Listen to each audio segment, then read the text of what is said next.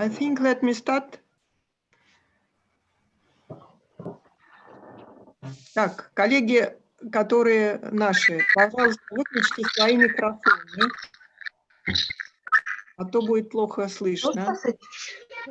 А как его надо? Звук микрофона выключите, пожалуйста.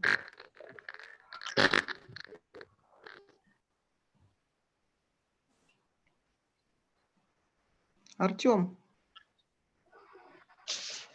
Да-да, я выключал. Ну, тогда выключите микрофоны у всех там. Да, хорошо. Хорошо слышно его, да, и мы тогда можем начинать.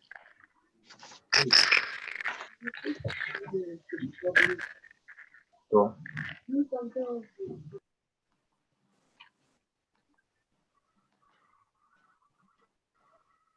Так, Айсан Мечи.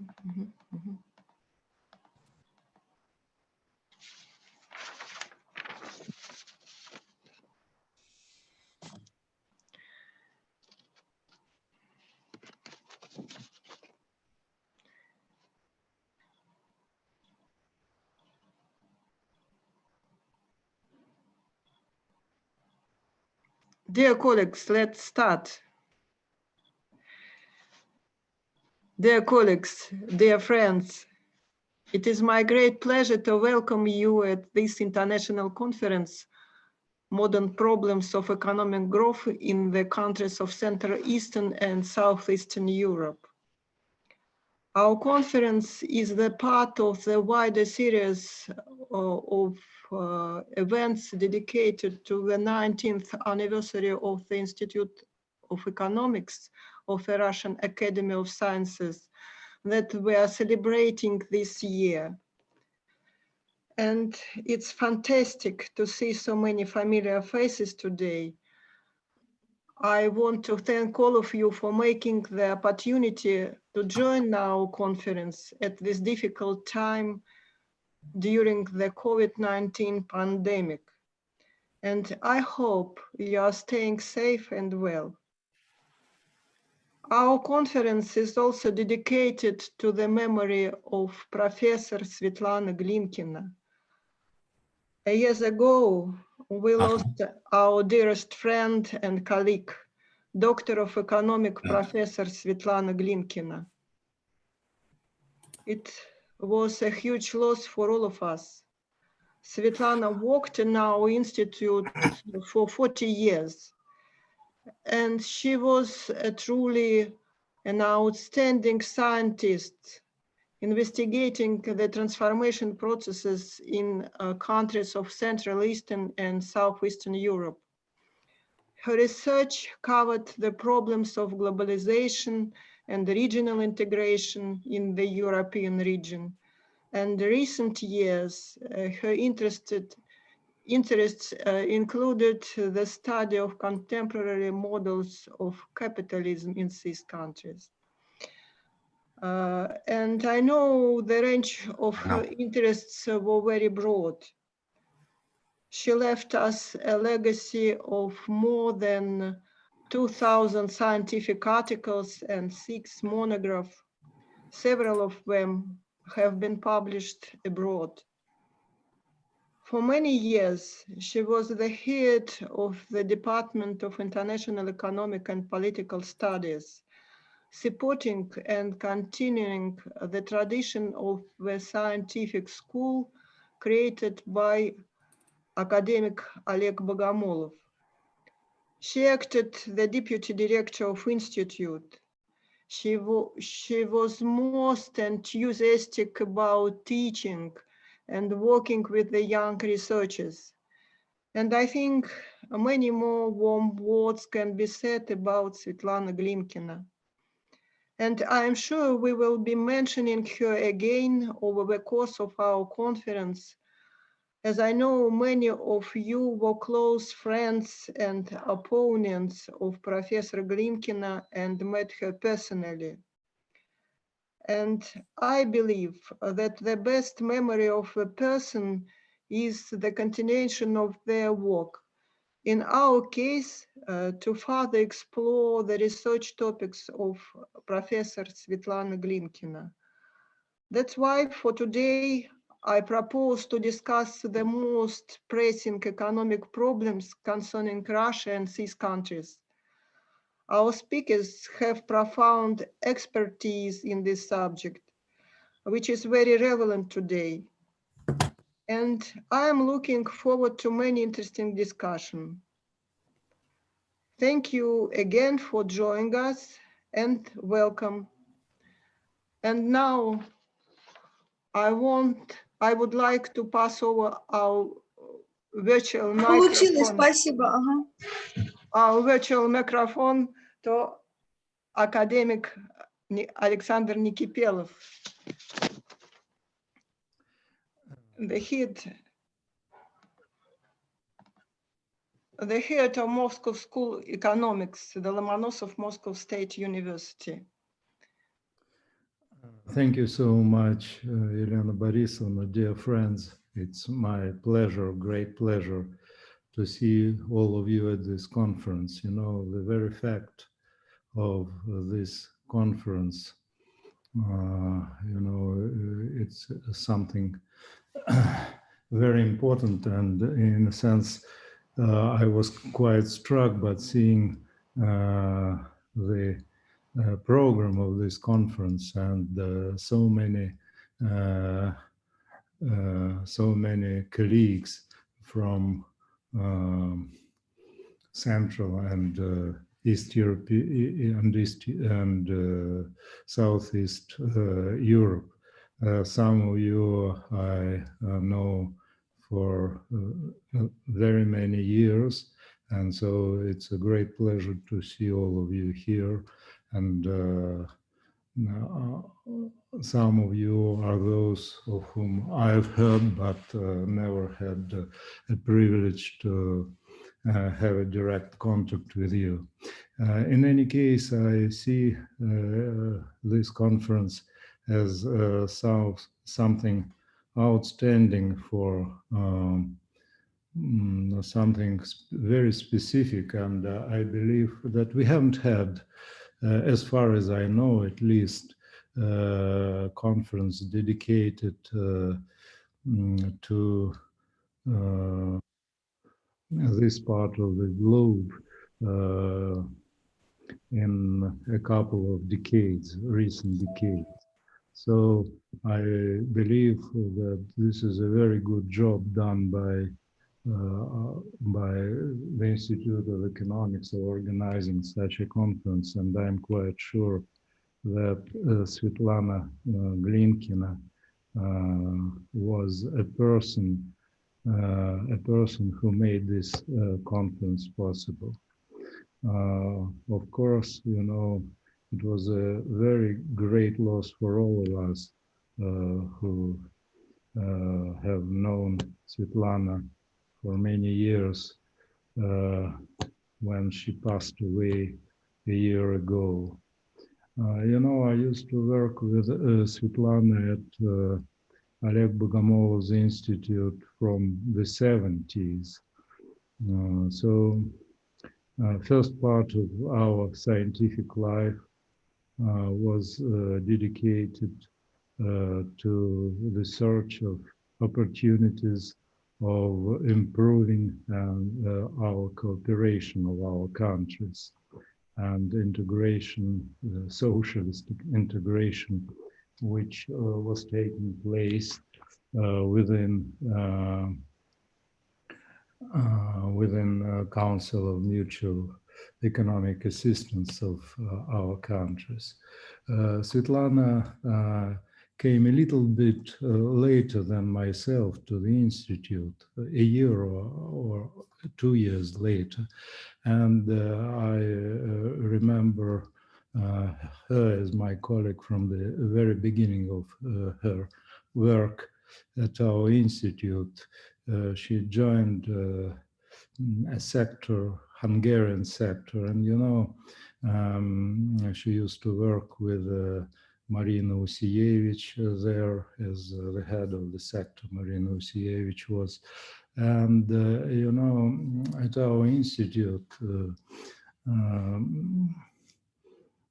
it was so that people working at the sectors of this or that country from the then existing socialist world, they loved the object of their research. They loved their respective countries, and Svetlana was no exception from this rule. She really enjoyed what was going on in Hungary. She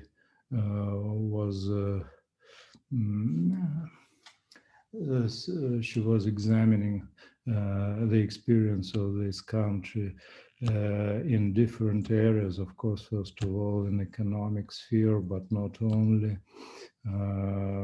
Cultural sphere also included, and for me there is no surprise that Svetlana had and still has so many friends from this country, as well as from other countries from that part of the world.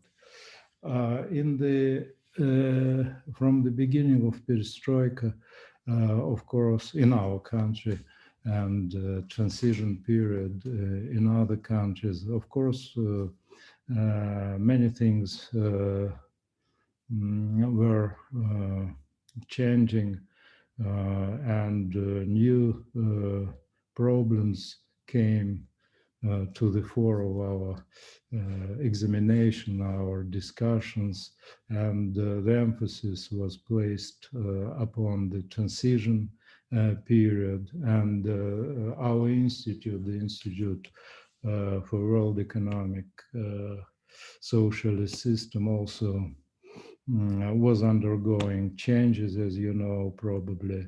At first, we changed the title of the institute, and later on, we within the Academy of Sciences have carried out the inclusion of the institute in the Institute of Economics of the Russian Academy of Science. But in any case, people from Bogomolov Institute, they also played and continue playing a very important role within this big Institute for Economics, and expectations on the return from investment. And it's my pleasure to see that the leadership of this institute, is for the last decade. It consists of those who worked with the Institute for World Bogomolov's Institute. Svetlana Glinkin also, she was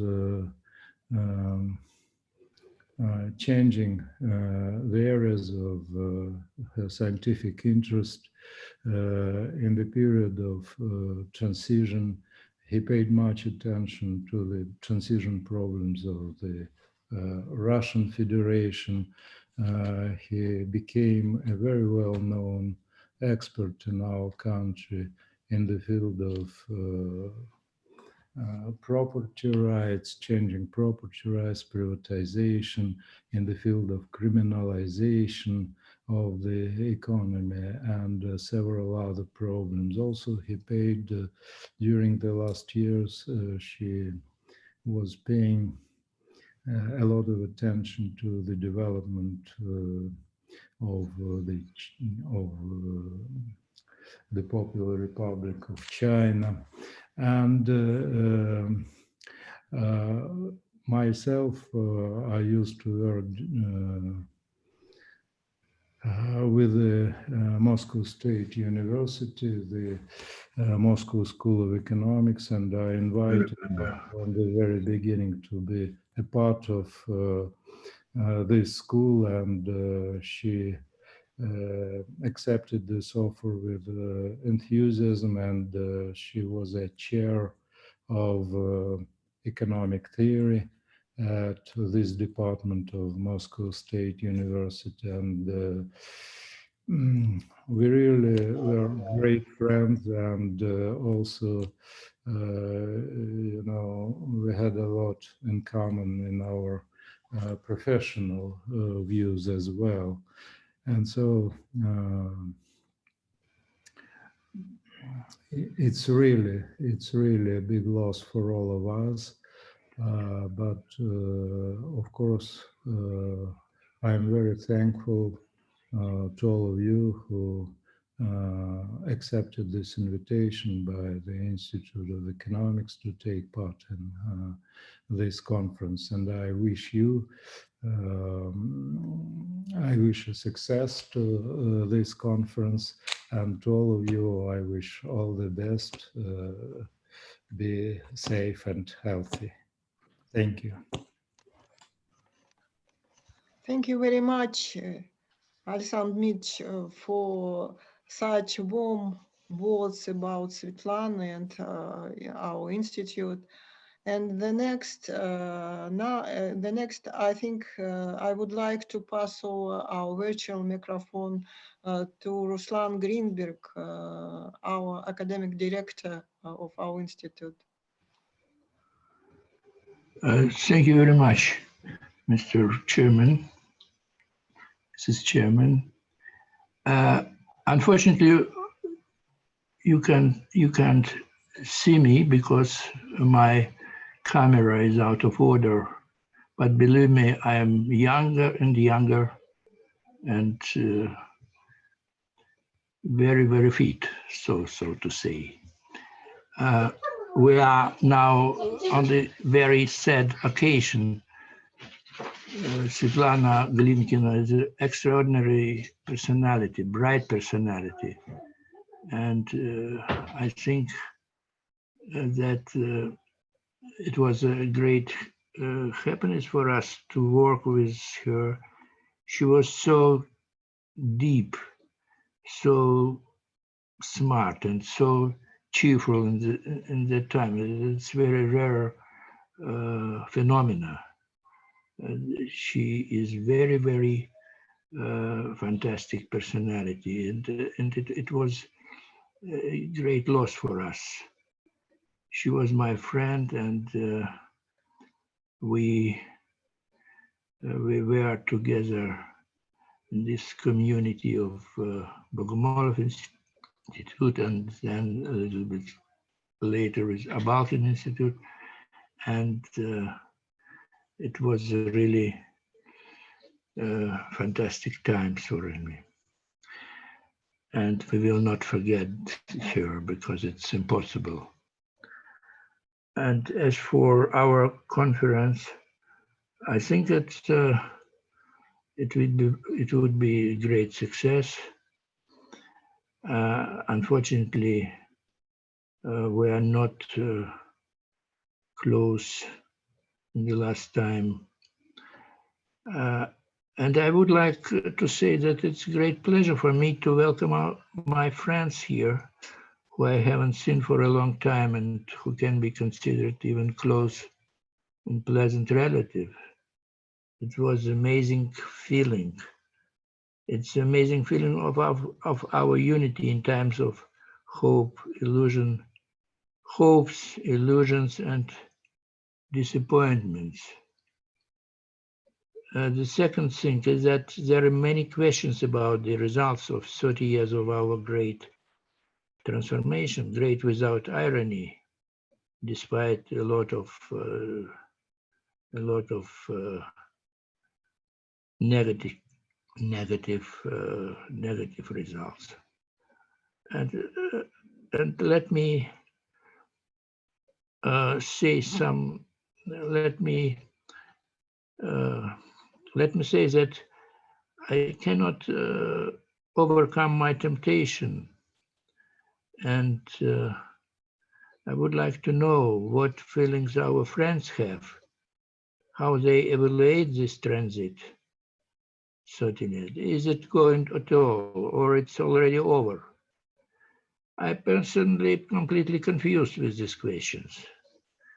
Maybe my bosom friend Andrash Inotai remembers our conversation 30 years ago when we came to the conclusion that in our transit we will have a lot of advantages, and then health care, science, education are our advantages, our strengths.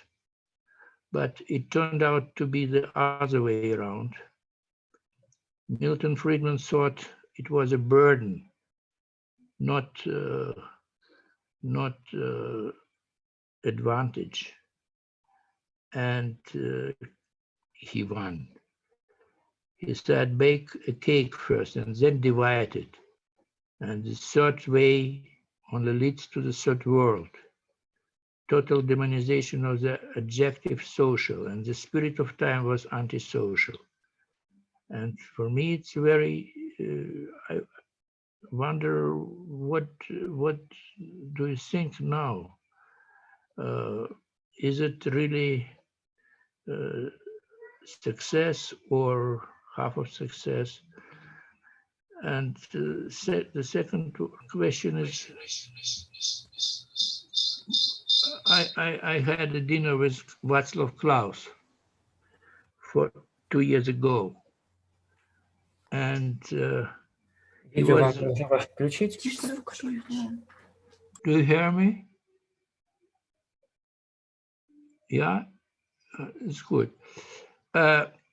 And we were discussing the problem, presence of new countries, Central Eastern European countries in the European Union, and he was, and he remains anti-European. It was more or less clear. And I asked him, what about my question, who is kinder for you, Moskovsky commissary или Брюссельские? Moscow commissioners are really kinder than European ones. And he said European commissars are kinder, but they're still commissars. And it's a very important remark.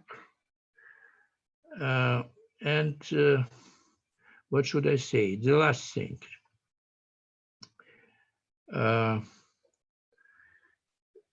You know, we are now facing the most unprecedented times.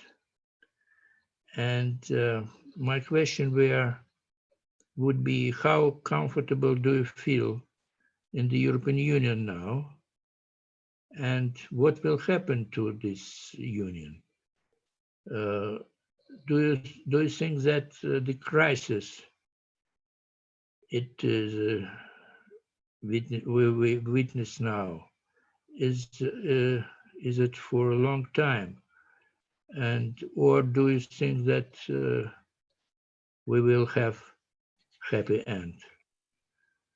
So, thank you very much for your attention, and I wish you great success in the conference. Thank you very much, Ruslan Greenberg, Professor Greenberg.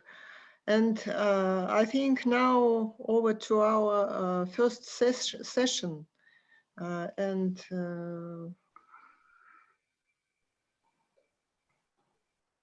I think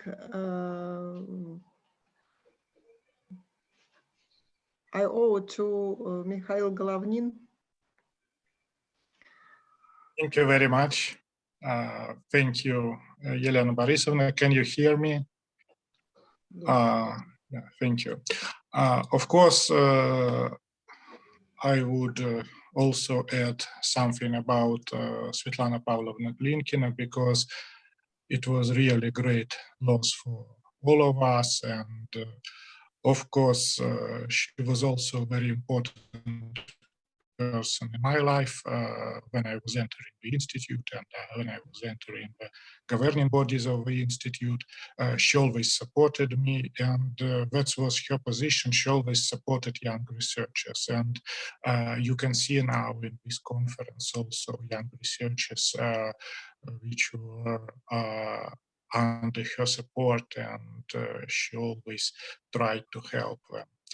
Both in Institute of Economics of Russian Academy of Sciences and in the Moscow School of Economics, where we also collaborate within the General Economic Theory department. So I think this was a very good job done by her, but also the whole our conference today is the continuation of her efforts on bringing together all our colleagues from Central and Eastern European countries, after that from also Asian countries, and I hope that we will continue this tradition, her tradition, and we'll start with this conference on Central and Eastern European countries. And I think that most participants today, we can hear and we can see them all to Svetlana Pavlovna Glinkina.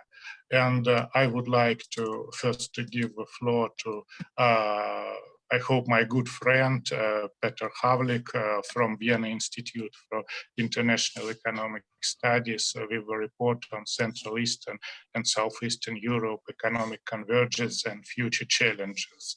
I hope he will also answer some questions of Ruslan Greenberg, because he is a very good specialist in economic transformation.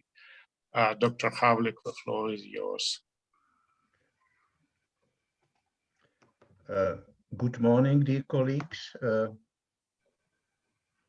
Thank you very much for the invitation to participate in this very important conference.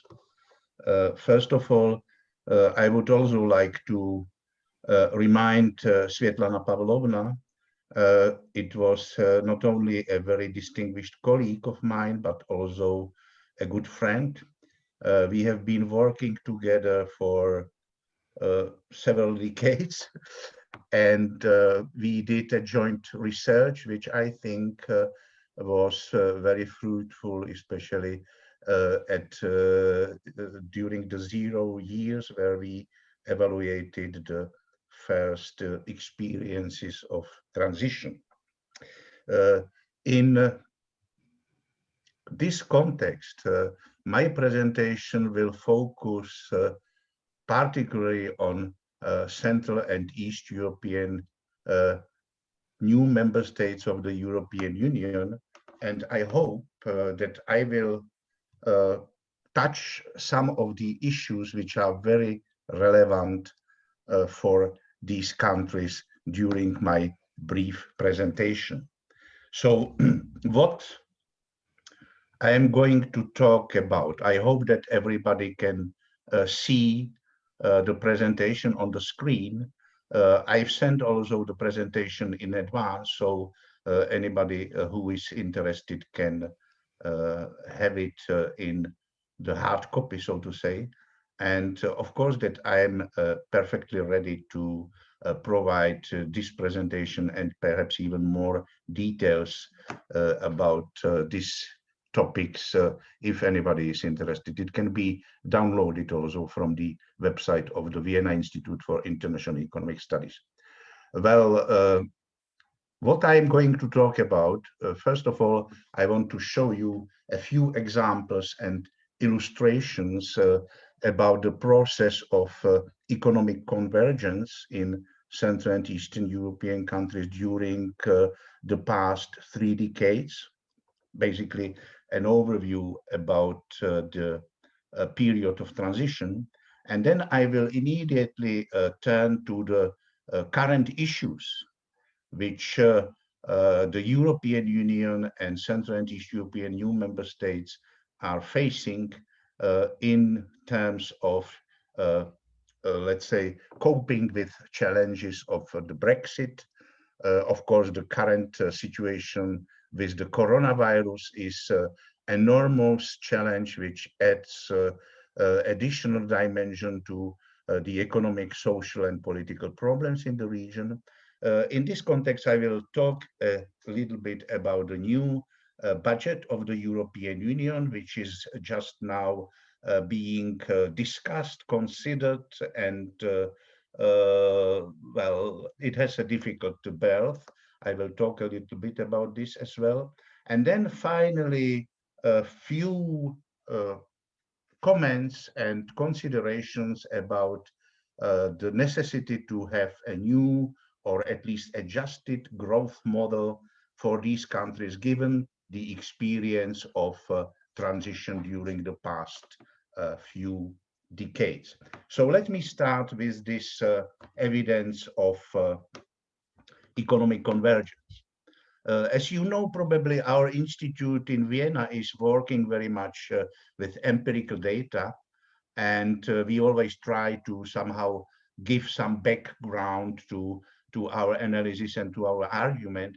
What you see here on this picture is the economic convergence or catching up in terms of GDP growth in the new member states of the European Union compared to the average of the European Union. And these are the differences. That means that the percentage point catching up basically reflects how many percentage points these countries, these individual countries gained on the European Union average during the last, let's say, 2.5 decades.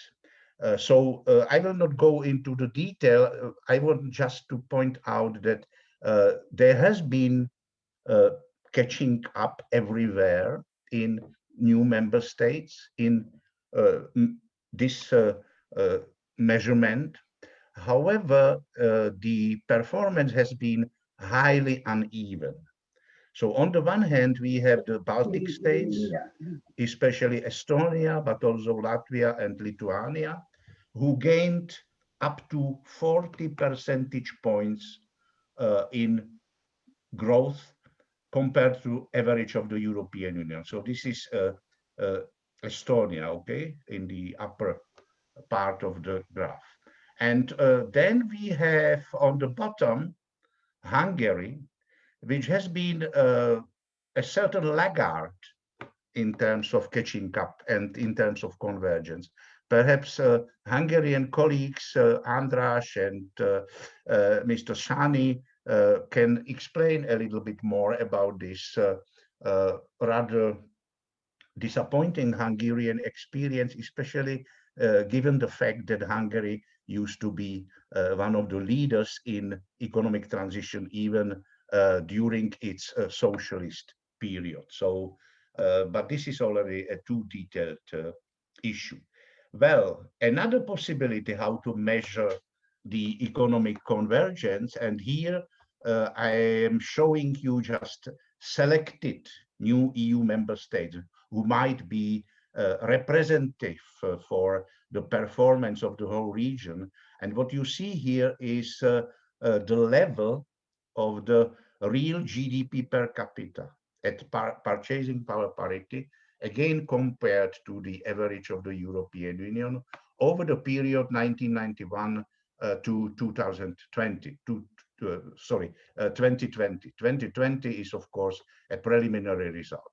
Again, I will not go into the detail, just to pinpoint a few facts.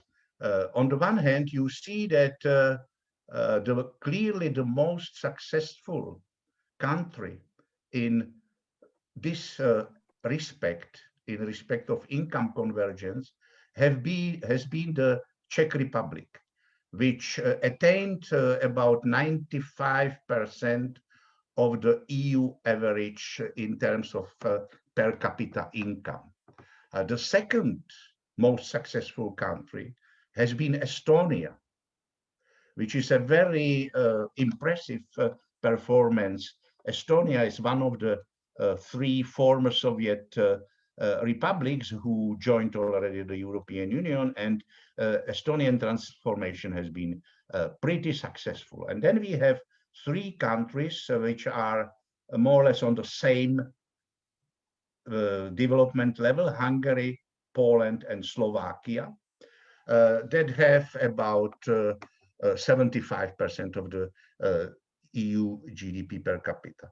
Well, this is one of the indicators which is usually used for measurement of the development level. I would just like to point out that this indicator, of course, depends also on the development of the population, on the demographic factors. And in some countries, and especially countries like Estonia, but also Poland, this indicator is affected by the demographic development. And in some countries of Central and Eastern Europe, we have a huge outward migration, which of course is affecting the development of per capita indicators. But this is again perhaps a little bit too detailed, but has to be kept in mind. I also want to show you, for a comparison, a few other transition countries, apart from Turkey, which is not really a transition country, but we use it at our institute as a kind of the reference for Southeast Europe. But mainly what I want to show you here is performance of Belarus, Kazakhstan, Russia, and Ukraine, 4 key former Soviet republics. So again, very briefly, what you see here is that, first of all these countries have a lower per capita GDP level than the previous Central and East European countries. Russia is the most advanced of them, almost a little bit higher than Turkey. Kazakhstan has been also pretty successful. And unfortunately, Ukraine is in this indicator the only country which still didn't reach the per capita GDP level from early 90s. And of course, this is something which is very regrettable and has, again, different reasons and consequences which go far beyond my presentation. So I turn now to discussing some future aspects of Central and Southeast European development.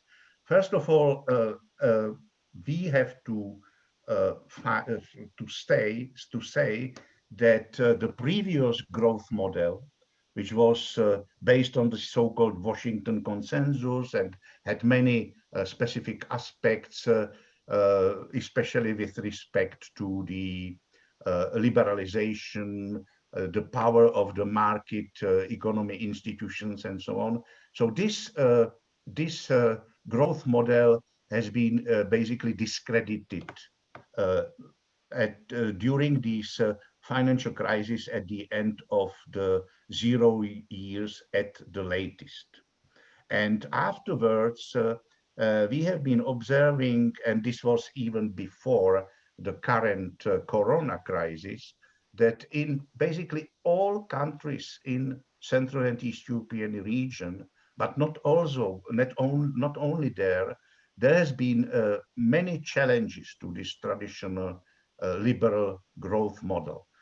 We have observed the backlash in political stability, building of huge structural imbalances within the economy, also problems of the governance level at the European Union, and even some questions about the sustainability of the European integration and enlargement strategies as such. And then we, of course, more recently observed the Brexit, and this has also very important consequences for Central and East European countries who are already member states, but also for those countries who aspire for the European Union membership, be it countries in the Western Balkans, the candidate countries, but also such aspiring members of the European Union, which have a basically blueprint and aspiration to join the European Union, like Ukraine, for example, or Georgia. So this Brexit also raises some serious issues. Most important point which I want to raise now, which is a very topical, because we are really now living through the discussions and deliberation within the European Parliament and within the individual member states, is what about the European Union budget? We will have a new so-called financing period starting next year, 2021 to 2027. European Union always has a budget for 7 years. Again, here, for example, Brexit has very important impact, because as United Kingdom leaves the European Union, it leaves also a hole in the European Union budget, about 75 billion euros. Well, then probably, as most of you know, there has been a big discussion about the size of the budget, some net contributors to the budget, especially my country, Austria, but also Netherlands, Denmark, Sweden, didn't want to pay more than in the past. They even wanted to reduce their net contribution. Another question was how to use these funds, what are the financing priorities, turning away from agriculture and regional funds to some other financing priorities like climate change, digitalization, and so on. Most important point in this budgetary context is that according to the European Union rules, the EU budget requires a unanimous vote. And as you probably heard already, there has been big discussions, especially in Hungary and Poland, regarding the possible vetoing of the new budget. Just to give you an example in numerical terms, what we are talking about, nearly 2,000 billion euro for the 7 years, 2021 to 2027. The proposal currently is that there will be a kind of emergency fund, so-called Next Generation European Union. Very important innovation is that for the first time, European Union will be allowed to take loans on the capital market, and this is really a breakthrough in the philosophy of the functioning of the European Union. And then we have the rest of the so-called traditional budget, more than 1,000 billion euros, which is more or less in line with what was previously agreed already. For the information, there are different parts of this budget. I will again not go into the detail. Important point to mention is that, of course, this corona crisis has completely changed the philosophy and thinking about the economic policy, about the financing deficit, taking loans, credits, and so on, because of the emergency situation. So we will see how much of this changed paradigm in this respect will survive after this corona crisis has been overcome. Hopefully, the crisis will be resolved next year, especially as we hear very positive news about the availability of the new vaccine. But these economic issues and problems will remain. And we have not only poorly financial and, let's say, technical institutional issues in this context, which the European Union has to deal with, but this new budget is still not adopted. And there is a real threat that Hungary and Poland will veto this budget because they object to some of the so-called political conditions of which are linked to the budget. This is a new, so to say, initiative by the European Commission and also by the European Parliament to link the budget disbursement to the functioning justice system, rule of law. Both Hungary and Poland argue that these criteria are rather arbitrary, political, and should not be used in these issues. So we shall see how the situation will resolve. I think that probably there will be some compromise as the European Union usually works in many other disputes which are related not only to the budgetary things, but also to other issues.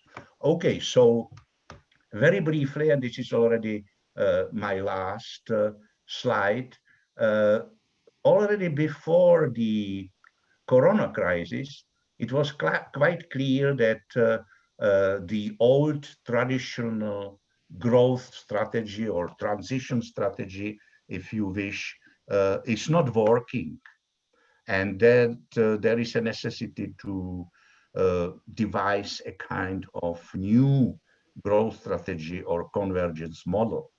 One of the positive developments and positive experiences has been observed in the so-called Central and East European supply chain cluster.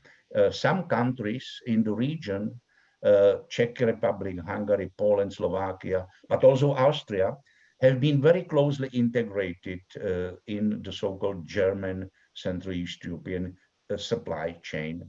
And this has been pretty successful and has contributed to economic convergence, modernization of these economies, and so on. However, this was just a very small part of the whole region, although important, but still many other countries in Central and Eastern Europe, and especially in Southeast Europe as well, have been left out of this model, at least so far. And then there are questions, what can these countries do?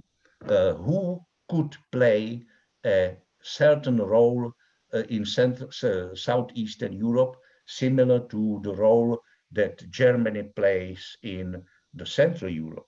And even more complicated question is, what about the Eastern neighborhood countries, countries like Ukraine, Belarus, Georgia, Moldova, and so on and so on?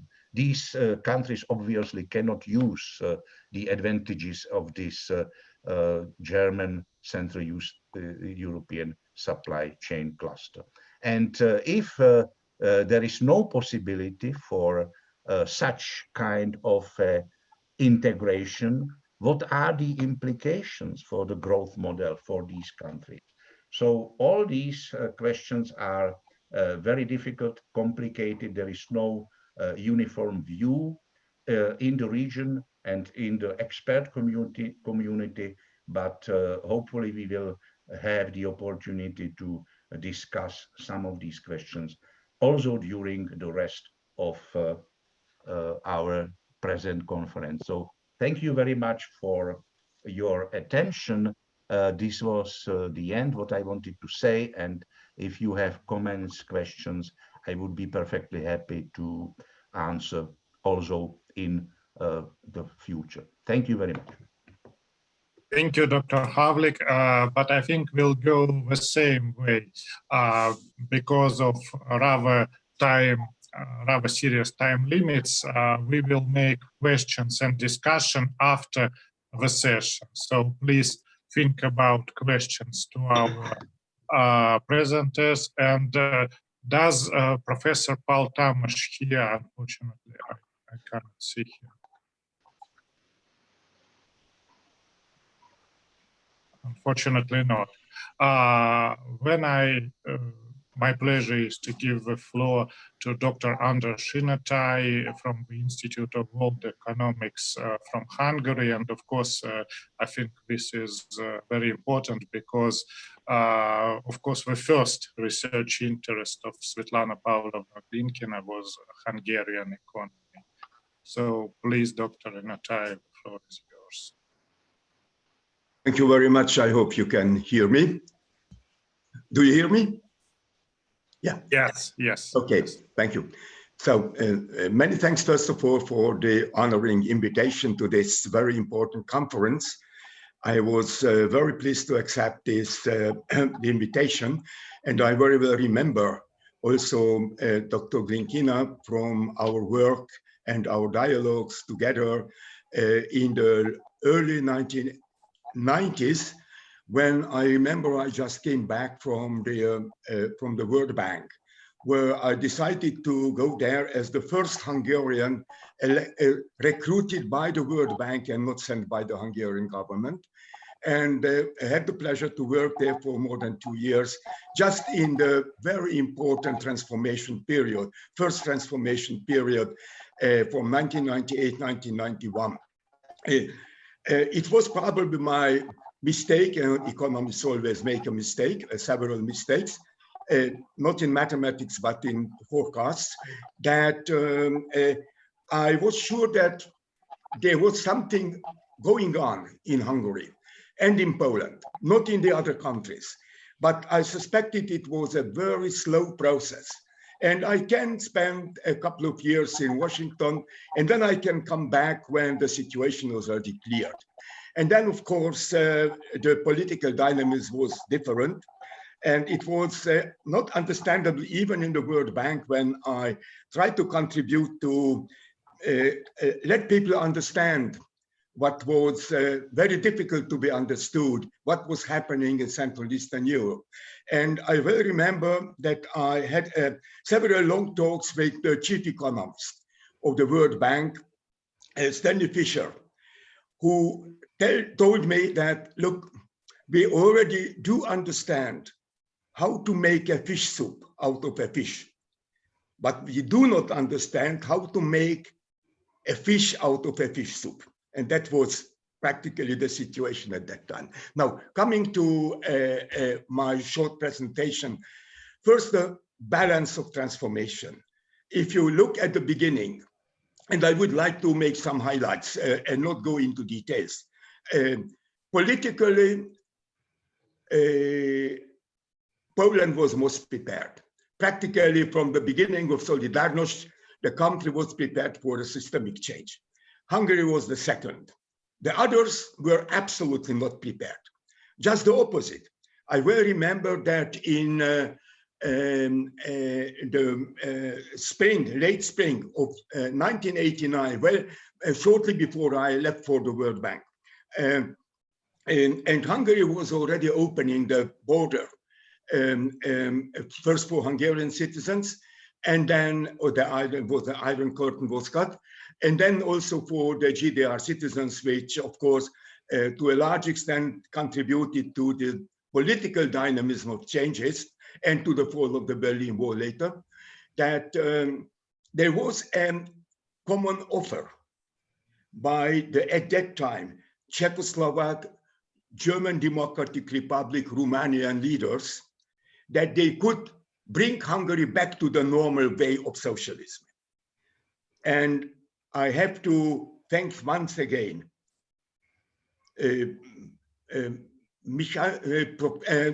President Gorbachev, that he has impeded, he has blocked such an initiative. Otherwise, we do not know where today we would be. all the region, of course. So concerning economic conditions, Hungary was the only country more or less prepared for the change. It had a foreign trade 40% already outside the socialist camp, the socialist area. It has introduced a lot of market economy-like measures. It had the first contacts with multinational companies. It entered the IMF and the World Bank early 80s, sorry. And we could not, however, sign an agreement with the European community because it would have been politically very risky. Institutionally, legally, again, for about 2 decades, with a stop-and-go politics, Hungary was the only country prepared for a market economy-like system. And what was, of course, not less important were the mental conditions. Nobody paid attention to it, to what extent the citizens of the countries were prepared mentally. Everybody knew that the previous system was unsustainable, but nobody had any idea how a new system will look like. We had to experience it with gains and losses in the next decades, even today. Now, what is here important and what has not been given attention to at that time, not even today, when we talk about globalization, COVID, and New World Order, etc., that different areas, policy decisions in different areas need very different time frame. Politically, it is very easy on the surface. Yesterday you were an authoritarian system, today you are a democracy, you can declare it and etc. How it will work is another question. Macroeconomic stabilization, if the social costs can be taken, needs 1, 2, or 3 years. Microeconomic adjustment, competitiveness, structural change needs at least a decade. But what is most important, what about the mentality of people? Why is it so that even today, in some countries of the region, 30 years after the changes, there is a very clear backlash mentally? If you look at some politicians, I wouldn't like to name them, everybody knows. Now, the first decade of transformation was very different from country to country. In some countries, political consolidation was the most important. But newly independent Baltic states, the separation from Czechia and Slovakia, and one decade of loss and of wars in ex-Yugoslavia. Economically, Hungary was a leading country. Over all the decade, half of the foreign direct investment until the end of the 90s came to Hungary. There was a huge structural change in exports. We became much more competitive. And most of we could manage the export reorientation from the socialist market to the Western European market. So, of course, the price was high. Hungary was an indebted country, together with Poland, but the Polish debt was state debt and could be renegotiated, and 60% of the debt was practically eliminated. Hungary's debt was normal bank debt. And although the West Germany, President Kohl, Chancellor Kohl, at that time offered the first democratically elected Hungarian government to take over part of the debt, the Hungarian government said, no, we are real friends, we will come up with the debt. It has led, together with the well-prepared institutional background and with first experience with multinational companies, to a really 100% market-oriented privatization with all the benefits and losses I wouldn't like to come here into details. Of course, each country had to survive a bankruptcy and a huge recession in the first half of the 1990s. But at the same time, we could sign the first agreement with the European community, first country by country, and then Czechoslovakia, still Czechoslovakia, Hungary, and Poland, the association agreement in 1991. By the end of the 1990s, macroeconomic consolidation took place everywhere, even in Bulgaria, where in 1997, a very strict stabilization policy was introduced with the core of obligatory binding the Bulgarian leva first to the German mark and to the euro, which is still valid. And this catching up contributed to the strengthening of regional stability, which was in the interest of all of us. But at the same time, all the other countries were catching up, and somehow Hungary, and it was very well shown in the graphs of Professor Gavlik, and Hungary started to lose its initial advantage. And the question is still, and it would need another conference, why? Were there policy mistakes? Was this fatigue and modernization fatigue? Was it just a normal case of middle income trap or what? But it happened, so everybody could catch up, which is of course good. Now, and a couple of words about EU membership. In 1998, negotiations with a number of countries started. 2002, accession negotiations were finished, and in the 1st of May 2004, 10 countries were able to join. Out of them, 8 from Central and Eastern Europe joined the European Union. Romania and Bulgaria joined 3 years later, Croatia in 2013, it is quite well.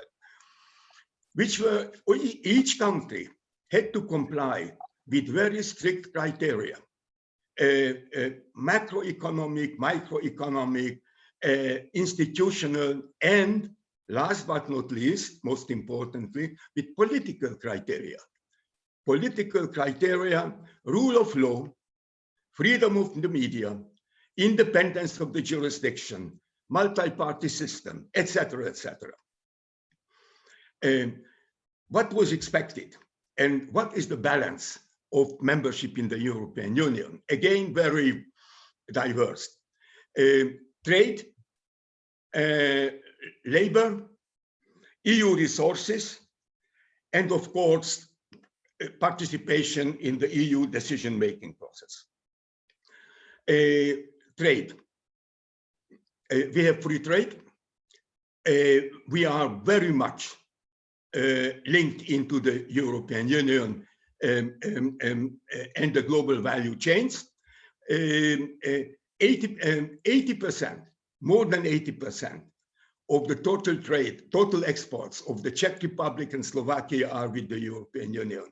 Almost 80% for Poland and Hungary, 70% for the other countries.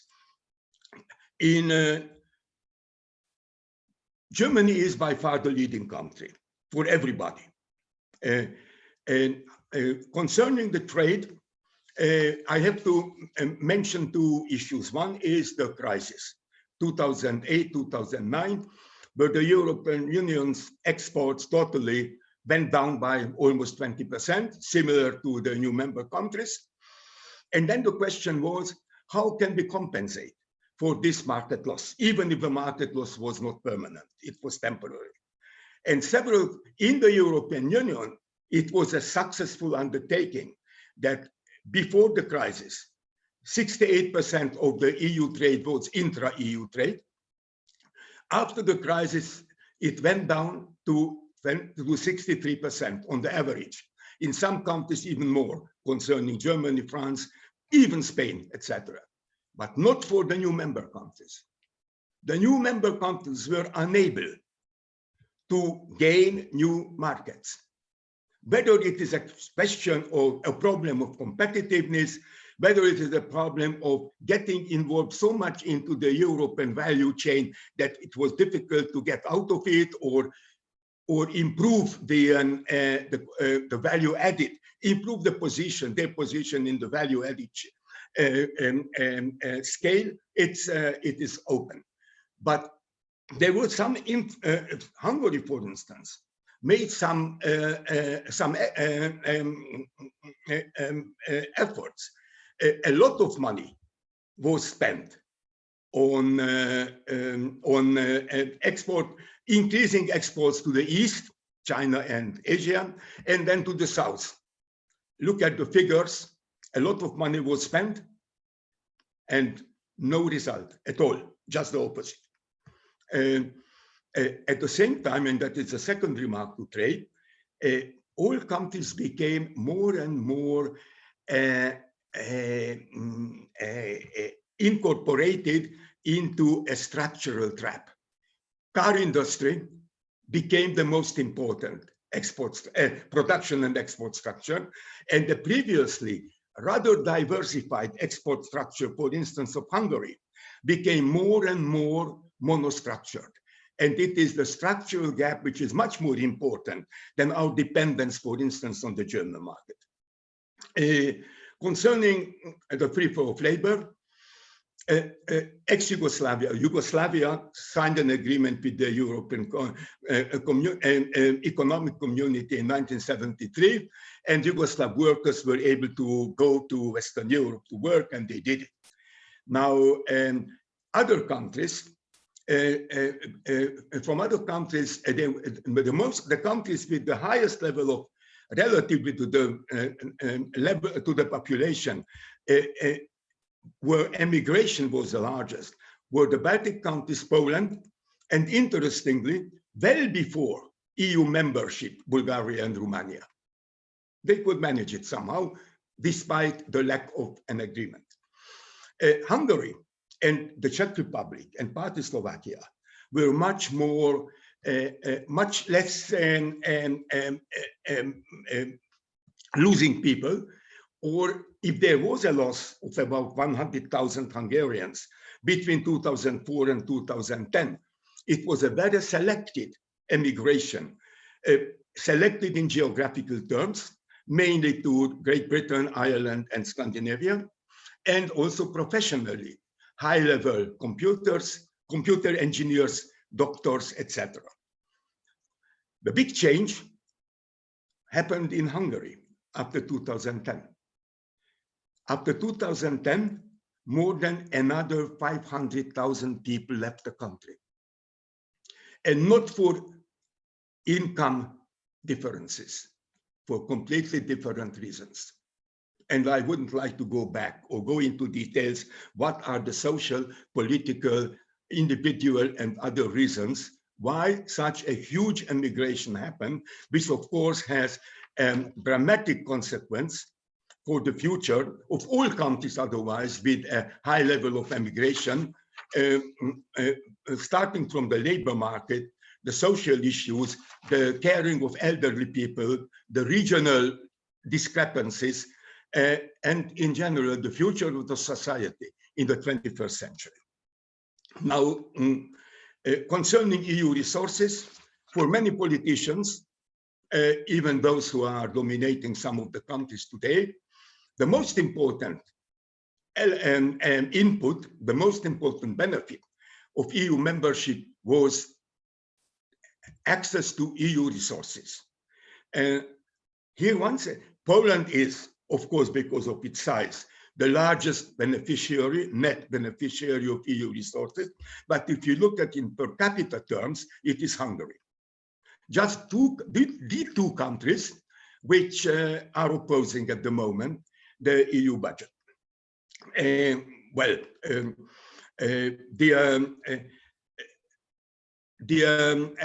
behavior, the attitude to use EU resources were also different.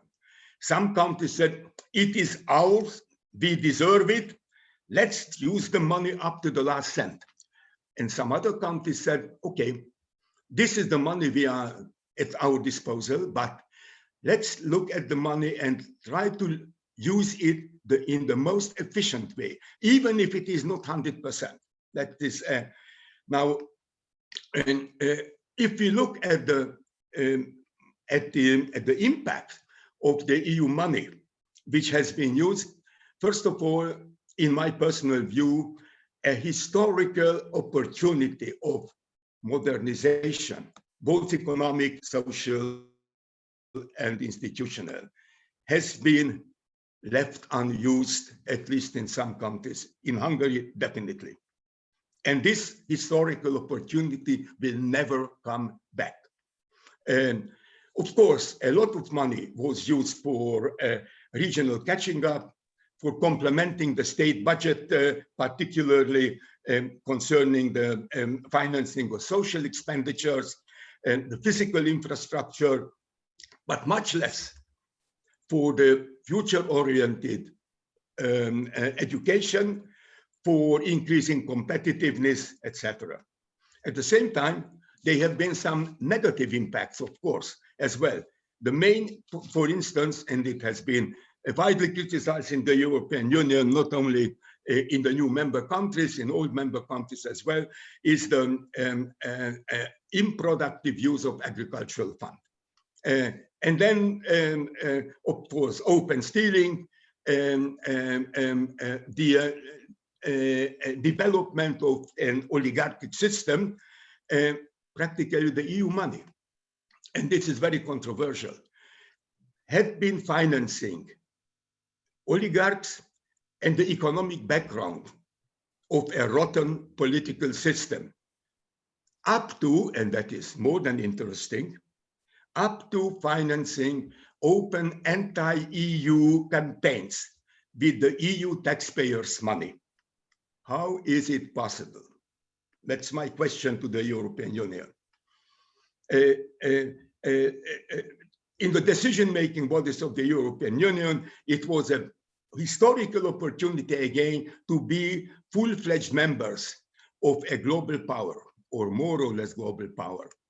How it was used and how it was misused, I wouldn't like to go here into detail. One last remark. Because we have time limits. Sorry. Yes, I know. Just one remark on the regional group of Visegrad 4. Visegrad contributes 7% of the EU GDP, the same as the Benelux. Visegrad, according to some politicians, should be the engine of growth of the European Union in the future. I have never heard such a statement by a Belgian or a Luxembourg or a Dutch politician. They are very glad with their contribution to the European Union. They are very flexible, they are cooperative, but they don't think they are the engine of growth, but they are very cooperative. It's otherwise the V4 cooperation is very fragmented and limited. Geopolitically, look at the map. I don't have to look at the Eurozone. Slovakia is member of the Eurozone, the others are not. And last but not least, look at the recent Polish-Hungarian veto. Slovaks, the Czechs, are definitely not in the same camp. That's about Visegrad. So let's come back to reality before it is too late. Thank you very much. Thank you very much, Dr. Inotay, for a very interesting report. And now let me give floor to Professor Nikolai Ninovsky from Amiens University in France, and also now again one of the members of the governing body of Bulgarian National Bank. It is a great pleasure for me because we met with Professor Ninovsky first at Moscow School of Economics, again both with Svetlana Pavlovna Glynkiной. So this is again connected with her memory. Professor Ninovsky, the floor is yours.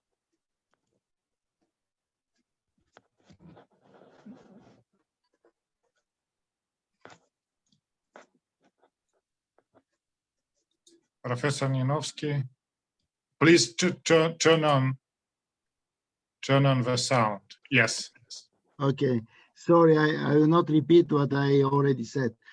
So today my task is, oh, I need to share my presentation. Yes, sorry. How I can share this? Share the presentation. No, not present the presentation. And then I should go there. Sharing the presentation. Okay. Voila. Do you see my presentation now?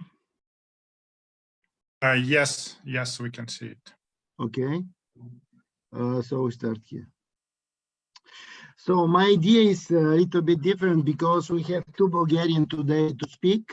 My presentation will be a little bit more theoretical. I like to share with you some of my recent ideas, how we can analyze the current situation using some insight from Corney, but not only from Janusz Corney, but from different insight applied to the former real so-called real socialism. And my colleague Chobanov will speak more in detail, concretely, with facts about the Balkan countries. So my task is to pay tribute some preliminary idea, probably they're completely wrong or not so interesting, and to pay tribute to Svetlana that I met not so many times, 5 or 6 times. We invited Svetlana in Sofia 2 years ago, and she gave a very interesting speech, and still now my French colleague, they speak me about her. And obviously to make some theory link to Janusz Corney that you know better than me. The next, so I have my research question is inspired by the reality.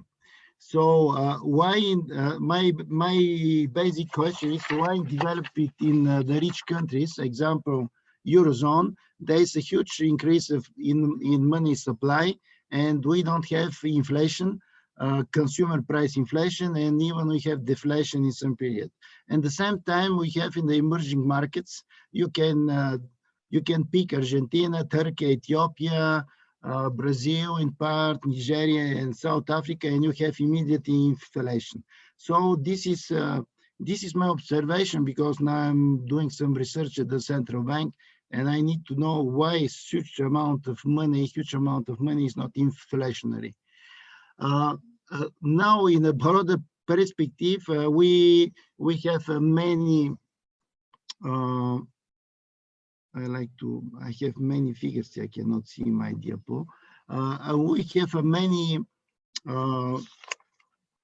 state protectionism, many form of economic nationalism, administrative economy toward planning, and especially I could define monetary nationalism as a policy action when you increase your supply, when you try to isolate your money supply from external sources, and you develop more your domestic sources, especially domestic credit and debt, and you try to limit your balance of payment influence on money supply. The best regime to do this monetary nationalism, not in a bad or in a good sense, is inflation targeting and the floating exchange rate, capital control, and so on. Fixed exchange rate and currency board that we have at the Balkans is by definition internationally built monetary regime, because we are automatically linked to the situation abroad, and you are adjusting, you are making some adjusting linked to the adjustment of taking the part in your core country. And at the same time, we have large-scale emission of currency, mass purchase of debt banks. I call this soft monetary constraint, and it's very useful modern monetary theory. So I move to the next idea. The idea is like this. I saw the interbank money market in Europe, including some market from Southeast Europe.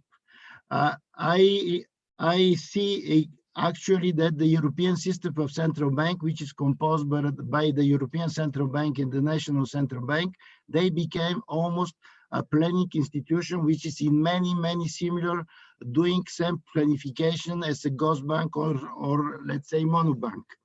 They are linked completely to the budget, to the fiscal policy as in the Soviet Union, and there is no anymore interbank market. Interbank market doesn't exist now in Europe since 5-6 years. There are no exchange between the commercial banks. All banks go directly to the European Central Bank or to the National Central Bank. Even the EONIA, the famous European overnight interest average doesn't anymore exist because there is no turnover on the money market. Then 7 trillion of the sovereign and bond and bank bonds, which is total now in Europe 9.5 trillion, 7 trillion you can find them in the balance sheet of the central bank, of the National Central Bank and the European Central Bank. It means that we have 75% of the government and bank bond, which is in the balance sheet of the monetary authority. This was the observation, and the second was it's already my Soviet experience that I have this intuition that we can study this situation using some insight from different theory that started to learn, that started to analyze the so-called real socialism in the end when they have planned economy, and especially in the last year when we have a monetary overhang, we have repressed inflation, shortage, etc. So just some figures. The European Central Bank balance sheet now is rising by 8, not by 7, but by 8. Now, at the beginning of 2006, there was 1 trillion, even not 1 trillion euro monetary base. Now we have 5 trillion, almost 5 trillion euro monetary base. This is a huge amount. The same is in other countries.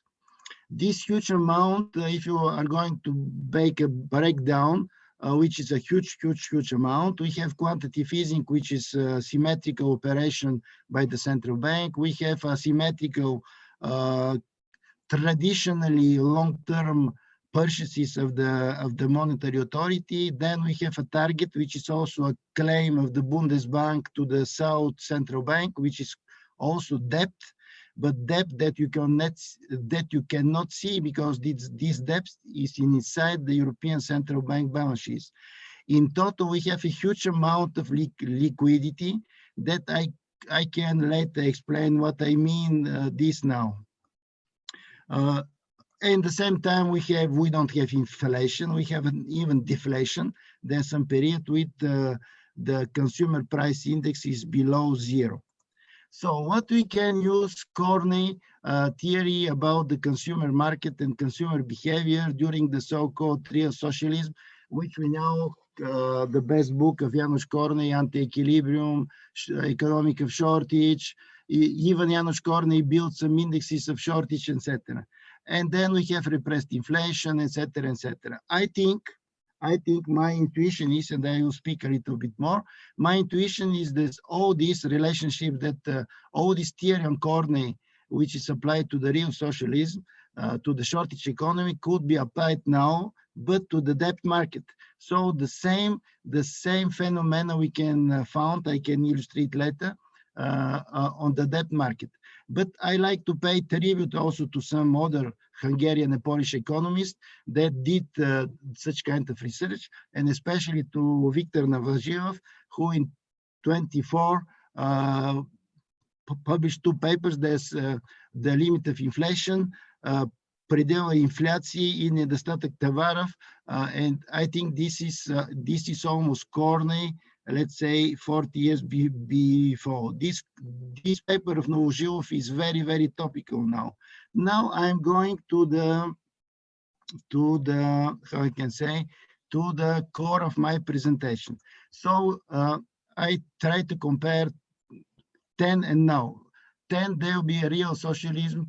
They were a real socialism. Market for consumption good was in the and the core of János Korné research, but not only. The main player were household, but socialist firm, and there was no financial market. During the real socialism, there was no debt, no financial markets.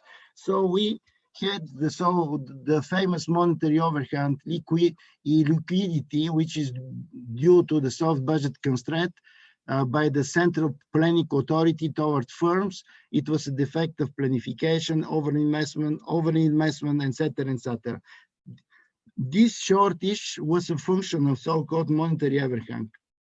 And then when the price was officially fixed, and then this shortage, there was a manifestation of the shortage, many of them: repressed inflation, high inflation, queuing, waiting list, rationing, substitution of goods, forced saving, parallel markets, corruption, etc., etc.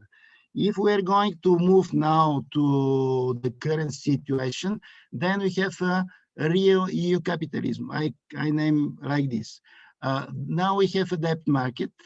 We have a main player, banks and pension institutional investors, because they need to invest for the long time. They need the revenue to pay the pension because their investment are long term. Sorry. And consumer market currently is in equilibrium because the state via the budget start to stop the social unrest, and the gap is filled by debt. So we can find all this equilibrium that János Korné and many others analyzed on the consumer market during real socialism. Then we can find the same now on the debt market. We have a shortage of safety assets. We have a shortage of safety assets because we have such kind of soft monetary constraint. We have a monetary overhang, which is with administration of the interest rate that are zero negative, and then the European Central Bank and the National Central Bank, they artificially is pulling up bond price. So we have also a kind of financial repression. So this shortage, safety trap, I don't name it liquidity trap. I think that now is a huge shortage of good quality and safety debt to invest, especially for bank and for the pension fund, etc., etc. The bad debt, I think, which is not good, it's where the yield the good is when the yield corresponds to the risk. Now we have a lot of debt, but we don't have a good quality debt. So we have a forced saving, but the banking sector, we have a forced liquidity for banks, huge excess reserve at the European Central Bank. Even when the bank loses money, they put huge amount of money at the European Central Bank, which is similar to the behavior of the Soviet people in this period. We have a huge hoarding of banknote during now by the banks in Europe. I give you an example. Bulgarian Central Bank, half of the reserve are in cash, half of the foreign reserve of Bulgarian National Bank are in cash in euro. So it means this is the reason why the European Central Banks to launch this digital currency of the central bank in order to control even more interest rate. And some point, I will finish very soon, excess reserve at the central bank is absolutely the same monetary overhang, because they are not accounted in the monetary aggregate, because if you are going to consolidate the commercial bank and the central bank, you don't see excess reserve. But this is exactly the monetary overhang, which is waiting to go to some markets. And finally, we have a substitution of debts. During the communism, we had the substitution of goods, good goods for bad goods, etc. Now we have a substitution, for example, bad Italian security, bad Italian bonds, they have high level of risk, they are replaced by Italian security that are bad, they replace in the balance sheet the good German one. So sometimes they are packaged together, It's like in Soviet Union, when you buy vodka, they thought you cannot buy this vodka because this vodka is nagruskiej. Nagruskiej, it means that you should buy something more, something better. For example, juice. If you don't need juice, you don't drink vodka. Now, if you don't buy Italian security, you cannot buy German one. And finally, recently, we have this kind of forced saving by the household because of the pandemic. So this is my core presentation, and then I say a few words more. But I think that all concept of Janusz Kornei, not Janusz Kornei, Domenico Mario Nuti, and many, Polish, etc., Novozhilov, they can be used now to explain this soft budget constraint, but on the debt market, we can find almost the same situation. Now, I'm moving the next, where I'm here. So I did this, so the inflation, so this was Janusz Kornei, this one, okay. Huge excess reserve. What is mean? It's mean 2 trillion idle money, 2 trillion monetary overhang now in the European Central Bank. It's mean, what is mean? This means that the commercial bank, they cannot use rationally this money for kind of investment. They prefer to put this money in the European Central Bank in and to lose money because the deposit facility is minus 0.5, but this is a huge amount. I think this is a part of current monetary overhang. You can see that the money supply doesn't move, M3 doesn't move, and you can see the money buzz enormous rise. It means it's remember me like Soviet system. This is the next figure. You can see the yield curve for Germany is almost negative, starting from 1 day to 30 years. What is mean? What is mean? Huge repression, repression of interest rate, and finally we have convergence now between the sovereign bond of Germany, Greece, and Italy, which is completely illogical because the risk premium of Germany could not be the same as the risk premium in Greece. It means that we are witnessing the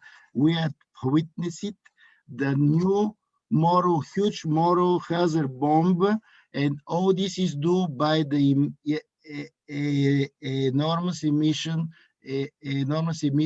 and finally this let's say monetary overhang. And finally target balance sheet is the same, because this monetary overhang that we observe on the debt market now is asymmetrically distributed between the country.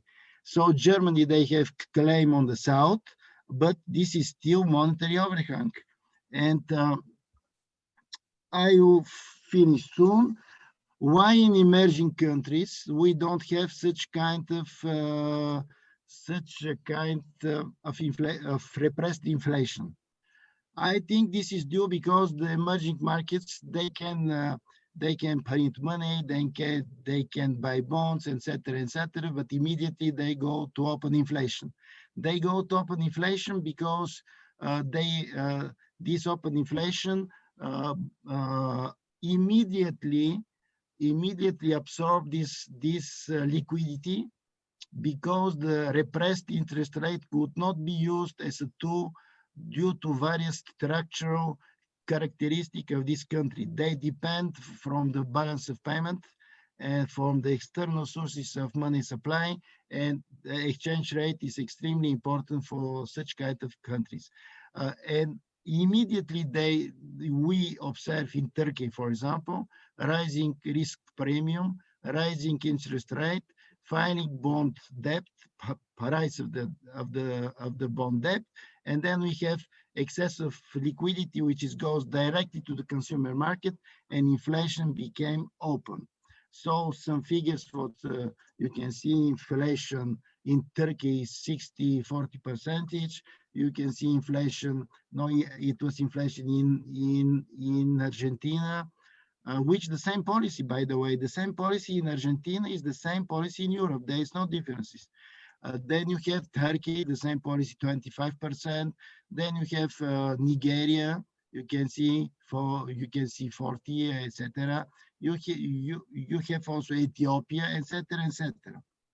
So, and finally, very few words about the Balkans. The Balkans, they are not dependent, they are not independent country. They depend on the EU, they depend on the EU policy. They are a member of European Union, some of them of Eurozone, and they have some soft, some very hard monetary regime like Bulgaria, Montenegro, Kosovo, Bosnia, etc., etc. All of them, without any exception, I make many empirical texts, even Poland, Hungary, Czech Republic, Romania, they follow passively, step by step, every day, they follow the European Central Bank policy because they cannot do anyway. So they don't have independent adjustment mechanism. They should, they cannot use quantitative easing, they cannot use modern monetary theory. They can do this like Poland, for example, but or Hungary, but in this case, they should go to more isolation, more protectionism, capital control, which is not compatible with European Union.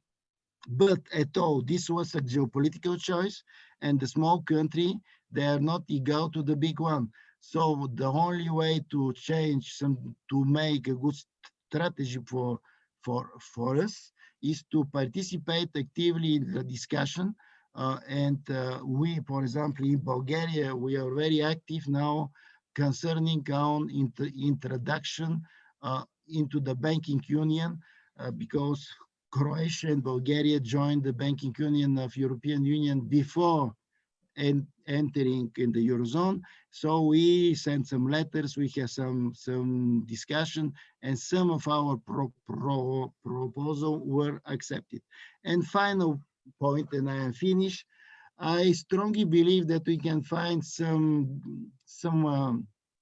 way out of this situation, which is structural situation. It's very, very complicated. But as I study in Soviet Union, I had many occasions to meet very interesting person, especially Igor Birman. I met many times in Moscow. And recently, I read his paper, which is named The Financial Crisis in the USSR, published in 1980. And Igor Birman, if you start to read this paper now, we are absolutely struck by the similarity that Igor Birman could say if he was alive, but he died some years ago, on the situation, on the financial and monetary situation in Europe. Obviously, the demand for money is rising, the velocity of circulation is similar now, like in the Soviet period, etc., etc. So I have some illustration about the velocity in circulation in the Soviet Union because there was a monetary overhang. I have the same velocity of monetary circulation now, the money multiplier, etc., etc. But I don't need to go anymore. I tried to modelize this. This was one first intuition that I have. But probably this intuition is not so interesting, but I'm still convinced that Janusz Korny would be used in order to understand what happened now, but with applying this theory to the more complex situation, especially the debt market. So thank you very much for listening to my presentation. Thank you, Professor Ninovsky. Very interesting, I would say provocative view on ECB monetary policy. And we have some questions in chat. First of all, I would thank Dr. Gavlik, which has already answered the questions which were devoted to him. So now the question to Professor Inotay. Sorry, I will find it. Yes, from Tatiana Chubarova. Could you please compare the amount of resources Hungary received as Comecon member versus EU member? So I think this question is about the support from Comecon and EU, the comparative analysis of this support.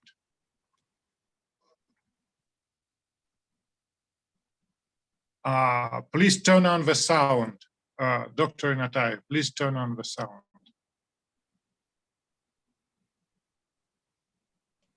Yeah, it's okay. Yes. Okay. Okay. Yeah. Yes, we can hear you. Well, it cannot be compared. There are two different systems.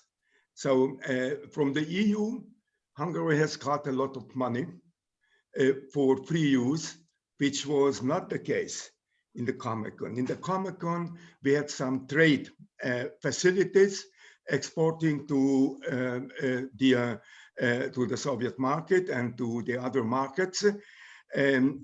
Generally, unfortunately, goods which were not competitive on the Western market, or if they were competitive, and we have bought the inputs for US dollar, and which has contributed to the Hungarian indebtedness in foreign in dollar before the restructuring of the economy, and part of this dollar-financed imports were exported for ruble to the Comecon countries, which was not necessarily a good deal. It was a good deal for the companies because the exchange rate between the ruble and the dollar was so beneficial for the companies that they could import at a very good price in Hungarian forints from the West, and then they could export at a very good price in ruble to the Soviet Union. It was good for the companies. It was not good for the Hungarian balance. But in the Comecon, we did not have such kind of a reconstruction or restructuring or redistribution of funds which are available in the European Union. So it is completely different. I cannot make a comparison. Thank you very much, Dr. Inotay. And there is also a question for Professor Ninovsky about monetary from Goran Nikolic about monetary expansion by the ECB, that it has redistributional effects, which is in line with requests from supporters of stronger the EU. Accordingly, can this the ECB be viewed in that aspect? I will try to answer, but I don't understand exactly if Goran is here to ask me physically, because I cannot understand this exactly what you mean. Mr. Nikolic, can you clarify your question? Please. The point is that the ECB actions, especially monetary expansion by purchasing assets of bonds of states in the peripheral union members, has redistributional effects indeed, and in some way it helps supporters of stronger the EU to have finally stronger monetary union and in some way fiscal union. And my question for you is, can we justify this? Because you know that some opponents, especially from German Bundesbank, are against it. We in one some kind paradoxal way came to stronger EU, and it is okay if it is our aim to have stronger EU. This way can be accepted, maybe. Okay, so I understand now the situation. I think this kind of monetary operation of European Central Bank, in some sense, it's a good, but because it's a kind of shock absorber. Even this target system, they are good. If you have some small disequilibrium, it's good. Because if you don't make redistribution via the budget, because we don't have budget in European Union, you make this redistribution via the monetary policy, because not so many people learn what happened in the central bank, and there's so many quantitative easing instruments, so many instruments that even the most of us never saw. And there are two kinds of let's say monetary policy. There's, I thought at the beginning, there's a symmetrical monetary policy. This is pandemic, for example, there's symmetrical according to some clear criteria, but there's also a decentralization. Each national central bank up to certain limit could get money to bank, to enterprise inside the country, which is of, let's say urgently needed in the economy.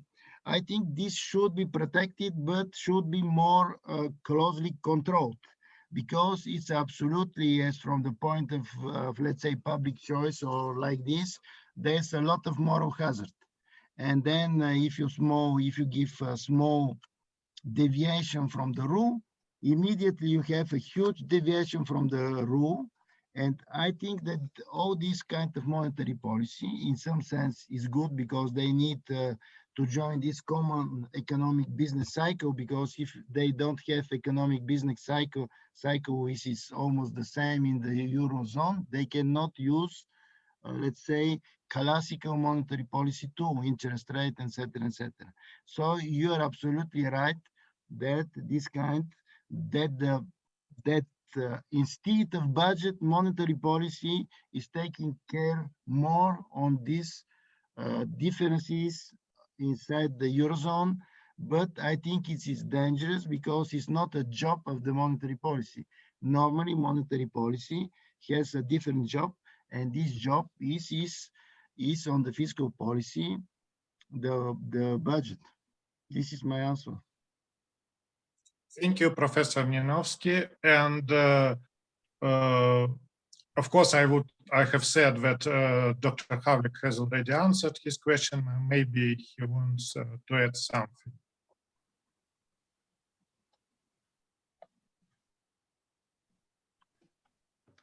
No, I don't want to go into more details, because okay.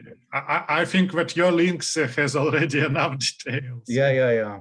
You can read these publications and references which are inside. It is very complicated issue, and there are no general answers. Okay. Thank you very much. So if somebody is going to make maybe a short remark, because we are out of time, I can give a floor for short 3 to 5 minutes remark. If not, let's go to our for somebody lunch break, for some I think for Russian it's dinner break, and we'll meet in an hour.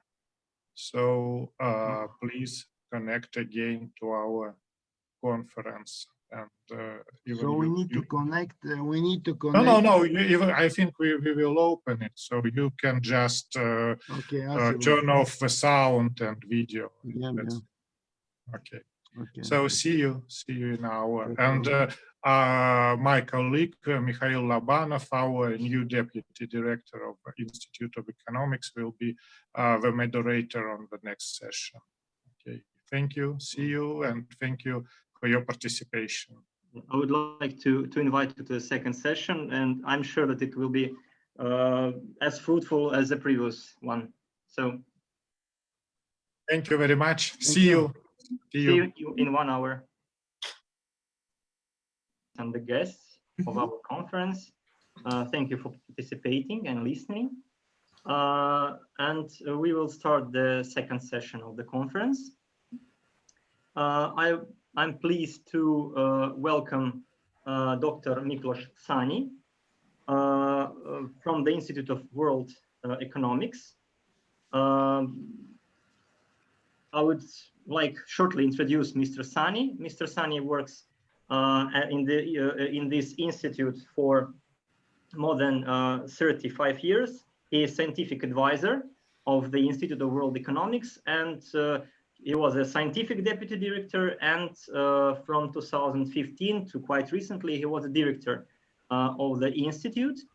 Also, he has teaching experience in some Hungarian universities like Corvinus University, University of Debrecen, and now he holds a position of professor in economics in the Szeged University. So I would like to give a floor to Mr. Sanyi to introduce his research.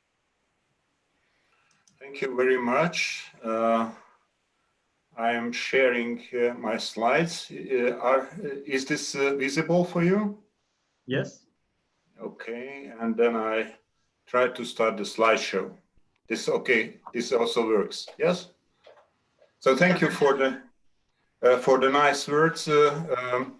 I was thinking in the morning that I could probably ask some questions, but then I very soon realized that many questions that have been tackled by the morning presentations are somehow covered also by my presentation here.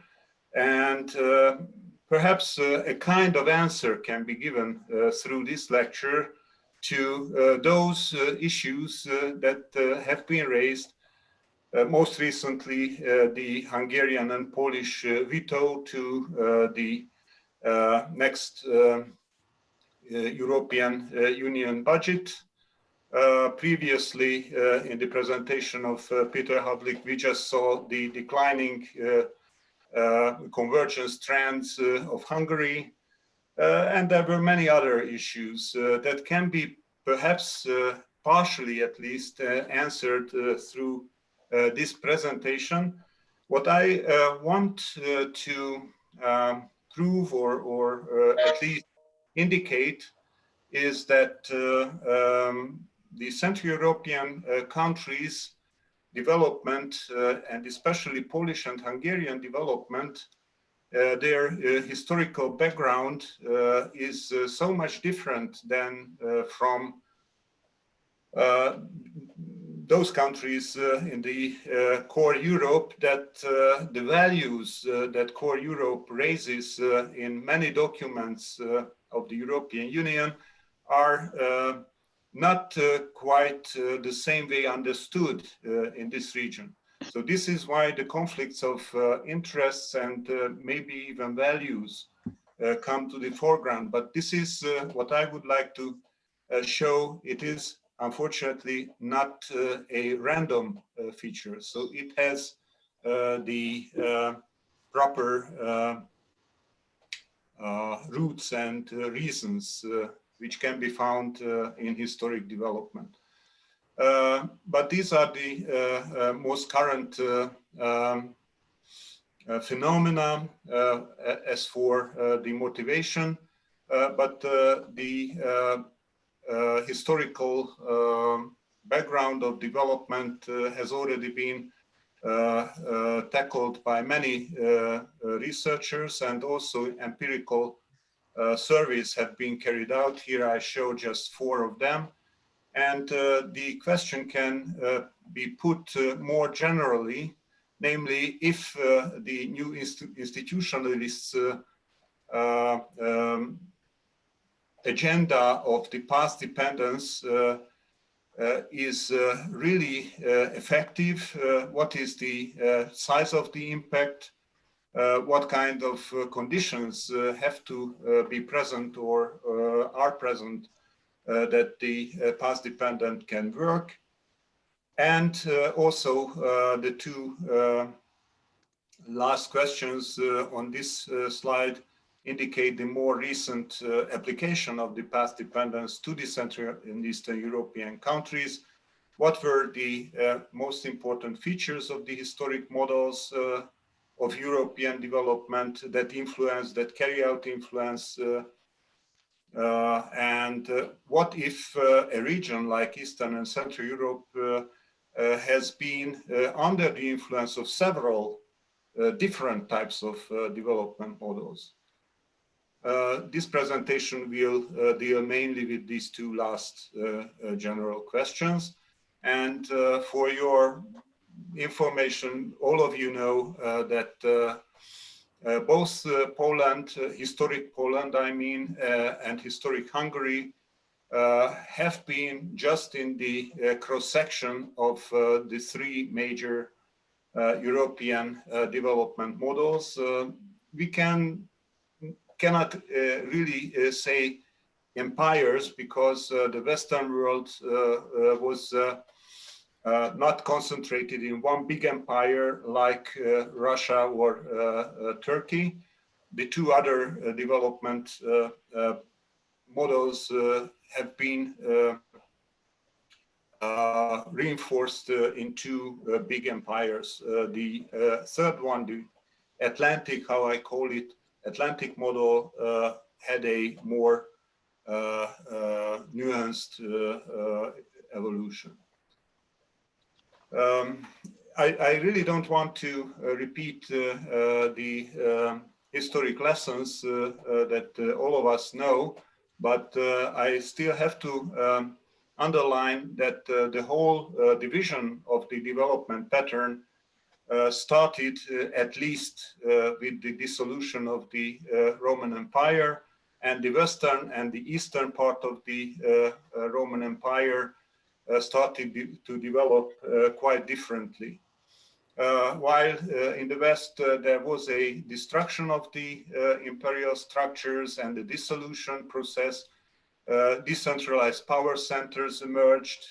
The lack of very concentrated political and economic power gave room for autonomous urban development in this region, and the single most important organization that kept its integrated structure for many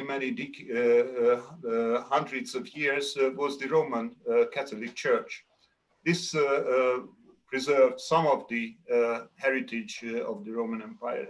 In comparison, in the East, the Byzantine Empire largely saved the late Roman imperial institutions, and it even increased some of the features of that time, so that the political and sacral dominance has merged completely, and the political and economic power centralization came to a very extreme high level.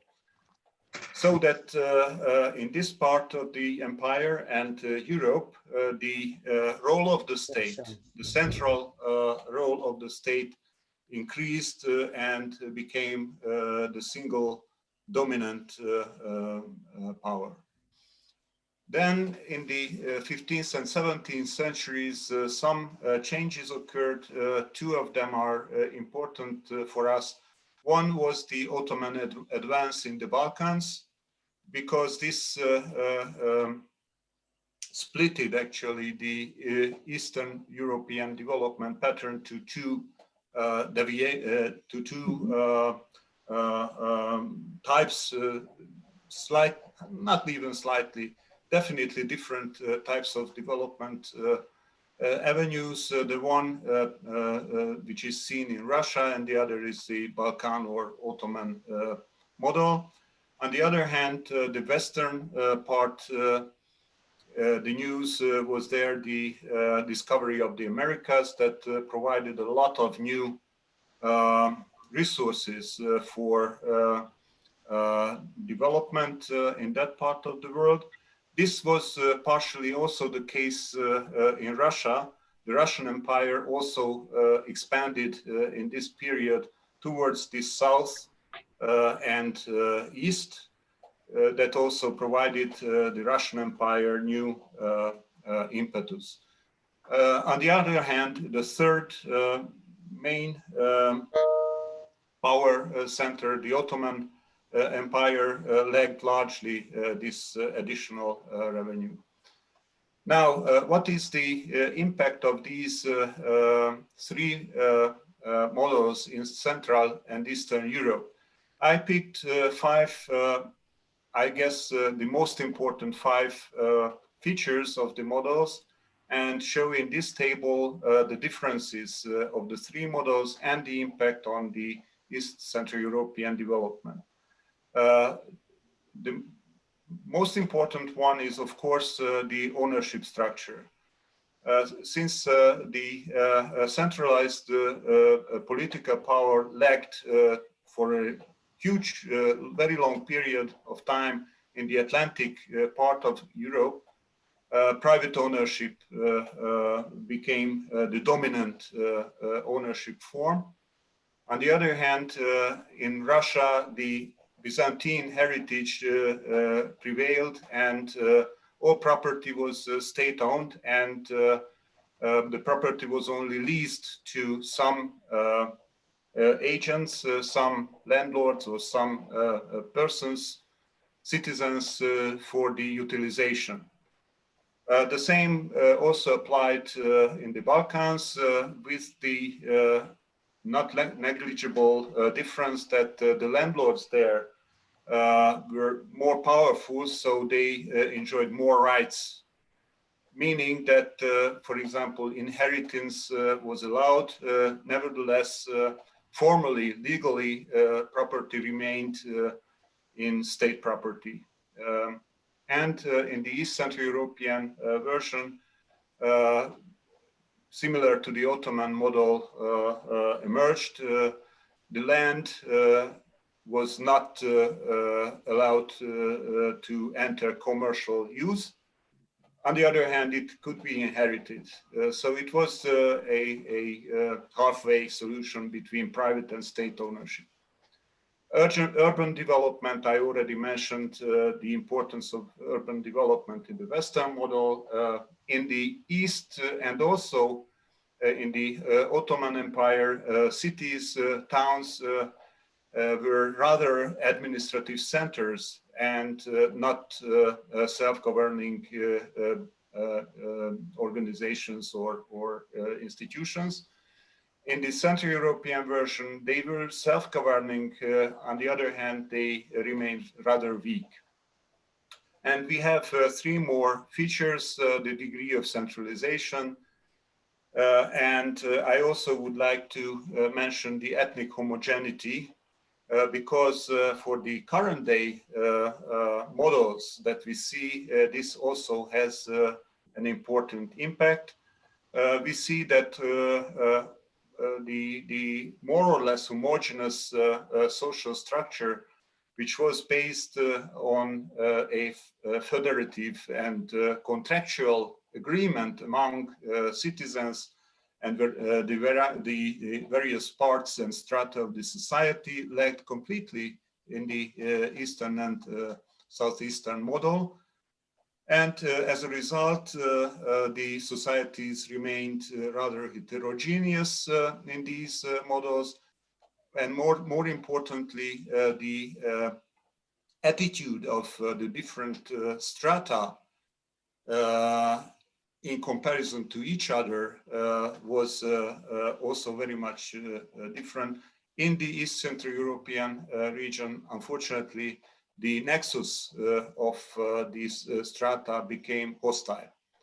And this hostility was very much used politically later on. And the last feature, which is also important, is the dependence or independence.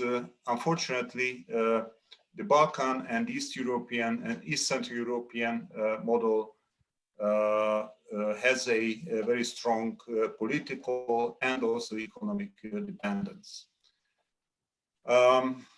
East Central Europe played a mixed role, and it has been shuttling between the Eastern and Western models all the time. The historical development showed this very clearly. And here you see the most important conclusions in the comparison between the Atlantic model and the Balkan model, which was most influenced in Hungary, at least. What I would like to indicate and prove that the Balkan model was not based on competition. It is not a competitive model. It is based on rents and rent seeking and rent cycling. Here I also mention the work of Richard Oti, who published a new book on rent cycling, which is an important feature. He actually applied rent cycling for emerging market economies, but if you read the book carefully, then you just see the parallels in the East Central European countries as well. So the rent-based economies are unfortunately less efficient because they have less incentives to improve economic performance. And therefore, these countries and regions became politically and economically also dependent throughout the last centuries. Dependence was evident from Germany. So I'm talking about the 20th century and current day development patterns. Germany, then later the Soviet Union, and today the European Union. So it was also mentioned in the morning that the European Union plays such a role. It determines certain political and economic development patterns in the East Central European region. And they also play an important role in financing these less efficient models. And political sustainability is supported by the use of these, especially nationalistic arguments, but also other types of populisms are used in the region to cover the less efficient working features of the region. Here you see just a coin which was casted last year in Romania, just as an example of this type of populism.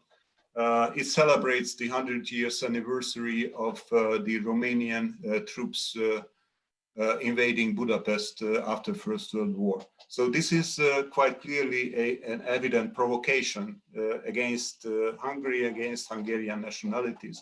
But if you take a very close look at the news each day, then you will see very similar provocations from the Hungarian government side.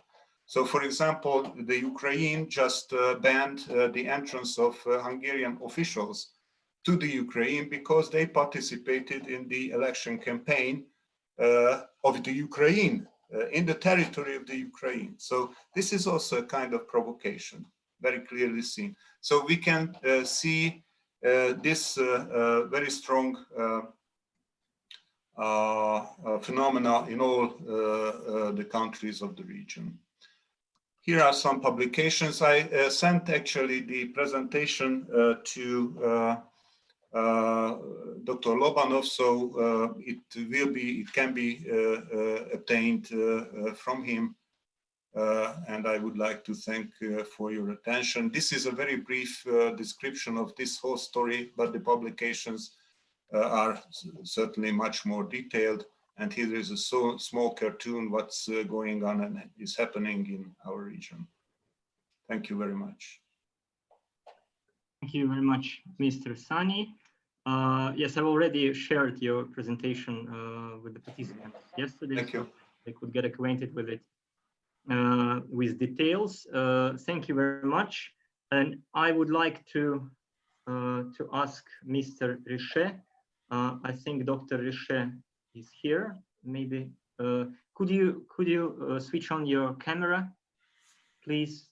Because you are online, but we're not sure that you are here. Okay, probably not. No. Riche is here. Yes, he is here, but probably maybe he's out for several minutes. I think we need to skip his presentation a bit for some later period, and then I would like to present her research, Dr. Milica Uvalic. Dr. Milica Uvalic is a full professor in economics at the Department of Political Science in the University of Perugia. She works in the University of Perugia for nearly 30 years. And recently she worked in the Department of Economics and Finance and Statistics. Formerly, Dr. Uvalic was a member of United Nations Committee for Development Policy, public policy scholar at the Woodrow Wilson Center in Washington, D.C., and also vice minister in the federal government of the Federal Republic of Yugoslavia. I would like to give a floor to Dr. Uvalic. Thank you very much. Can you hear me and see me? Yes. Fine. Well, I'm very pleased and honored to have been invited to this conference in honor of Svetlana Glинkiной that I met personally at various conferences on this big project of the transition in Eastern Europe in the 90s already. And in fact, I much appreciated her work, and she was certainly one of the most distinguished scholars in this area. She was also present in our European Association for Comparative Economic Studies, and of course, we will all miss her and her contributions to this important field. Now, let me just load my presentation, which should come out immediately. Do you see my presentation? Yes. Challenges of economic development in the Western Balkans. Okay. Well, being from the Balkans, I've really spent my life looking at this part of Eastern Europe, and of course, comparing what has been going on in the Balkans with respect to the rest of Eastern Europe. And well, I'm trying to go down, but my presentation is blocked for some reason. But okay, so I'll have to use it. Okay, so during my 15 minutes presentation, I would like to say something about long-term growth in the Western Balkans. Then I will pass on to some of the structural problems of these countries, and finally, some of the main current challenges. And of course, in my presentation, I will be taking into account primarily the countries that are still in the Western Balkan region, because in the meantime, of course, we know that Croatia joined the European Union in 2013. So we're basically talking about the Western Balkan 6. Now, long-term growth in the Western Balkans. Now here, I have to say that the whole picture is quite discouraging, because if we look at the three phases of economic development in the Western Balkans since 1989, at the time when Yugoslavia still existed, we see that the first decade was actually a decade of extreme political instability, which had a very concrete and long-term economic consequences, not only for economic performance, but for the transition, for integration with the EU.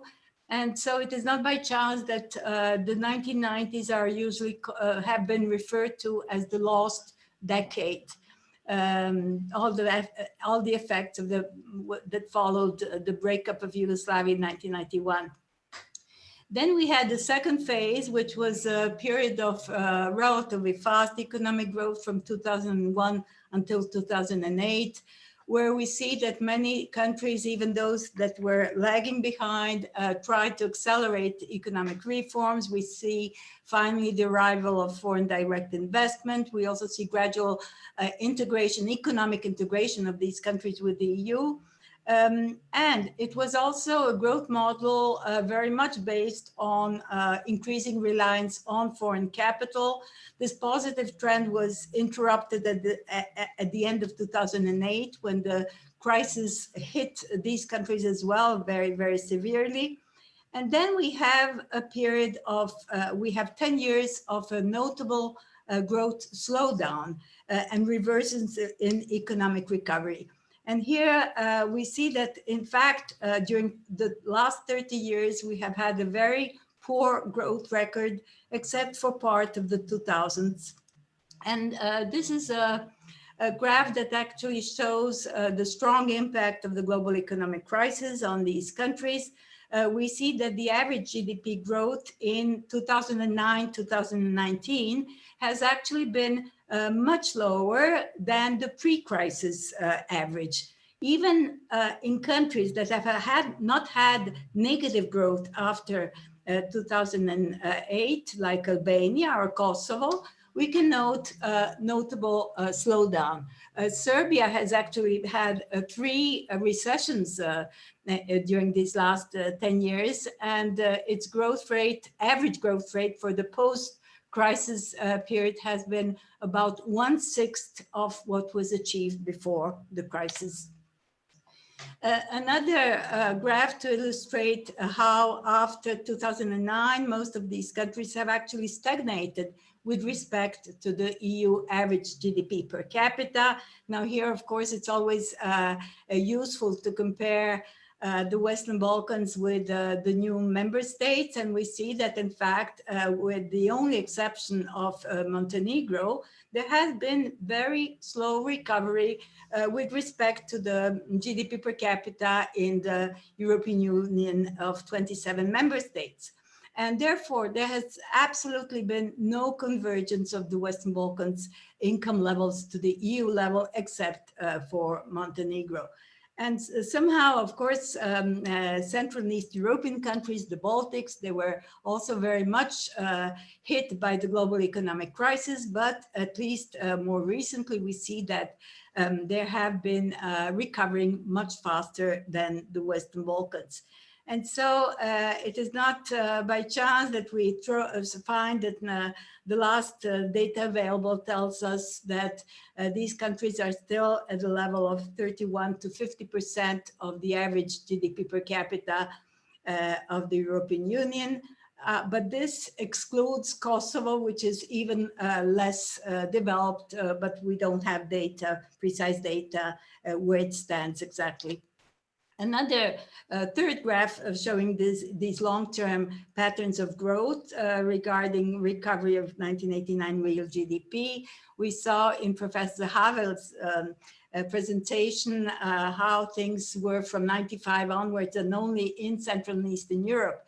But here, including the Western Balkans, you can actually note, and including the early 1990s, you can actually know that 2 of these countries in the Western Balkans have still not reached the 1989 real GDP. So certainly the Central East European countries, despite everything that's been discussed this morning, have done much better in terms of economic development. Of course, in this story, Albania is a notable exception. It was the poorest country in 1989, 1990, and therefore it started from a very low base. And not only Albania was not involved in the military conflicts of the other countries. And so actually, Serbia is the country that stands worse in terms of this indicator, precisely because it had a very strong fall, not as much as Bosnia and Herzegovina. Bosnia and Herzegovina was involved in a war for 4 years, but we see that Serbia still recovered very, very slowly. This brings me to the structural problems of these countries, because the global economic and financial crisis actually brought to the surface a number of structural problems of these economies that somehow remained in the shadow of the positive trends from 2001 onwards. But these countries have been facing increasing imbalances on external accounts. Foreign trade recovered very fast, even in countries that had very little foreign trade before. But they were accompanied by increasing current account deficits. And therefore, somehow still today, the Western Balkans do not have, they're insufficiently competitive on global markets. And we will see it through an indicator I'll show you in a second. The second group of huge problems are labor markets. These countries still have very high unemployment rates, very low employment rates. There's a widespread shadow economy, and of course, all the related social problems. There's been a huge brain drain. Young people, the best professionals are leaving these countries in order to find better paid jobs in the European Union. And therefore, clearly, with such low employment rates, these countries remain with a GDP growth below potential. And the third group of problems is linked to the rapid structural changes. As elsewhere, there has been a strong deindustrialization, but somehow the Western Balkans have seen a stronger process of deindustrialization in comparison to the Central East European countries, and they have had more difficulties in implementing a stronger export-led growth.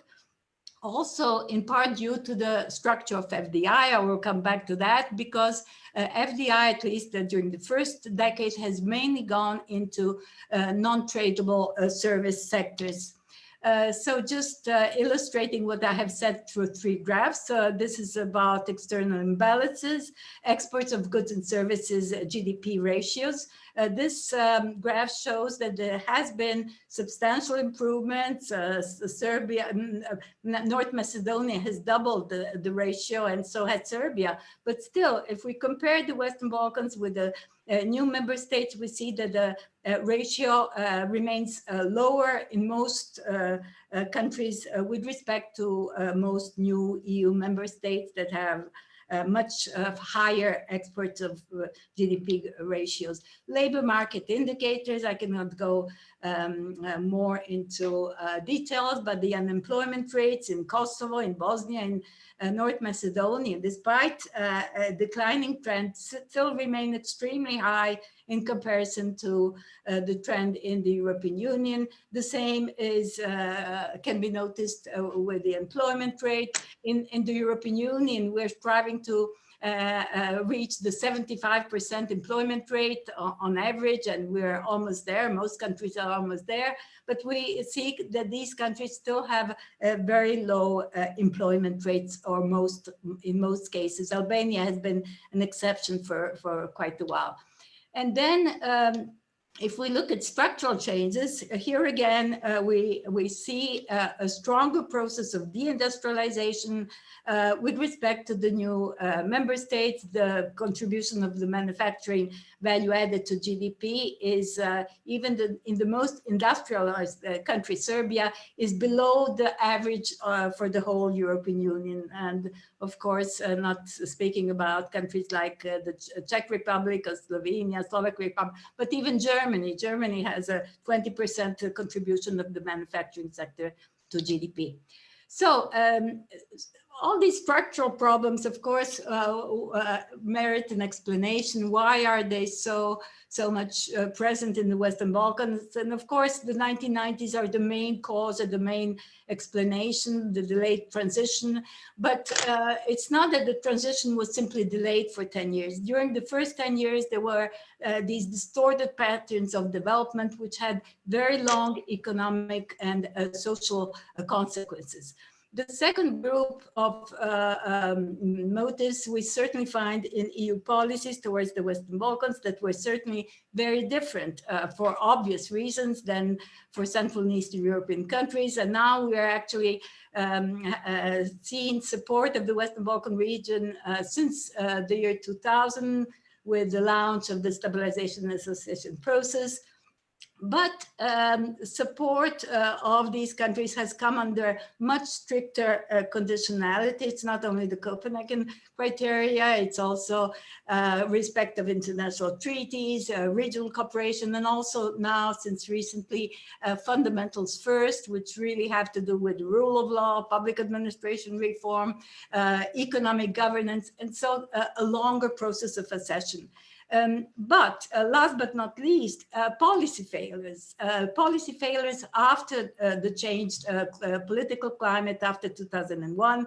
There were really high expectations that the replication of policies that have been implemented earlier in Central and Eastern Europe would actually bring similar results. Also in the Balkans, there was a glorification of the liberal growth model based on fast trade and financial liberalization and so on, the Washington consensus we heard about this morning, and increasing dependence on foreign capital. And the model has really been much less successful in the Western Balkans than in Central and Eastern Europe. I'm running in order to arrive to my conclusions, current challenges. What do we do? What are the remedies today after 30 years? What are the main challenges in the Western Balkans? Now, I think the main challenge should really be how to accelerate economic development, also perhaps questioning the growth model that has been implemented so far. It is only through much stronger growth that these countries can actually catch up and compensate for the lost decades.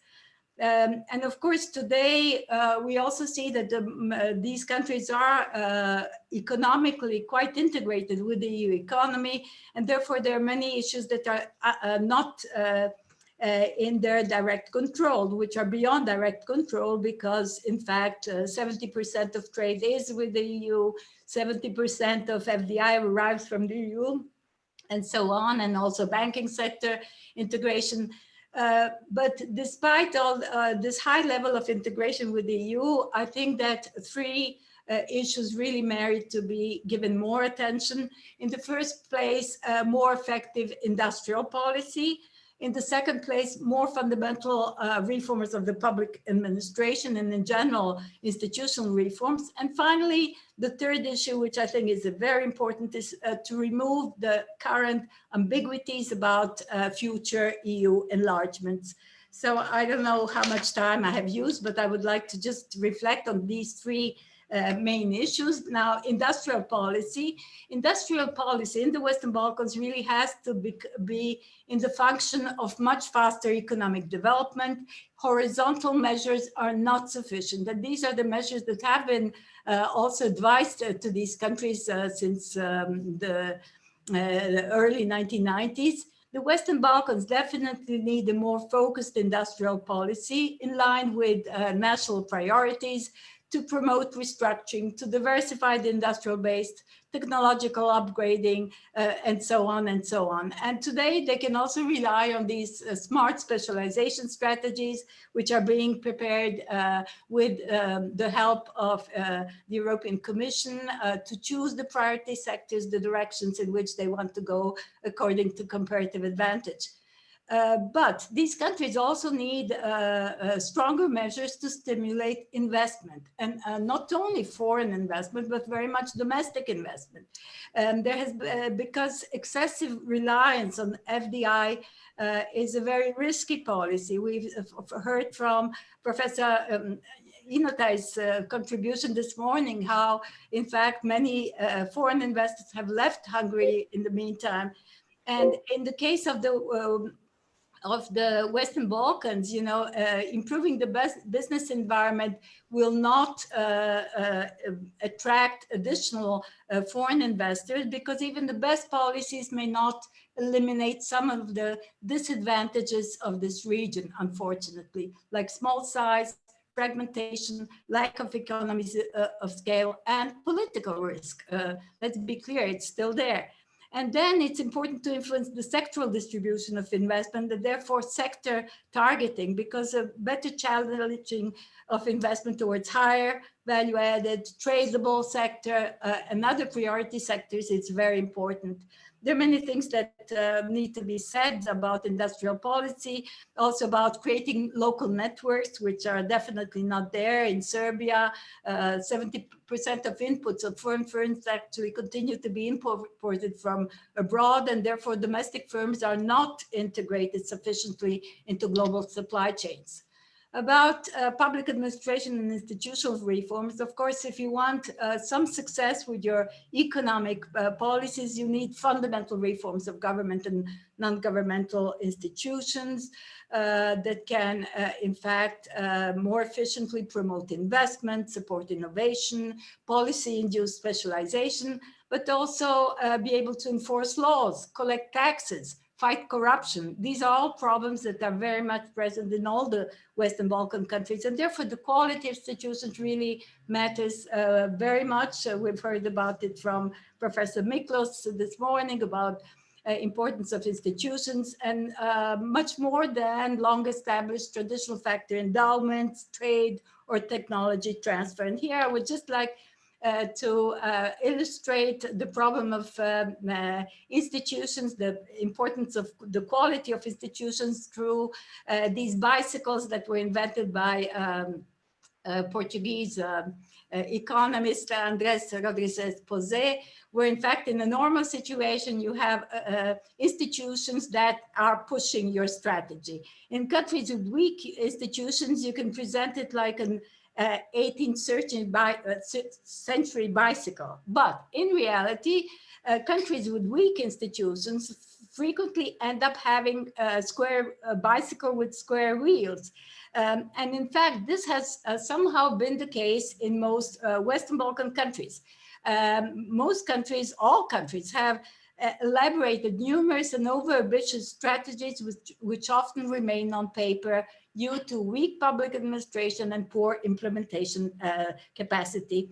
And here I come to my last slide. I'm sorry, I have not taken track of time, which has to do with relations with the European Union. I think it is high time to try and remove the ambiguities regarding future EU enlargements, and I would say on both sides, because it's been 20 years that the EU has announced the prospects of EU membership to the Western Balkans, but progress, as we all know, has been extremely slow.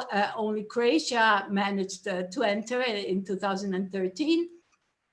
And especially recently, during the last 2 years, we have seen rising ambiguities regarding future EU enlargements towards the Balkans, despite many initiatives, the Berlin process launched by Angela Merkel, but also the new EU methodology, recent optimistic statements, documents, and so on. And 2 countries have already even opened negotiations on EU membership with the EU, Montenegro and Serbia.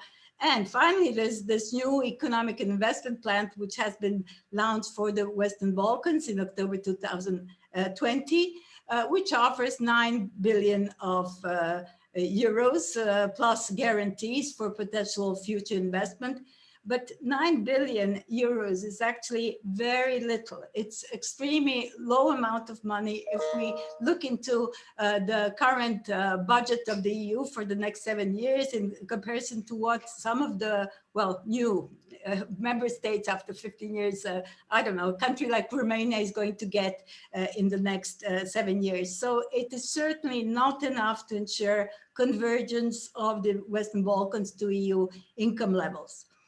In the meantime, in the Western Balkans, if we look at what has been happening in the meantime, we see increasing disillusionment, withering away of the belief and hope that they can ever join the EU, reliance, of course, also on other external actors. Of course, these countries are poor, they need investment. So China has been a very much present in the region. We'll certainly hear more about it from Xavier Richet.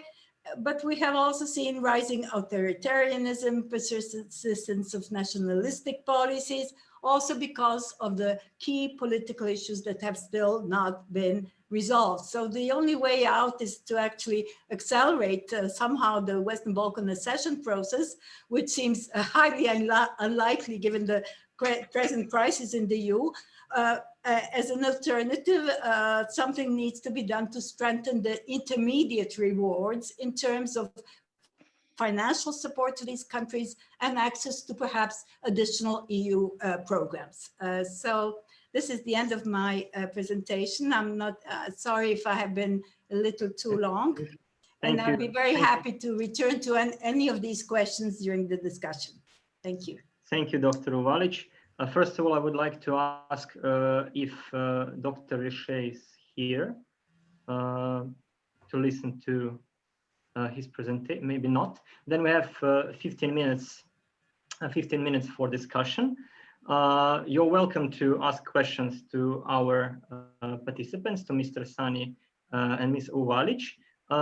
And I will just read one question from chat from Mr. Nikolic. Having in mind very uneven the pandemic economic effect, are you expecting some significant change of existing trends in the last 2 decades? For example, the IMF projects for Serbia to overcome a GDP per capita of Montenegro in 2025. Dr. Uvalic. Yes, I'll respond immediately. Of course, somehow I think it is way too early to make any type of forecast about future growth. I know that the latest projections and are quite positive regarding Serbia and also Montenegro. But somehow, you know, there is the second wave in both countries just about developing. And so I think all these forecasts are very risky. And even if Serbia was to have a much lower decline in its GDP next year, as is being projected right now, it will not be sufficient to actually make up for this very negative growth path that it has had in the past. So Serbia would really need to have very high growth rates for the next, I don't know, 5-10 years in order to be able to approach more the income level in the European Union. So I think short term, first the forecasts are really quite, I'm sure they will be updated in the future, as was happening with the global economic, at the time of the global economic crisis, when we had revisions of forecasts almost continually. The same is going to happen here. So I would not, of course, it would be great if Serbia was, I would be very pleased if Serbia was less hit by the crisis, and there are concrete reasons why Serbia may be less hit by the crisis, but it's not enough. It needs to keep up high growth rates for the next 10 years in order to actually reduce this huge gap that has been created also during this last 10 years. Okay, thank you. Dear guests and participants, do you have questions? Because I will ask questions to our participants, because we have time. One question to Dr. Uvalic, one question to Dr. Sanyi. Dr. Uvalic has arrived. Professor has arrived. Okay. Dr. Uvalic, I would like to ask you about the Montenegrin case. It's very interesting to listen and to know that the convergence in income of Montenegro is going up. So we can speak about it. And but on the other hand, there's some theoretical background of the industrialization of Montenegro. Now, as you show us, 5% of manufacturing and GDP. That means nearly like in Oceania or in Africa. And theoretically, we could speak about the problem in the decrease of innovative and educational potential in 10, 15 years, because hotels and restaurants will not bring you engineers or any improvement in skills. What do you think about the future? Does this exploitation of natural and climatic resources like Montenegro is based on will lead to a convergence in long-term future? Well, you know, Montenegro is a very small country. It has a population of, it's a very small country. It's a country that has already opened all chapters of the acquis in its negotiations with the EU. But it is clear that, and it's a country that finally also changed the political elite in power, which I think is positive because, you know, change at the political scene can only be welcome after so many years of having certain people heading the country.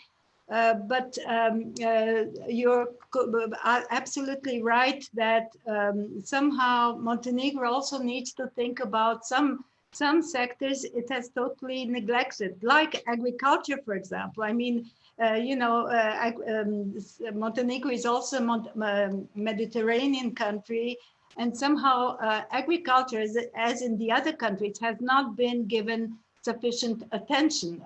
This is one issue, and of course, the educational reforms have also not brought best results. There was a big study done for the European Commission in 2016, analyzing, in fact, where I was also involved, analyzing the present state of educational reforms in all the Western Balkan countries, which clearly show how the educational system does not offer the type of graduates that are needed today on the labor market. So Montenegro also has an absence of workers in certain sectors and so on. So they're underneath, despite this convergence towards EU levels of income, Montenegro has many economic problems very similar to the other countries. Okay, thank you for your answer. And my question to Mr. Sanyi, Dr. Sanyi, is about Romania. What is the place of Romania in your paradigm? I would say, what do you think? Does it have Ottoman Balkan legacy more, or based on some historical background, we can think about some heritage or legacy of Eastern European model, maybe Atlantic model, because election geography shows us that some phantom borders still exist. Like Transylvania, Krishana, Maramuresh vote for one candidate of one party, Muntenia, Oltenia vote for completely another party. Thank you. Yes, the current day borders are quite new in historical terms. So Poland, Romania, many other countries, historical development pattern was determined by such linkages which are not very easily visible today. So for Romania, I can perhaps quote a study that has been carried out for Poland. Poland has also been divided in three parts. And there was an empirical survey I also mentioned in my presentation that still today could identify certain differences between the three main parts of Poland. Such empirical surveys have not been carried out, to my knowledge, to Romania, but if somebody would do this, I'm sure there would be also similar differences could be discovered than in Poland. So yes, I would say that Transylvania and the two duchies, historically there were two Romanian duchies in the medieval times, and Transylvania, these are the three major constitutional elements of today's Romania. They are different, even today. Okay. And of course, their historic development pattern continued actually. So the homogenization of current day Romania is still not complete, I would say. Yeah. Okay. Thank you very much. Dear guests, dear participants, you're welcome to ask your questions. We still have some time for discussion, so you're welcome.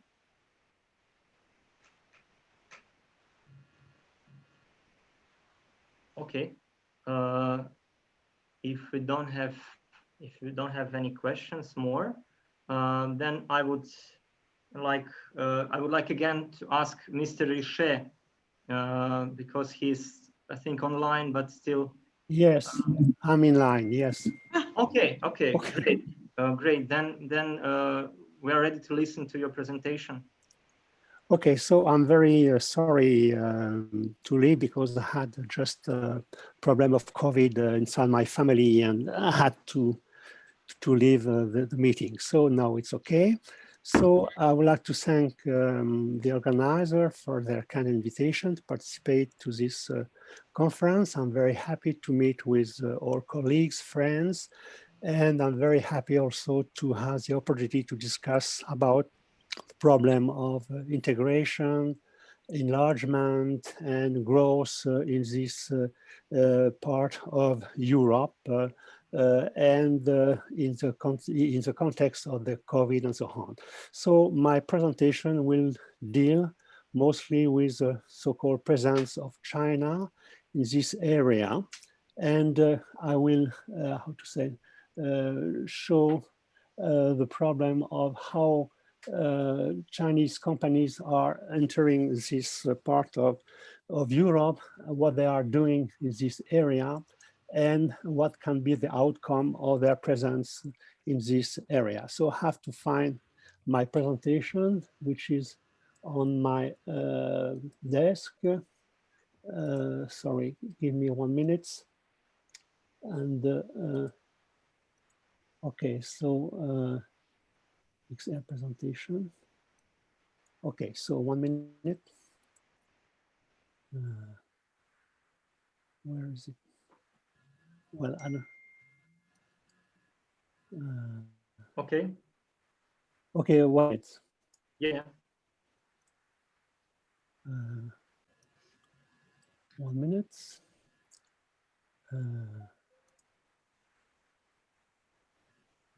No program. 1 minute. No. Ah.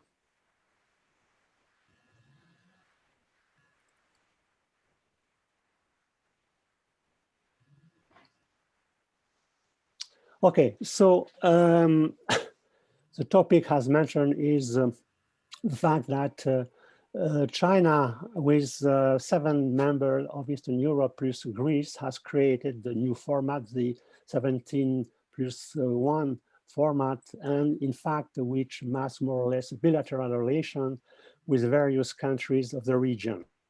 And the problem concerning China, also for Europe, is the following question.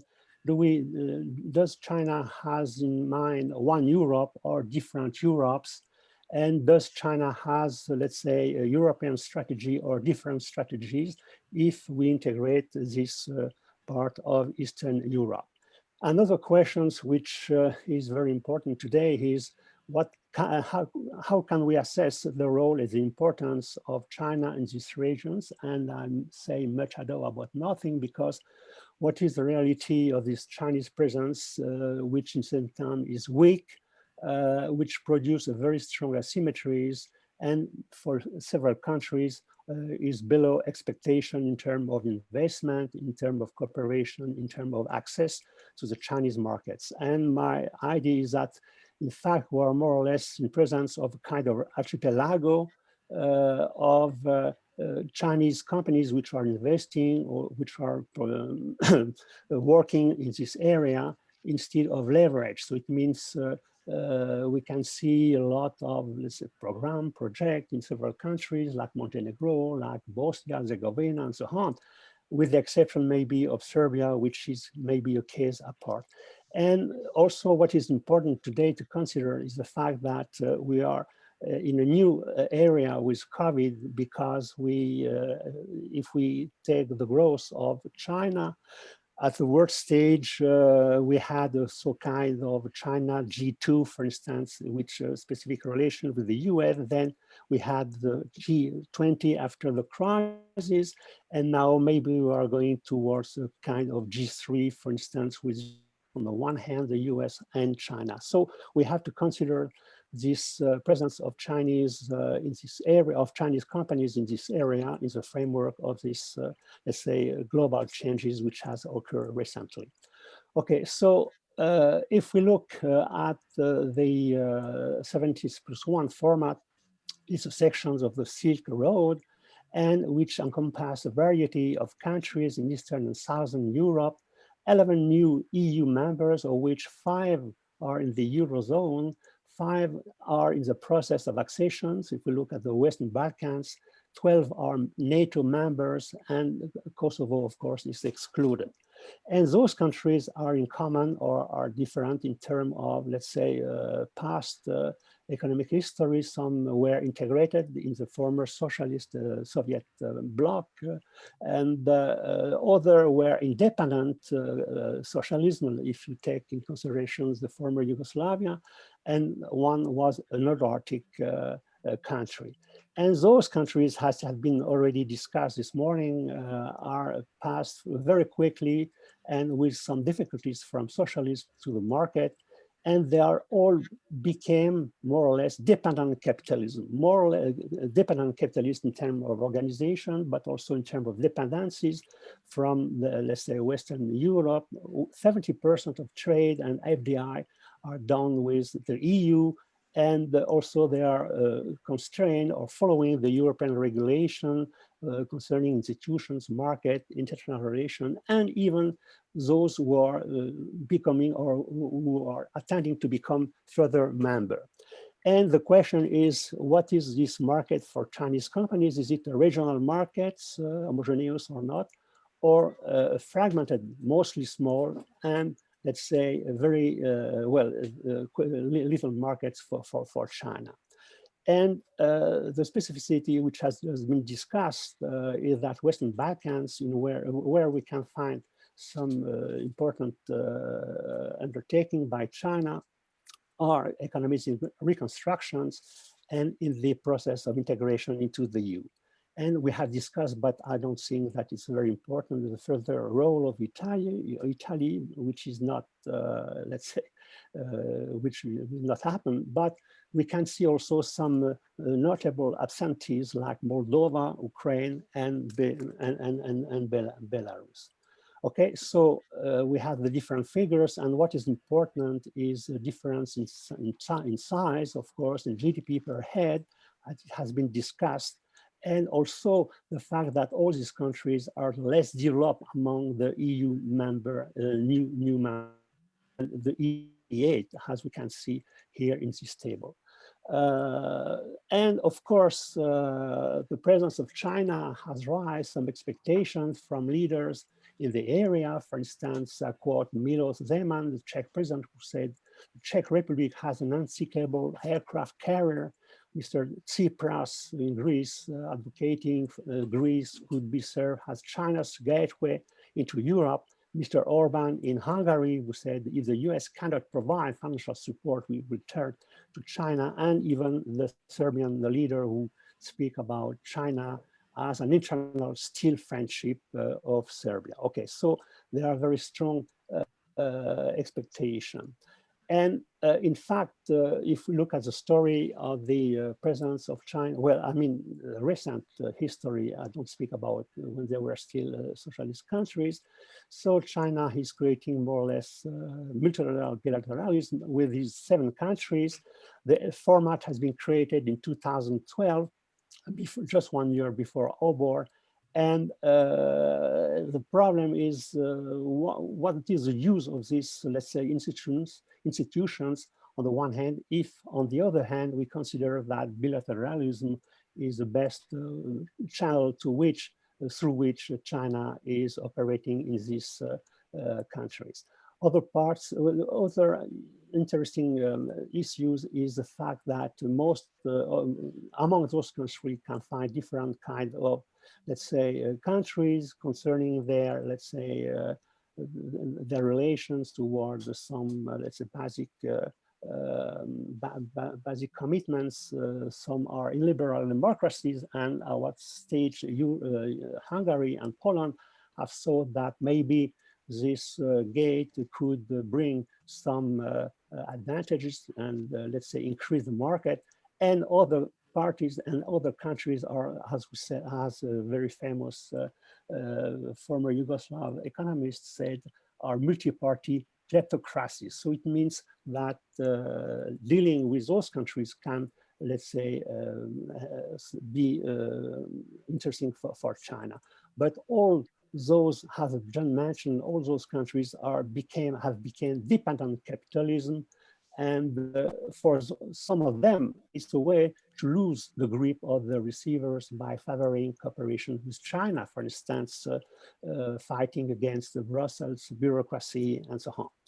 And if you look at the main activities of Chinese companies in the area, they are concentrating on investment, trade, of course, and also service provisions, building infrastructure. So it's very important because if we look at the data, those data may be misleading because, in fact, there are not investment as we think, but let's say production of infrastructure and services, which means that once they are realized, China won't, Chinese companies won't be anymore in the country. And in some countries, we can see some soft power with the, let's say, creation of cultural institutes, scholarships, and so on, and even construction, building up a new university branch of Fudan University from Shanghai in Budapest, of course, after the departure of the CUE. So China, how China does enter into this area through, let's say, setting up specific funds, and once through the so-called political banks, Chinese political banks, those banks which, let's say, provide credits without, with no, what we call no string attached. So it means low conditionalities, low interest rates, which can be variable depending on the size of the deal, and of course with extended repayment terms and faster access to capital disbursements, which create some advantage for Chinese companies if we consider by the long delay, for instance, for those countries when they are applying for, let's say, European funds. Of course, one aspect which is very important to consider is the strong opacity of memorandum of understanding, which are signed between China and those countries. We have a very good example with the agreement which has been signed between China and Hungary for constructing a train track in Hungary. The Hungarian government doesn't dare even now to produce the content of this deal. Okay, so the threats of one of the threats through this finance strategy is that already some countries are highly indebted, and maybe the problem will, if we consider Montenegro and Bosnia, and the problem is how those countries, if they are not able to reimburse, what could be the role, how China could, let's say, take eventually control of those investments. So the second point which I have mentioned is the fact that Chinese presence can be divided between service provisions. I have mentioned construction of infrastructure, but with direct investments and exchanges. If we look at infrastructures, as we know, they are constructing roads, ports, rail lines, thermal power stations, and if we look at EVI, they are quite fundamentally, they are still very limited. And because already what was to be sold has been sold, and there are very few greenfield investment, but not only in this part of Europe. One of the main critics which are made concerning FDI, Chinese FDI in Europe in general is that the role of greenfield are very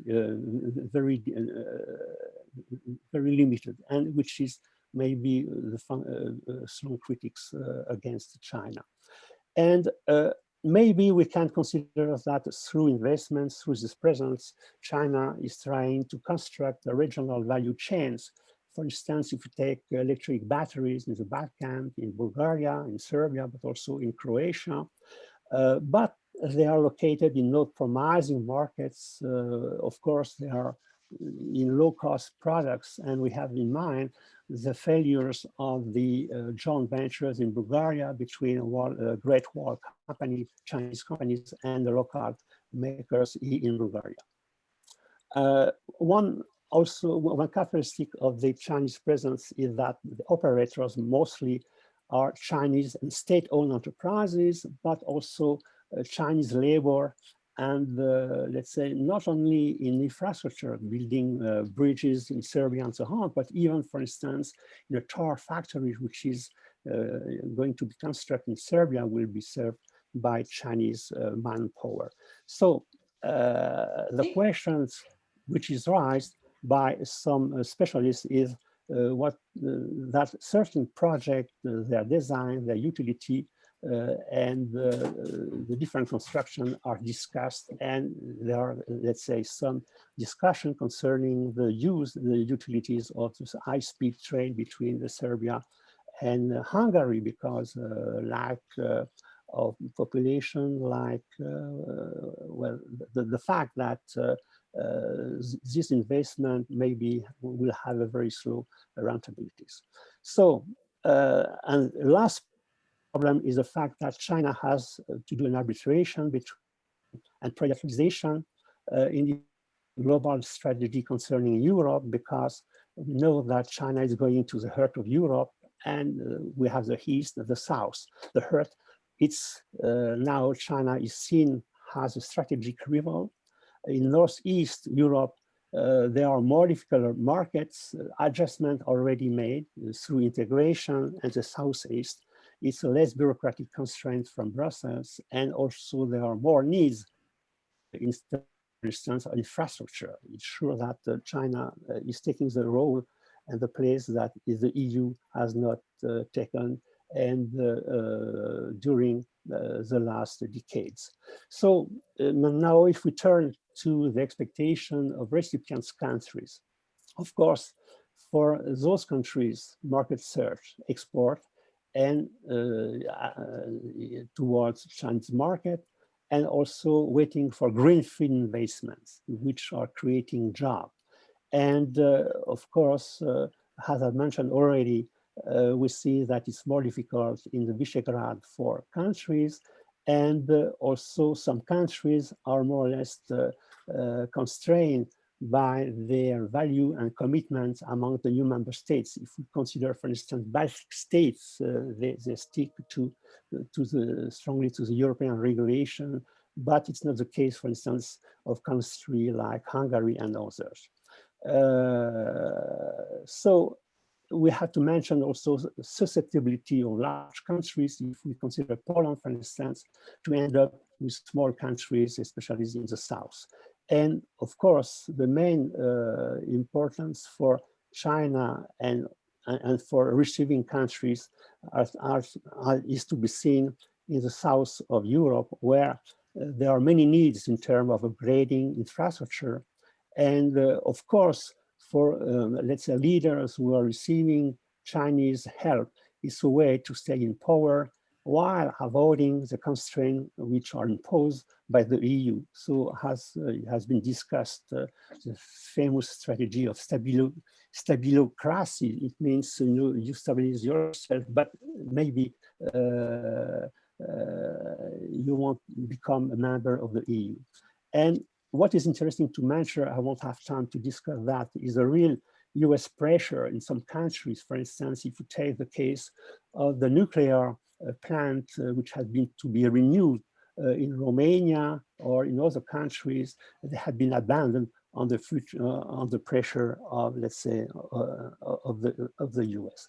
Okay, So now, what is interesting, in fact, if we look at investments, we have a very small part of, let's say, southern investment, and even in the numeric table here, Southern Europe integrate also countries like Spain, Greece, and so on, but we see it's a very, very low. In fact, the real figures could be 3% of total investment of China in the region. But what is interesting is the shifting towards the south. And in fact, we see that the countries like Serbia, Slovenia, and so on are receiving more investments. In general, I don't have in mind the fact that inside investment, we have to integrate this idea of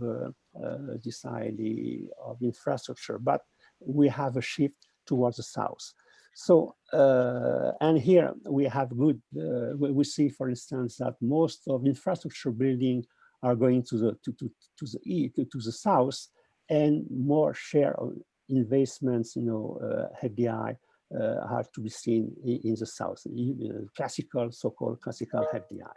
Okay, so to go very quickly, I would say that now if we turn to Serbia, Serbia is quite interesting as a case, and it has been, how to say, considered as a Trojan horse of China.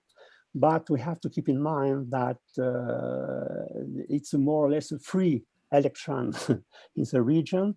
And we have to keep in mind that Serbia has an open policy, and which, let's say, rely on 4 pillars. So it means cooperation with the EU, with the US, EU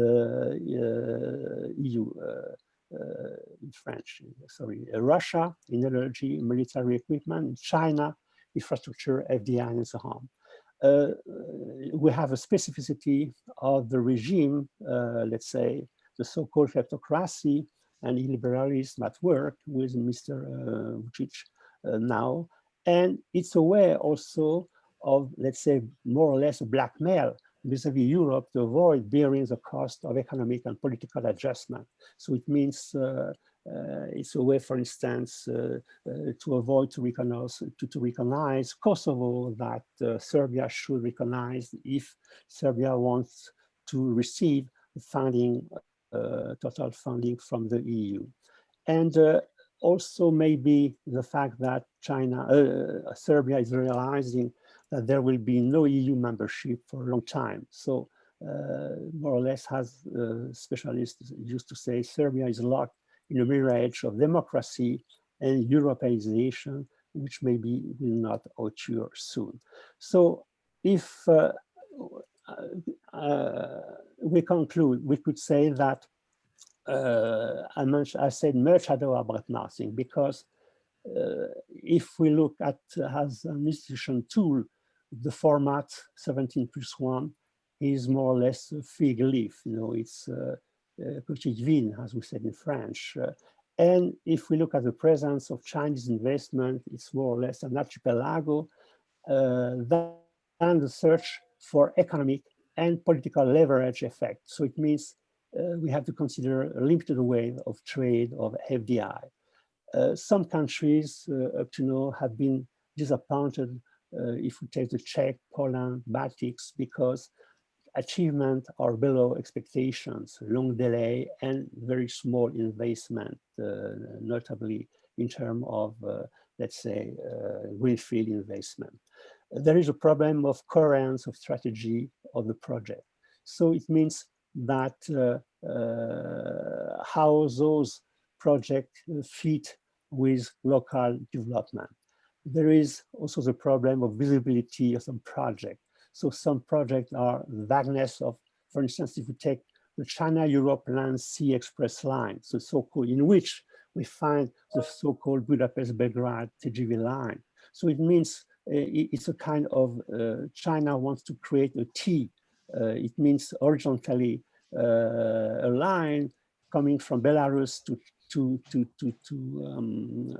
Germany, and a vertical line, this vertical line, the China-Europe Land Sea Express line, coming from Paris, from Le Pérus to to Budapest and then Poland. So it means it's very interesting to see that it's a strong project, but in fact, it doesn't work because there is no train lines constructed in Greece. In Macedonia, it has been more or less stopped because of corruption. In Hungary, it has been a very long process to agree because the EU has complained that let's say the contract was not in line with the EU regulation and so on. So it's very important to see that we have, let's say, a flag investment, but in fact, in reality, China construct more ports, construct more motorways, and so on. Besides this, let's say, structural investment, which is the central part of the BRI, the Belt and Road Initiative. So the problem I've mentioned also is opacity, and I mentioned the case of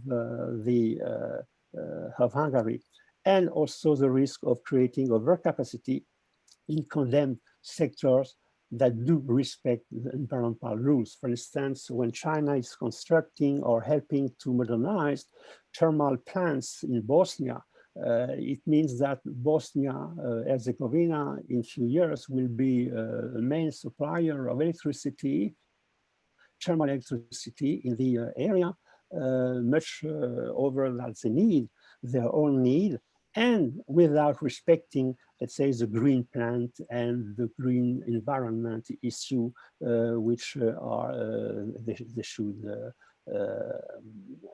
respect. So another point is that what has changed and what could be the impact on the format in Eastern Europe is the fact that China is now considered by the EU more or less a strategic rival. So the concept has to be discussed, but it means that instead of cooperation, open cooperation, the EU is looking Chinese presence in Europe with a new eyes. It doesn't mean that it's constantly centered on this part of Europe, the Balkan countries and Eastern Europe, but it means that there is a new approach by the EU concerning the presence of China and how the EU has filtered in some investment, protecting some, let's say, sensible sectors and so on. The other point is that, as I mentioned, China has abandoned several projects under the pressure of the US, for instance, renovation, extension of nuclear power plant. We have now the case of G5 technology. And also we have this arbitration, as mentioned, with Chinese of Chinese interests. What are the most important interests of China? To be present in the EU 14 or either in the EU 11. So it means what will be the most important in the coming year for China and how they could reconsider their strategy concerning investment and cooperation. And there is another issue which is very important, is the what will be the multilateralism after the US elections. So do we see a splitting globalization? Do we consider Europe as a pole of globalization and receiving Central and Southern Europe? So it means, for instance, we have discussed about delocalization of European investment in China towards Europe, and Mr. Bonnell, I think the High Commissioner, EU Commissioner, has mentioned the fact that Eastern Europe could become a recipient of investment which, let's say, up to now, were realized in China and so on. So there is a new understanding of, let's say, the relation between China and Europe, and which might have some interest and consider the presence of China in this part of Europe. So thank you very much. And again, very sorry to have missed my time when I was expected to present my paper. Thank you. Mr. Richer. We have a question from Dr. Nikolic, but the question is about the Serbia. He left this question in the chat before you explained the case of China, Chinese investment and Chinese economic policy in Serbia. I would like to ask Mr. Nikolic, did Dr. Riche answer your question about the prospects of Serbia to become a member of the European Union or not? Okay. Yes, okay. Okay. Thank you. Do you have questions to Mr. Riche? Because we have time, since we will have only three presentations on the next session, because Dr. Kulikova will be absent today. So we'll have three reports, three presentations to need to finish them until 6. Then I would like to ask a short question to Dr. Riche about the Taiwanese investments and Chinese investment in the region. It seems to me that in some countries where Taiwanese investments are presented, like Czech Republic, Foxconn investment, and other companies, subsidiaries of Foxconn, influenced a bit, maybe a lot, to the politics of the policy of these countries towards China. Like in Hungary and Serbia, we have strategies, official institutions that improve the relations with China. In Czech Republic, since political elites like split it, some of them linked to Taiwanese money, Taiwanese investment, and some like Miloš Zeman wants to improve the relations with China. Could you answer this question in brief? Thank you. Well, thank you. Well, I think that it's more complicated. I mean, first, I think that I have mentioned countries from the north, northeast, more or less has been disappointed by the amount of Chinese investment which has been realized. And also we have to question the process through which those investment has been discussed. It's let's say top-to-top discussions, government to government. If you take the memorandum of has been discussed in full opacity and so on. So it means China is creating a framework in which you can discuss almost everything, and then after the companies are coming. So I mean, it's top down. It's not like if we consider, let's say, countries and open economy. There are, let's say, companies who are discussing directly with other companies their project, investment project. Here, in fact, we have a process which goes through state-to-state discussion, then after you go to the other side. So it's the first thing. Secondly, it's the difference between what is announced and what is realized. So the main complaint, which is not made by countries who are theoretically against China. I mean, those countries have quite good relations with China, but I mean, their disappointment is the fact that we have a big discussion. We have you have plain, well, I mean, a lot of formal agreement and so on, and besides, very few things are coming. So I could give many cases, even in the case of constructing, let's say, tracks, train tracks, and so on. So if you look, you see it's very different. So I mean, secondly, you have the problem of, for China, when, as I mentioned at the end, the problem for China is where to make the best investment if we look, for instance, for technology, higher technology. Is it in Western Europe or in this part of Europe? It doesn't mean that China is not interested by investing, for instance, in countries like Hungary or Baltic countries. Those countries are very attractive for China because they have capacities and so on. But I mean, the problem is that in terms of importance market on the market and so on, it's maybe more interesting to go towards Western Europe than its area. Now, concerning Taiwan, I think that what is happening in Czech Republic is very interesting, because I think, as you mentioned, is a split among the elites. You know, it's very interesting. It's not necessarily between companies, but among the elites, because on the one hand, you have the president, which was very close to China and hoping to set up and develop cooperation. And another part discuss the fact that other countries like Taiwan should be and we know the opposition. We know that China is very sensible on the Taiwan issues, but I don't think that there is a choice between Taiwanese companies against the Chinese companies at this stage. Okay, thank you very much. Thank you very much for your presentation and for the answer. Then we will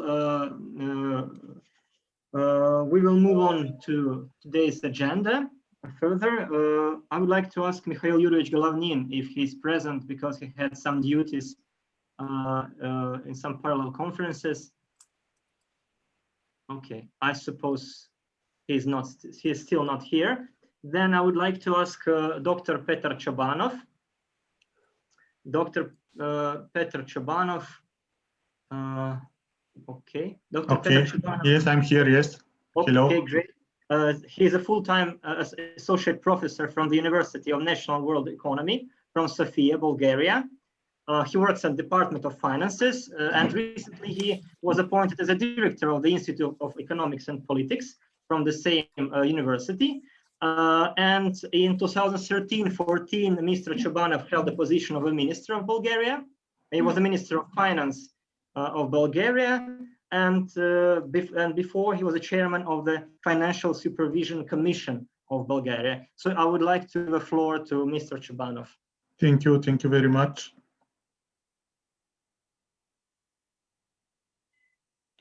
Yes, I have to wait for Mr. Professor Richeto, because right now I couldn't share my presentation yet. We would like to ask yes to finish the presentation.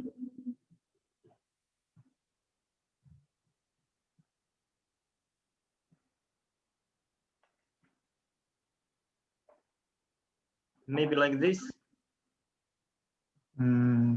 Yeah. Maybe now. Yes, Professor Rishek just has to. Professor Rishek. Oh, okay. Please. Close your computer. Yeah, can you close the in order to the screen? Yeah, thank you. Let me see now.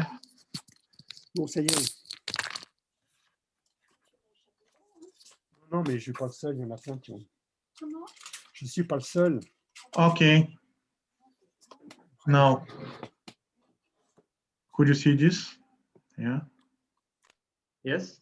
Okay, dear colleagues, I would like to share with you some notes about medium-term economic developments in Central and Eastern European countries. Actually, in the past also I have such a book only in Bulgarian with the imbalances before the global financial crisis, and unfortunately now we also have another crisis which is connected with COVID-19, and it is good time to see what is happening and how these countries are look like now. So just a second. We have 11 countries in this study, and part of them are members of the Eurozone now. So these are Slovenia, Slovakia, Estonia, Latvia, and Lithuania. And yet non-Eurozone countries are Bulgaria, Czech Republic, Croatia, Hungary, Poland, and Romania. And before the global crisis, part of countries were with currency board or fixed exchange rate, and other countries was inflation targeters. And I look at some indicators, as I said, and they are connected with potential GDP and potential growth itself. And I'm looking at GDP growth, actual GDP growth, potential GDP growth and share of investments in the GDP, employment, productivity and labor cost, and budget balance and public debt. And we have two periods, 7 years before the global crisis from 2002 to 2008, and 7 years before the current crisis or after the global crisis from 2013 to 2019. So the base years are 2001 and 2012, and we have for most of the indicators actually average growth per annum for them, as we will see. So as it was said in some presentations, and as we know, there was a lot of imbalances built before the global crisis. There were accumulated and increased the vulnerability of countries to several shocks. And Central and Eastern European countries are not prepared for the crisis, and their economies were highly susceptible to negative impact of shocks. As a result, the global crisis has had a significant impact and led to a sharp deterioration in key economic indicators. So good pre-crisis economic times before the global crisis, before 2008, were not used to build up sufficient fiscal buffers, and policy pursued in a large number of countries does not comply with the Stability and Growth Pact rules, with the maybe the only exception of Bulgaria and Estonia, to some extent Lithuania as well, but not so much more. Bulgaria and Estonia were the case for this, to accumulate some fiscal buffers. Here we have a table showing us when these countries are from which year they are members of European Union, and part of them, as we know, are members of the Eurozone as well. So we could see that Slovenia was the first one in 2007, and as we know, the Lithuania was the latest country in 2015, and currently Bulgaria and Croatia are part of ERM2 mechanism, also waiting to enter the Eurozone after fulfilling the Maastricht criteria. But actually, because we could divide the countries in these two groups, non-Euro and Eurozone countries now, we could see some effects, economic effects for each of the groups, and we could ask question whether Eurozone actually made the environment more favorable for the countries that are part of the Eurozone now, and what about their developments for these indicators. So is it better for them now when they are part of the Eurozone? And in case, because this is a lot of data for these indicators, and while thinking about how to present it, I decided to show you top performers in terms of the exact indicator and relevant particular indicator, and risky countries or worst performers for these indicator as well. So this is potential GDP growth for the two periods. In yellow, it is before the global crisis, and in green for the top performers, it is before the current crisis actually. And in terms of risky countries, we have in blue before the global crisis and in red before the current crisis. So we could see that we have top performers, namely Romania, Poland, and Estonia for this indicator, and risky countries, Slovakia, Slovenia, and Croatia. And concerning actual GDP growth, we have top performers Romania, Poland, and Hungary, and risky countries Slovakia, Latvia, and Croatia. So Romania, Poland, and Estonia have the highest potential growth after the global crisis, which gives them favorable prospects for medium-term development. The biggest decline in potential GDP in the second period compared to the first one is observed in Latvia, Lithuania, and Slovakia due to the large overheating of the economy before the crisis and inability to achieve high growth rates in the period after the crisis. And we have lowest potential growth rates after the crisis in Slovakia, Slovenia, and Croatia. And as I said, we could see some developments in the countries that now are part of the Eurozone. So these countries, these new member states countries that are now part of the Eurozone, have a lower average potential growth rate of 2.1% after the crisis. And it is, for comparison, 2.4% in the non-Euro area countries. So the achieved growth rate in Eurozone countries is also below the non-Eurozone countries, and it is 3%. And in the group of non-Eurozone countries, it is 3.3%. Before the global crisis, the Eurozone countries had higher potential and achieved growth rates. So after the crisis, the situation, as we could see, changed. And this table shows us the crisis and the recovery. And in the first column, we have cumulative real decline for these countries. And in the second, we have consecutive years, crisis years, with decline. And as we could see in the case of Croatia, the number of years is 6. And at the last column, we could see when real GDP is above pre-crisis level. So the data shown is from the Eurostat, and it is based on 2015 year prices. So these are in real terms.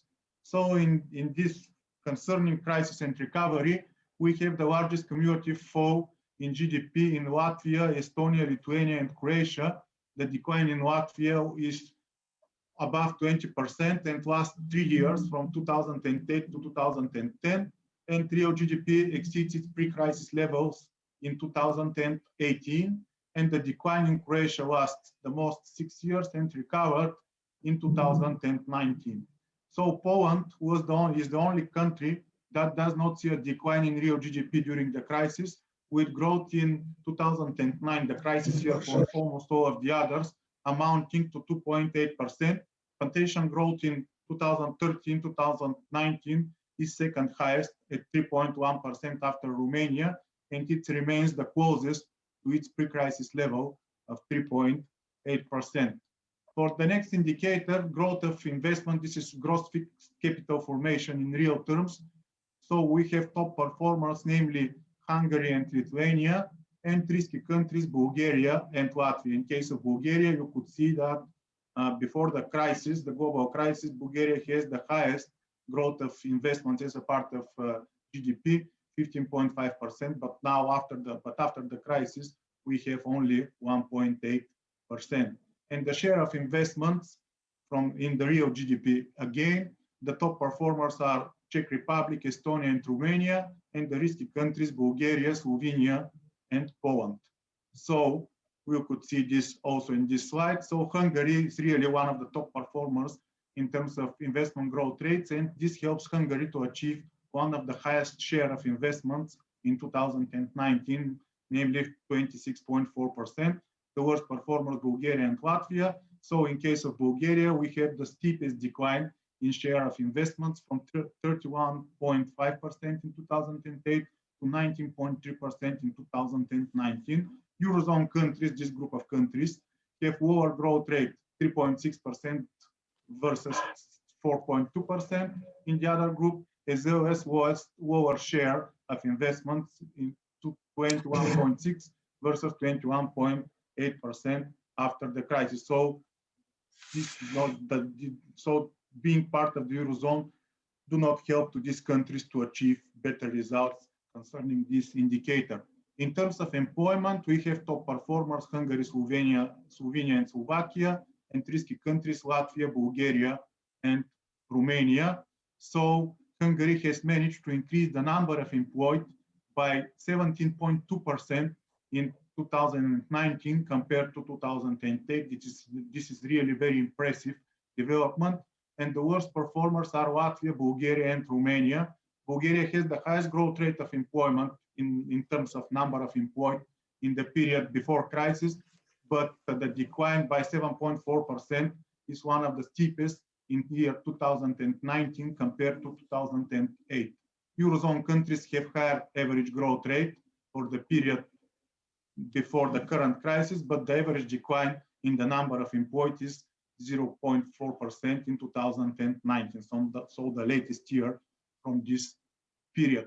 In terms of labor productivity, top performers are Romania, Poland, and Bulgaria, and risky countries are Hungary, Slovakia, Slovenia, and Croatia.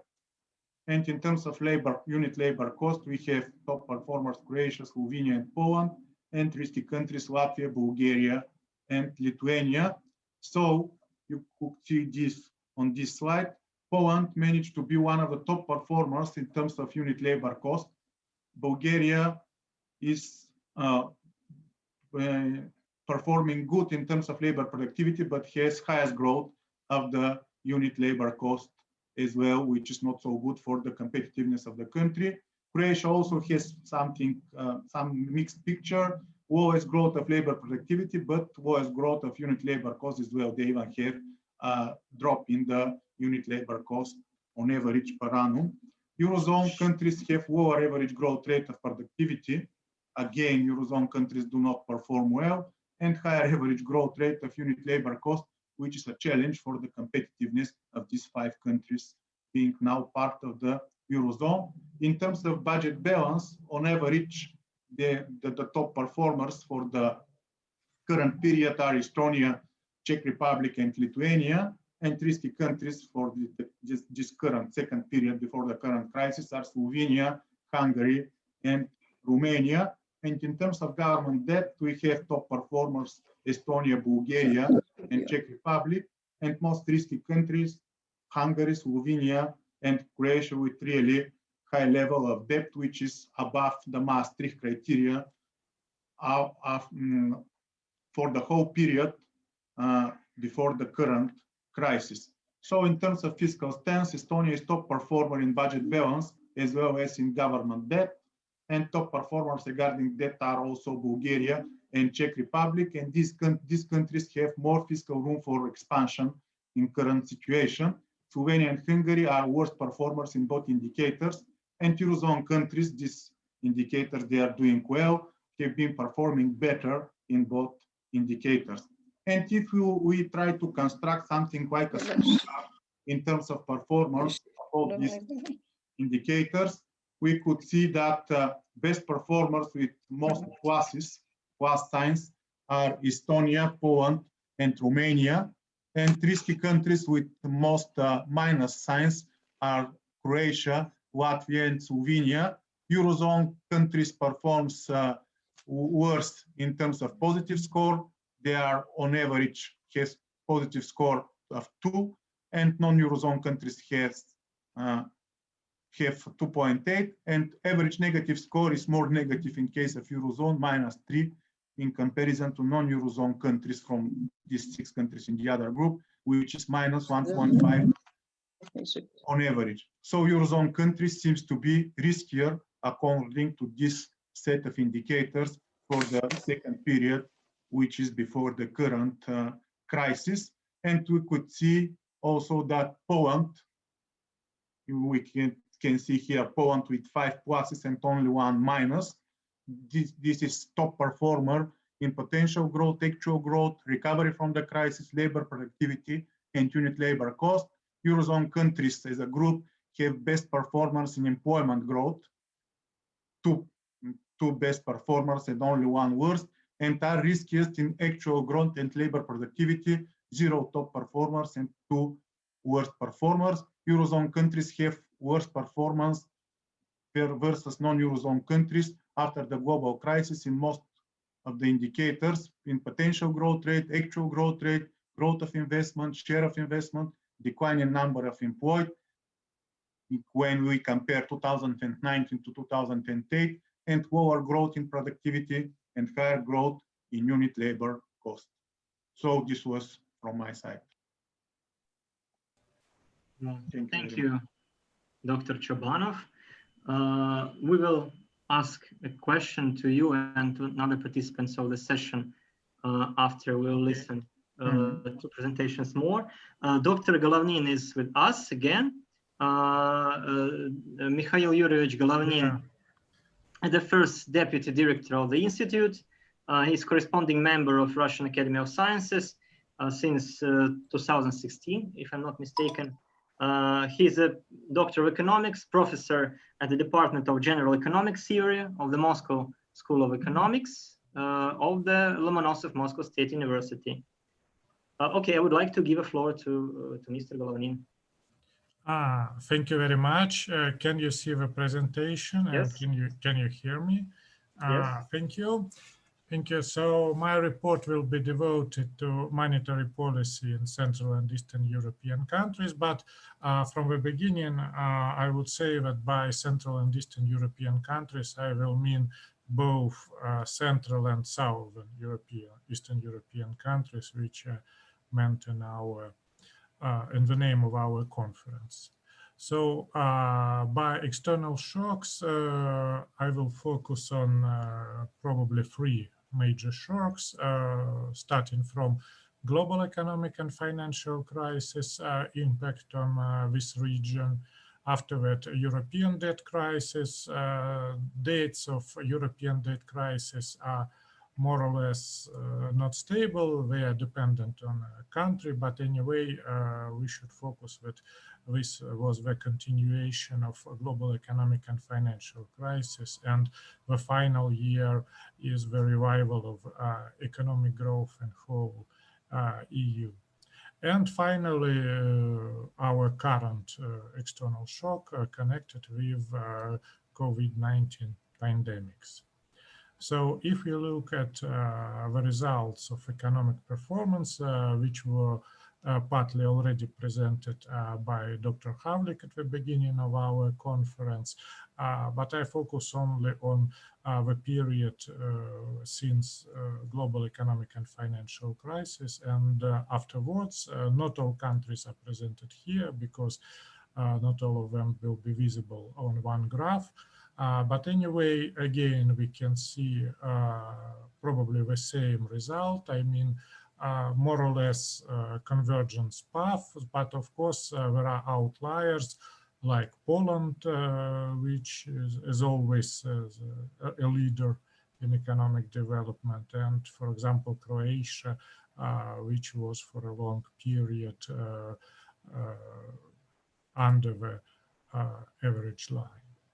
So if we look, for example, at financial development indicators, again, not all countries are presented here, but we have data for 5 countries on domestic credit to private sector in percents of GDP, and we can see here the rather famous thesis from economic literature about so-called creditless recovery in the region after the global economic and financial crisis. So in most countries, we saw at least stable or even accelerating path of banking sector credit developments. There was some growth trends in Poland or in Czech Republic, but again, we are in more or less similar level. So again, we saw some kind of convergence according to this indicator. And let's turn to monetary policy regimes in CE countries during this period. If we took a picture at current date, we can point out actually three main group of countries. Countries which have already become a member of Euro area. We are now 5, and we have already seen the dates of their entrance. In the middle, we can see 2 groups of countries included in exchange rate targeting, but currency board, I cannot say this is strict exchange rate targeting because there are little scope for monetary policy independence in this group of countries. And rather hard pegs, sorry, this is the old name, of course, North Macedonia. Yes, and 2 countries with rather hard pegs characterized by exchange rate targeting. And inflation targeters, which now are the largest group, and during the period before the global economic crisis, all these countries have introduced this regime from, for example, Czech Republic in late 90s until Balkan countries in the beginning of the new century. So if we look, for example, at the dynamics of real exchange rate during this period, we can see that although there are some fluctuations which were connected, of course, with global economic and financial crisis impact in late 2008 and early 2009, the depreciation of national currencies, and also some depreciation trends during the European financial crisis, and afterward were also appreciation trends. But anyway, we can point out that the fluctuations of exchange rates in this group of countries is not so high, and we can conclude that practically all countries, not only, for example, Bulgaria, which is exactly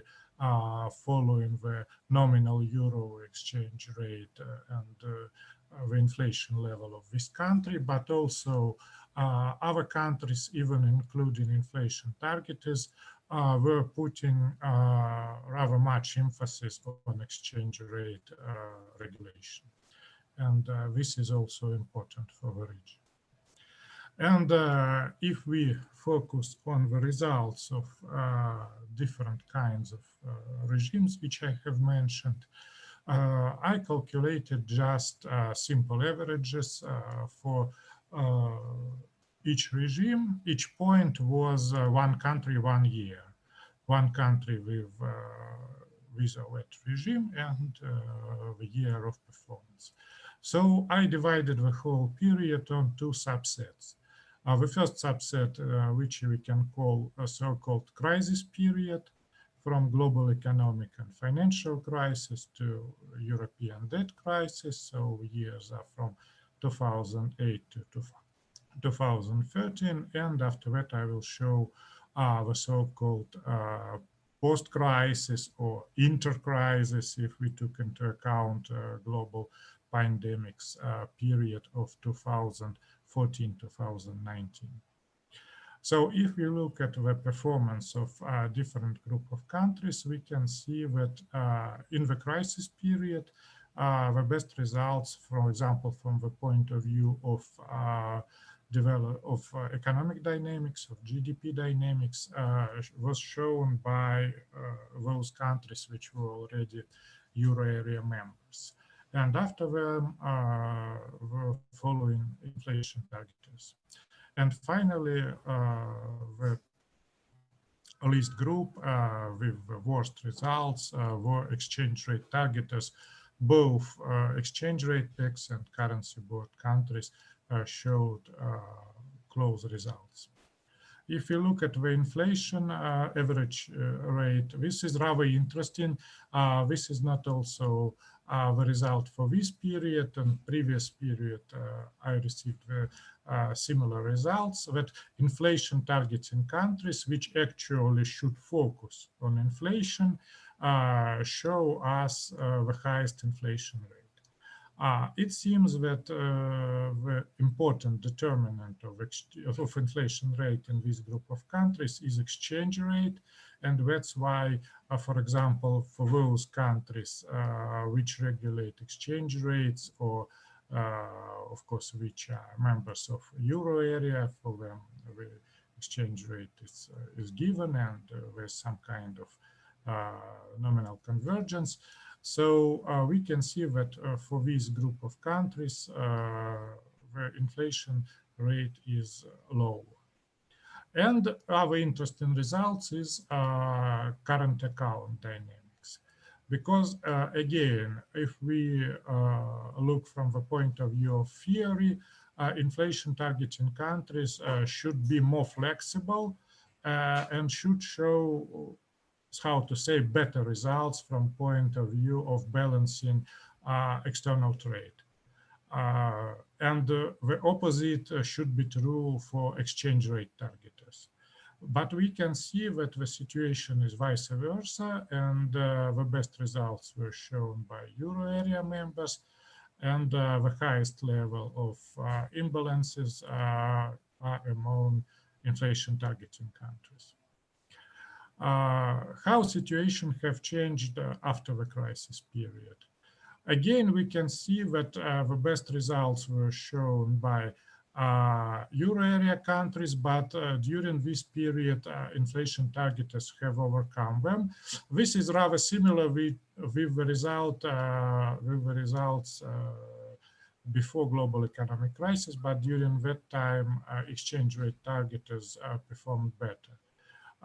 In the current situation, they were again at the bottom of the list, and again, practically the same results as in previous period were shown with inflation rate. Again, the inflation targeting countries showed the highest inflation rate, but we should take into account that during this period there were many deflation episodes, and of course this deflation had influenced the inflation rate, and of course it does not mean that lower inflation rate is better, because of course we know from economic theory that deflation is the same evil or even worse evil than inflation.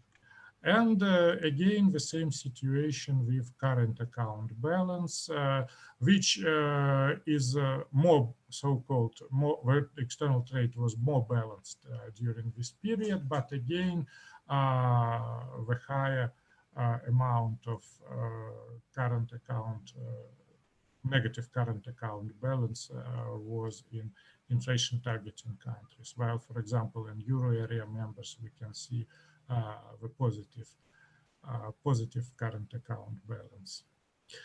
If we look at the measures which were undertaken from the point of view of monetary policy, of course, mainly if we are talking about interest rate policy, we mean, first of all, inflation targeting countries, because those countries which are Euro area members, for them, the monetary policy of ECB is just given, and we are just experiencing the external effects of this monetary policy. For those countries which are exchange rate targeters, usually the interest rate is not an active instrument of monetary policy. If we look at inflation targeters, we can see the trend towards against converging the nominal interest rates of central banks. But of course, we should take into account that the variance of inflation rates could be higher, and that's why I have a look on real central bank interest rate. So because we have taken the interest rate at the end of the year, so I have taken the inflation rate at the end of period, annual inflation rate. And from this point of view, we can see much more variation in real interest rates. And what is interesting is the shift towards from a real, positive real interest rates. It's in some time rather high, like for example in Serbia or in North Macedonia during the global crisis, to lower and for most countries negative real interest rates of central bank during the previous year. For example, only Serbia again and North Macedonia had positive real interest rates, but in both countries they were below 2%. So the level of accommodativeness of monetary policy was rather high during this period. For example, in Czech Republic, practically all the period the real interest rate of the central bank was negative. But again, it influences the current trend, of course, of interest rate. For example, in some countries like Czech Republics, partly, for example, Romania, or during the years preceding COVID-19 crisis, we saw an upward trend in interest rates of the central bank. Besides ECB policy, which was rather constant because ECB was continuing in quantitative easing policy during all this period. If we turn to other monetary policy instruments, of course, we should again point out the focus on exchange rate regulation. For example, for Czech Republic, there was a period of several years until 2018 when there was actual double targeting, when they use exchange rate floor, and within inflation targeting framework, there was a explicit exchange rate targeting because this floor was officially proclaimed. There was so-called safe financing program in Hungary. It looked like some kind of quantitative easing policy because it was connected with the purchases of government bonds, but the main focus of this program was not on monetary easing, but on change from foreign currency denominated bonds to local currency denominated. So that's why I put it in exchange rate regulation set of instruments. Of course, there were some specific instruments on providing liquidity. They were mainly implemented before that during global economic and financial crisis. But a little bit later, I will focus on current crisis and show the changing situation. South and Eastern European countries were the main examples of countries which implemented so-called macroprudential measures. First of all, because before the global economic crisis, because of high rates of development of different banking markets, first of all, household lending. So they somehow tried to contain the rapid growth of bank credit. But even after global economic crisis, they used some of them used some specific macroprudential measures, first of all aimed at so-called de-Euroization of their economies. These were mainly Serbia and Croatia, which are characterized by rather high level of Euroization of their economies. So in these countries, macroprudential measures after the global economic crisis were set mainly in order to shift to instruments of denominated in national currencies. And finally, if we look at current crisis and trying to see how central banks react to this crisis, of course, we can see, like in many other emerging market countries, the path towards decreasing policy rates. And from the previous graph on nominal interest rates, we can see that there were, of course, the room for maneuver for decreasing the interest rates in these countries, and this was so-called the first line of defense, but also some countries broadened their monetary policy set of instruments. And it is interesting that in these countries were introduced so-called quantitative easing programs, mostly in Poland, Hungary, in Romania, but they in some countries they were rather limited because for these countries there was a very important also shift towards exchange rate, and that's why they cannot afford the full-fledged quantitative easing programs, because they will be influencing not mainly inflation rate, because inflation rate now is not such a big problem, but they will be influencing exchange rate. That's why, for example, Romania used rather contained quantitative easing program. And that's why, for example, in Czech Republic, this program was announced, but was not in place at least till summer. There were also some specific programs, for example, small and medium enterprises loan support or corporate-based program in Hungary. So again, they implemented some specific measures, some measures on exchange rate support here. Just the example of Romania is presented, but as I have already said, of course, actually almost all Central and Eastern European countries implement some measures to support exchange rates.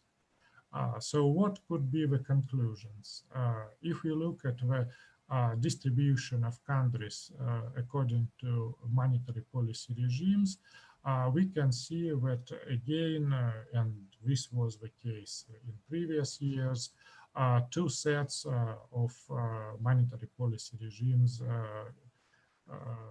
were established. One of them is inflation targeting, and it now prevails in the region, and the other one is exchange rate targeting, which was actually diminishing because, for example, 3 Baltic countries, among them 2 were implemented currency boards and 1 Latvia hard peg. They are now Euro area members. So we can see some kind of rise in inflation targeting group, and those countries are not hurrying up entering the Euro area. And we saw the diminishing of the group of exchange rate targeters because they are, of course, among leaders entering the Euro area, because this is not so hard for them, because they just simply do not reject the autonomous monetary policy.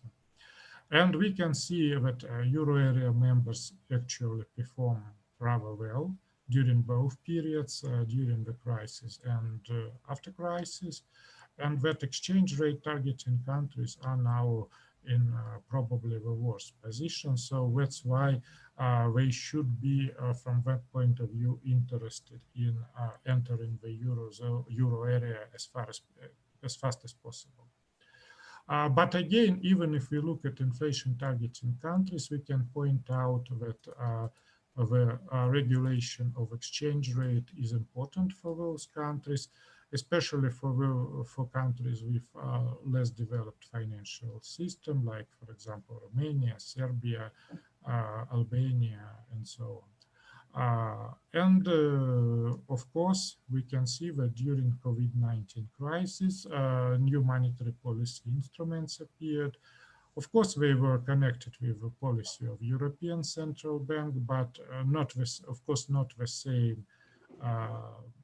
same amount, because the quantitative easing programs of ECB are quite large, not like in CE countries. But anyway, this is very interesting how these developments would be in the future. So would it be some kind of new instruments for CE countries, or they would be just rejected after crisis will be over? So thank you very much, and I will be grateful for questions and comments. Thank you. Thank you, Mikhail Yuryevich. We have just one presentation in this second session. As I told you, Dr. Kulikova is absent today. I would like to give the floor to Dr. Goran Buturac. Goran Buturac is a senior research fellow of the Institute of Economics, Zagreb. Has been working in the Institute for 20 years already. He's a professor at the Zagreb School of Economics and Management, and his research fields include macroeconomics, international economic relations, and econometrics. So I would like to give the floor to Dr. Buturac. Thank you very much, Dr. Lobanov. Do you hear me? Yes. Okay. Just a moment to share my presentation.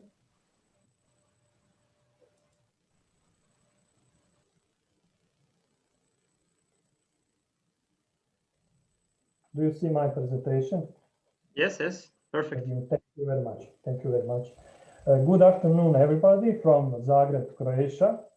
As Mikhail already said, my name is Goran Buturac, work at the Institute of Economics, Zagreb, And first of all, thank you very much to organizers for inviting me to participate in your international scientific conference dedicated to Svetlana Glinkina.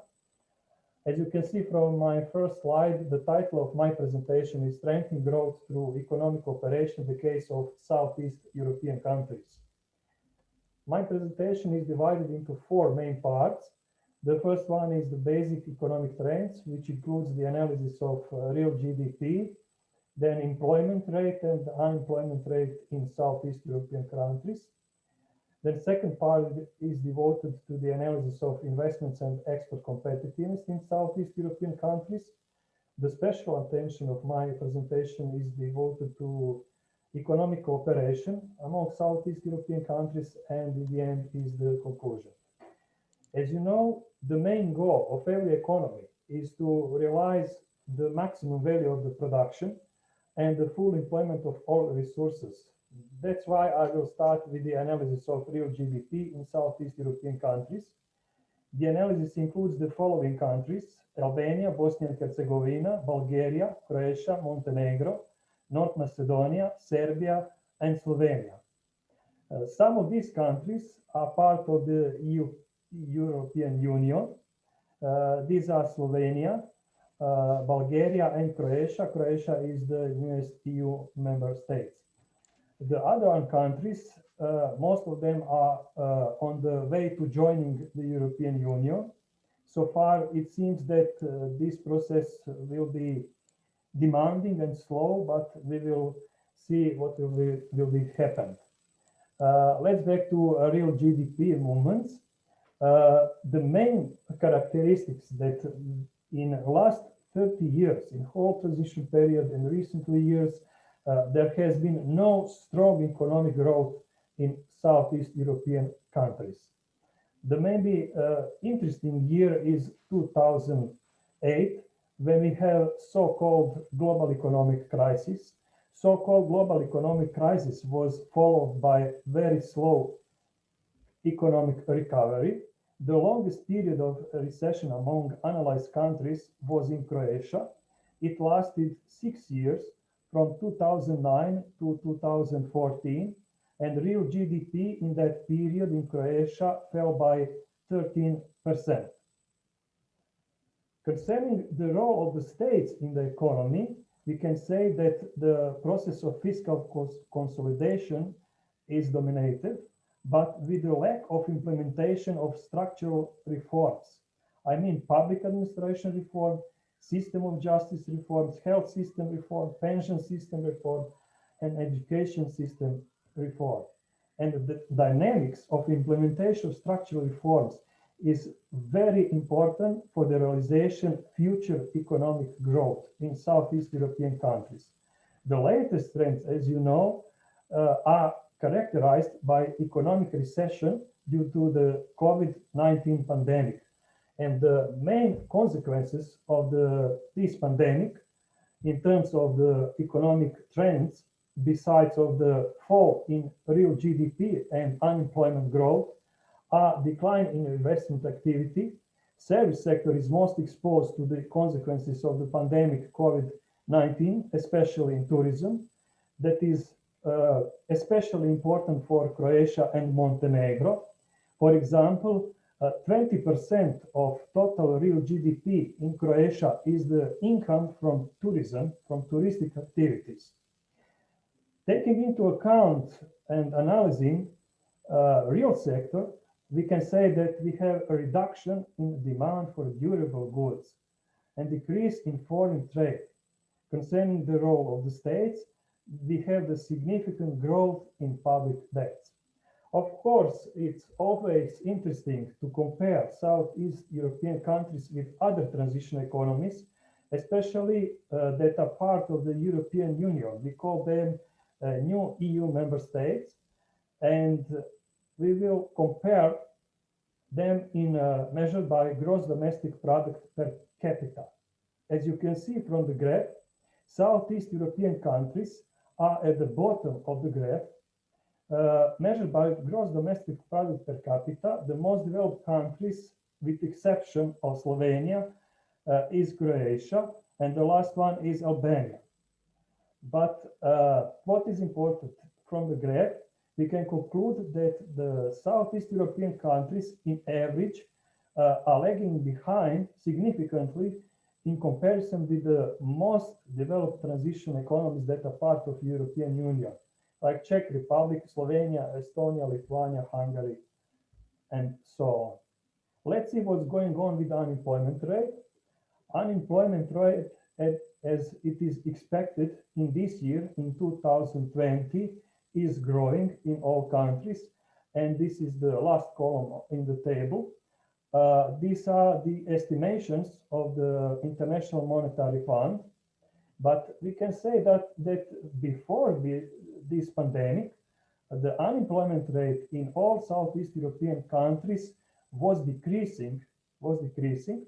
But it is important to say here that we have often the case that decreasing of unemployment rate in Southeast European countries is not accompanied with the growth in employment, because we have the great outflows of skilled labor force from the Southeast European countries towards the most developed European Union countries such as Germany or Austria. And the lack of skilled labor force could be one of the main constraints for the realization of future stronger economic growth in these countries. Now the crucial question is, how can we achieve a stronger economic growth in Southeast European countries? How can we realize that goal? First of all, if we want to produce more, we must work harder in average. Let's see how many people in Southeast European countries out of the total population work. How many people out of total population have the job? And of course, we will compare this indicator with the other transition economies that are part of the European Union, with the new EU member states. Again, Southeast European countries are at the bottom of the graph, and the most developed transition economies that are part of European Union have the pretty higher this indicator, like Czech Republic, Estonia, Slovakia, Slovenia, and so on. The last one in the group of Southeast European countries is Albania. And now the question is how to create jobs, how to initiate stronger economic growth, and what are the other crucial factors that influence stronger economic growth. If we want to create jobs, we must invest. We must initiate stronger investment activities in Southeast European countries. We must invest in real production, in manufacturing, to produce products and services that will be competitive, especially on the international markets. Export market orientation is very important for the all analyzed Southeast European countries, because it's about small countries. And we cannot achieve that goal without new technologies, without investment in research activities, in innovation, and so on. And it is very important to realize stronger economic cooperation, especially mutual economic cooperation among countries. So let's see as first what's going on with investment activities in Southeast European countries. On the graph is the comparison between the years 2008 and 2019. And as you can see, we have the declining investment activities in Southeast European countries. And in this year, we can expect that this process will be continued due to the COVID-19 pandemic. It is important here to say that it is not just important the value of the total investments, then the structure of investments is also very, very important. For example, in Croatia, we have out of the total investments, just 15% of the total investments are oriented towards manufacturing, industrial sector. It is very small. Let's see The next, what's going on with the export competitiveness? First of all, measured by the export per capita, of course, we will compare it with the most developed transition economies that are part of the European Union. And we can see from the graph lagging behind Southeast European countries in comparison with the most developed transition economies that are part of the European Union, like Czech Republic, Slovenia, and Slovakia. And it is characteristics also that it is not lagging behind just by 10% or 20%. This is lagging behind several times in average. Let's see what's going on with high-tech export per capita. The same situation. It seems, according to the obtained results, that Bulgaria has the highest in the group of Southeast European countries, highest high export per capita, and the last one is Albania. In the table is shown structure of exports according to technological complexity of the products, and in the last column is Southeast European countries in average without Slovenia. And we can conclude that about 2/3 of the total exports are low technology manufacturers, resource-based manufacturers, and primary products. Of course, there are some differences among Southeast European countries, but this is in average. 2/3 of the total exports is low value-added exports. And now let's see what's going on with economic cooperation among Southeast European countries. The first question here is how to measure economic cooperation among countries. That's why a couple of years ago, my colleagues from the Institute of Economics Zagreb, Tanja Broz, Marina Tkalec, and me proposed and established new methodology for the analysis of economic cooperation among countries on the sample of Southeast European countries. And it is harmonized index of economic cooperation. And we published our paper in the journal Economic Research, ekonomska istraživanja in 2015 years. Later, we also applied this index. Recently, we analyzed the relationship in Southeast European countries, the relationship between the economic cooperation between these countries and the process of digital transformation. And this paper, our paper, will be published in the next month, in December of this year. Variables included in harmonized index of economic cooperation are bilateral merchandise trade, then foreign direct investments, and tourism. Why did we choose these variables? Because these variables determine the demand of the domestic products, and demand of the domestic products influence mostly the real GDP, the value of real GDP. Of course, we could include some other variables like work-related migrations or capital portfolio or income flows, but these variables are not so important directly for the value of GDP. And of course, we had some problems with the lack of these data. Let's see the results about economic operations among Southeast European countries. We have an uneven but rising trend of economic cooperation among Southeast European countries in the last 20 years. It was negative impacts of the global crisis on economic cooperation in 2008 and 2009. After strong decline in 2009, the economic cooperation recovered already in the 2010 and continued with gradual increase until 2017. The cooperation is dominated by foreign trade, and its share in overall cooperation standing at 73%. Cooperation through tourism, and especially through investments, is relatively weak. The share of tourism in total cooperation is 25%, and the share of mutual investments, unfortunately, only 2%. It reveals a currently untapped potential for further development, which could be further enhanced by an increased digital transformation of these economies. The largest contribution to economic cooperation comes from Serbia and Croatia, and it is somehow expected because apart from Bulgaria, these are the biggest economies in the observed group of Southeast European countries. They are followed by Albania and Bosnia and Herzegovina. North Macedonia and Montenegro have a relatively small contribution to the harmonized index of economic cooperation, and the joint share of these economies in the harmonized index of economic cooperation is about 10%. Let's see the analysis, the results of the analysis of economic cooperation among Southeast European countries on the graph measured by harmonized index of economic cooperation.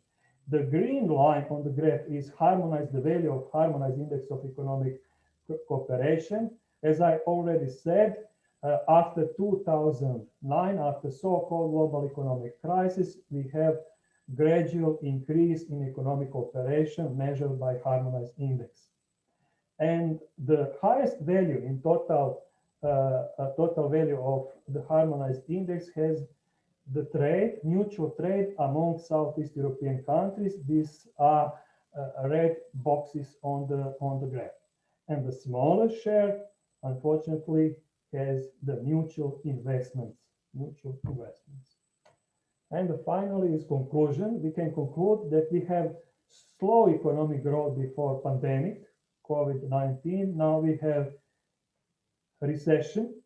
Southeast European countries are lagging behind the new member states of the European Union in the real GDP growth, in export competitiveness, and other important economic indicators. Economic growth in the upcoming period is largely determined by the end of the pandemic and dynamic of the implementation of structural reforms. One of the main constraints will be the lack of skilled labor force, one of the main constraints to realize, to achieve stronger economic growth in the Southeast European countries. Increase of economic cooperation is mostly determined by foreign trade. Harmonized cross-country approach to digital transformation could potentially boost economic cooperation in the future and contribute to economic growth. And thank you very much for your attention. Thank you, Goran. I would like to ask you, I welcome you to ask you the questions to the participants of our session.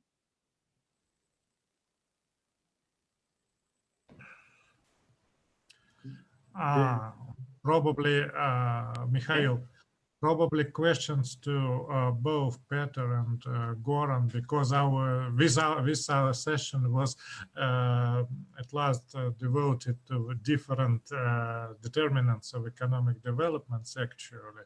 And what are we thinking about the most important factors behind the economic performance? Because I just pointed one. I know that monetary policy is not the most important one, but what can be the most important factors driving current, before COVID-19, economic dynamics in the region?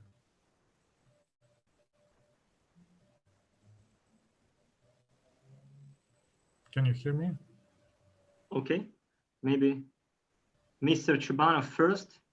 Okay, of course it's not so easy to say about all this set of countries what are these, and of course from my point of view and mostly from Bulgarian point of view, it is for me that and it could be seen from the dynamics of the indicators that I presented, that in terms of for me potential growth is the most important in the case, because it gives us a potential for the medium term, and it of course depends how it is measured. But however, in terms of employment and investments, the capital and the economy, we could see that Bulgaria is lagging behind, and we have good examples in this direction. In terms of Hungary, for example, we could see that the performance in terms of employment is really very, very impressive. Also, Poland, it managed to go through the previous crisis, the global crisis, rather well, although it has a high level of budget deficit, but however, it has positive economic growth even in the crisis year, 2009, and we could see that Poland is doing rather well in this set of indicators that I'm showing. So probably the business environment and the investment in these countries are at good level, although we could see that Europe usually criticize Poland and Hungary for some features of their development, mostly from the political side.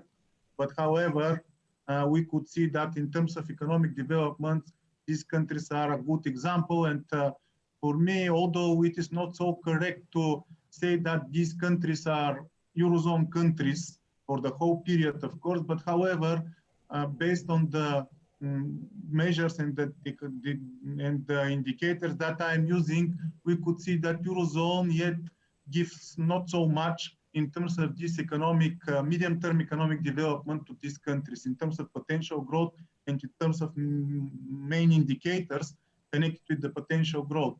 And we could see that Eurozone as a whole is highly indebted zone now.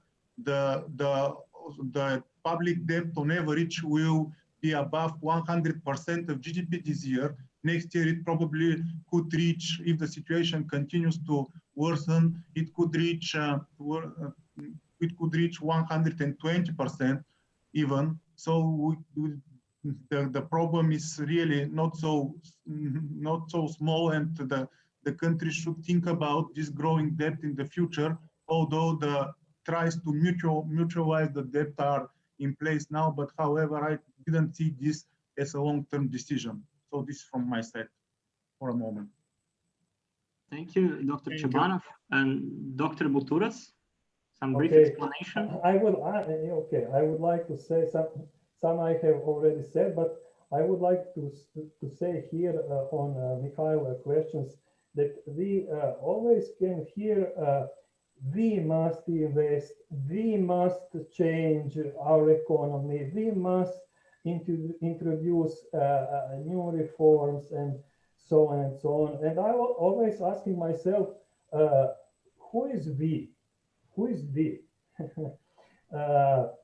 I just wanted to say that the role of the states, especially in small transition economies like Southeast European economies, has been very changing, especially during the transition period. And maybe I was very interested in this subject, and that's why 5 years ago I was published a paper about the role of the states in the economy on the example of Croatia.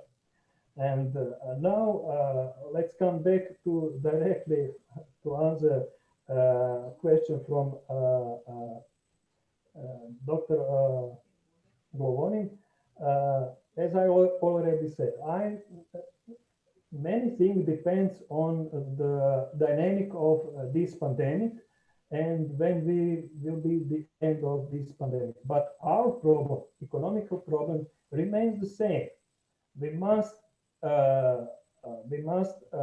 start and or in some countries continue with the implementation of structural reforms in our economy, system of justice, and the main role nowadays in our economies is Southeast European economies. The main role of the states is how to create a framework to attract new investments. What is Professor Milica Uvalic already said, not just in investments, foreign direct investments, then investments, domestic investments in our countries. Okay. Thank you for your contribution, Mr. Buturas. Okay, then I would like to, if we don't have any other questions, don't we? Okay, then I would like to thank all the participants of my session, the second session, and definitely the guests of the conference. Personally, I liked it very much. Hope you also. And I would like to just to inform you about the third session. The third session will be moderated by Dr. Miklош Sanьi from the Institute of World Economics, Budapest. And as for now, we expect four presentations from Dr. Dejan Jovic from Zagreb. I'm not sure if Dr. Юрай Сипко is here because he was present in the morning, but I can't see it now. I can see him now. Then Dr. Ioanna Котович-Явор from the Warsaw, the second presentation. Dr. Goran Nikolic from Belgrade, and me, the fourth presentation, because unfortunately Dr. Bachishin from the Bratislava will address all the participants with the help of article. He decided to write an article, and then I will send it via mail his research. Sorry?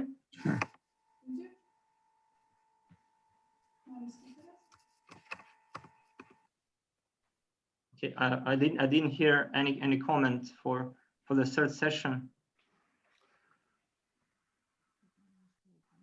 Maybe Dr. Sipko is here because because you use maybe you used another profile in the morning and now use some hidden one.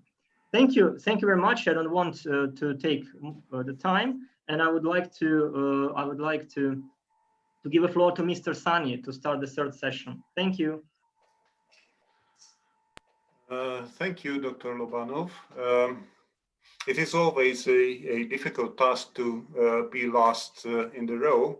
So our colleagues and myself, we are going to solve this difficult problem now. Some time has been already used from our time, maybe from our discussion time. So I would suggest starting immediately, and then depending on if Professor Sipko is here or not, we can have a questions and answers session after the two presentations. If he is here, then we will see how to proceed and collect all the presentations and have the questions and answers session at the very last item. So please, Dr. Sipko, are you here? We can see. Oh, okay. Okay, wait a moment. You are there. Okay, I am here. Good. Okay, fine. Very good. Then let's start immediately. This session is more about the future, I guess. So at least the titles of the presentations are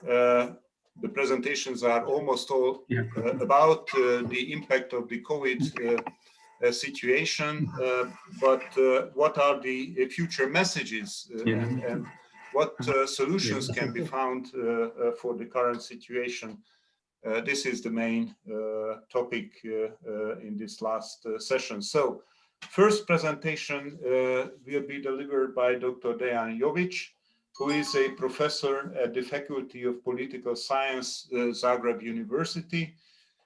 Please, Professor, the floor is yours. Well, thank you very much and welcome from Zagreb. What I can see on the screen is somebody's presentation by Mr. Юрай Сипко. So if that could be probably removed because it's not related it's not related to my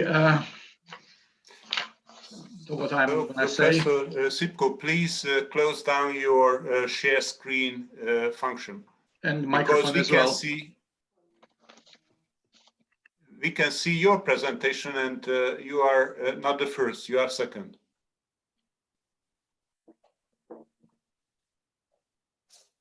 Hello, Professor Sipko. Yes. Please close down your share screen function in your computer because we can see your slides now, and you are only second, not the first. Thank you very much. Yes. The second is better than the first. Yeah, that is true. It certainly will be, especially when the first one is not an economist, and I certainly am not. And therefore, I feel a bit awkward in a conference full of economists, but I will not try to become one or to present as one. So I will stay who I am. And I'm professor of international relations, and economic issues are, to me, of course, important, but only to the degree, to a certain degree, to which they affect international relations and positions of various countries involved. And what I will try to show in my presentation today is how this pandemic crisis first, which then produces economic crisis, and in the Western Balkans also comes jointly with, I think, the migration crisis and the crisis of identities, how this all affect position of various countries in Western Balkans. I will focus mostly on, I think I can hear somebody. Can everyone please mute the sound? Professor Sipko, we can hear you. Please unmute. Thank you. Okay, thank you. So I will be concerned with the effects of this crisis for the mutual relationship of the countries in the Western Balkans, what they hope to achieve by using the crisis, therefore looking more positively on the positive effects of the crisis and how this can actually affect the general political situation in the region. My approach here is largely from a constructivist perspective, which actually means that images are important and perceptions of the selves and the others as well. So what I'll try to argue here is that the pandemic becomes an opportunity for the new beginning for some of the actors, both within Western Balkans. By this I mean the actors that I called revisionist states, those states that are unhappy with their international position, that think they are lagging behind in economic and political and security and identity terms, because they haven't actually achieved what they planned or what's been promised to them, for example, membership in the European Union or destigmatization, such as is the case in the case of Serbia and probably Bosnia and Herzegovina too. So they feel frustrated and unhappy with their current situation. And they see the crisis, the pandemic crisis, as an opportunity to change that. But also we need to bear in mind that there are other external actors within the region of Western Balkans.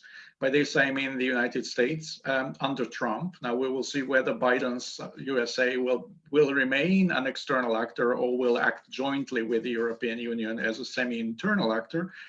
But also in this crisis, importantly, other actors that are also increasing their power and their standing in Western Balkans and through Western Balkans, such as, for example, in particular, China, to a degree as well, Russia, but to a lesser degree, and then also possibly some other actors within the international community. So what the main argument here is that the pandemic becomes an opportunity for many, both internally and externally, who are unhappy with the current status quo in Western Balkans, and what they try to achieve is to use the pandemic as a chance, so positively, to increase their general power. I think, first of all, we need to remind ourselves that the pandemics arrived suddenly and offered opportunities to those who maybe are capable of using the moment of crisis and the moment of need. I mean, here I'm talking semi-economically, I suppose, with this supply and need in terms of political power, if they are capable of doing it. But this also introduced a huge moment of insecurity, which looked at some moment, I think in March 2020, it looks as almost catastrophic. And I think even at the end of this year, what we can see is a lot of uncertainty. And this uncertainty is in the fields which are very sensitive and important in Western Balkans and other conflict areas, such as, for example, the Caucasus or Eastern Partnership. And we saw some of these conflicts already re-emerging, for example, Nagorno-Karabakh and the others. So from frozen back into the serious conflicts. I think as a result of some actors using this moment of uncertainty and crisis as an opportunity to improve their own standing. To bear in mind, we need to bear in mind that here in the Western Balkans, we are talking of 6 countries or 5. I mean, depends on how you treat Kosovo, which of course is not universally recognized. It's recognized by some, but not by all. And that in fact there's what links them together, there's 5 or 6 countries, is that they are in a waiting room for the membership in the European Union. That's how the region of Western Balkans has been defined, in fact. And this waiting room is becoming a permanent living room. I mean, it is in fact not a waiting room where you are waiting for something, because more and more you actually see that what you are waiting for will never come. I mean, the European Union there is a Godot somehow. It is something that's been promised, everyone is waiting for that, but it's actually not coming. And I think this produces what my colleague from Belgrade, a fantastic, I would say, security studies expert, Philippidis, calls in his newly published book on ontological insecurity. That is insecurity about identities, insecurity about future, and insecurity about the past as well. You know, whether, for example, they all turn revisionist because they start arguing that actually the very decision to start a journey to European Union, to introduce economic reforms and political reforms was actually wrong. It leads nowhere. It leads nowhere. So therefore, there is a big question mark over, for example, it would have been wiser to link more closely with China and Russia, and maybe to imitate and copy paste type of political order and type of dealing business and type of organizing society as it is in these other countries, not in the European Union itself. And I think especially when we look at this situation in the political sphere and compare it to the social sphere, what we will actually see is that the political elite is speaking about the European Union and European reforms, the reforms that lead to European Union, but the public opinion is turning rather cold to that. I mean, there is a significant gap between the official line, which is membership in the European Union still as the main objective, and the skeptical or indifferent attitude of the public opinion.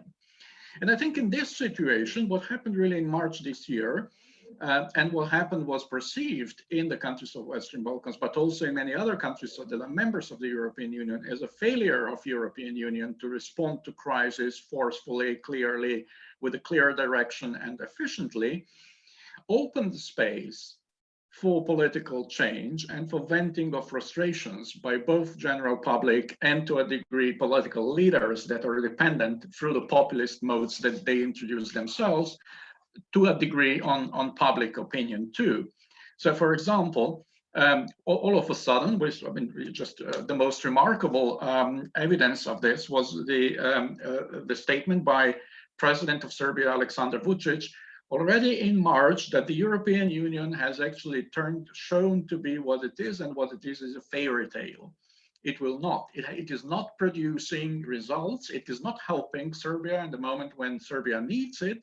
It is incapable of even preserving its own principles, the principle of open borders, for example, the principle of solidarity, the principle of joint forces when it comes to major crises, and that it has also been seen as being in an asymmetric interdependency relationship with, in particular, China, but to a degree also United States and others.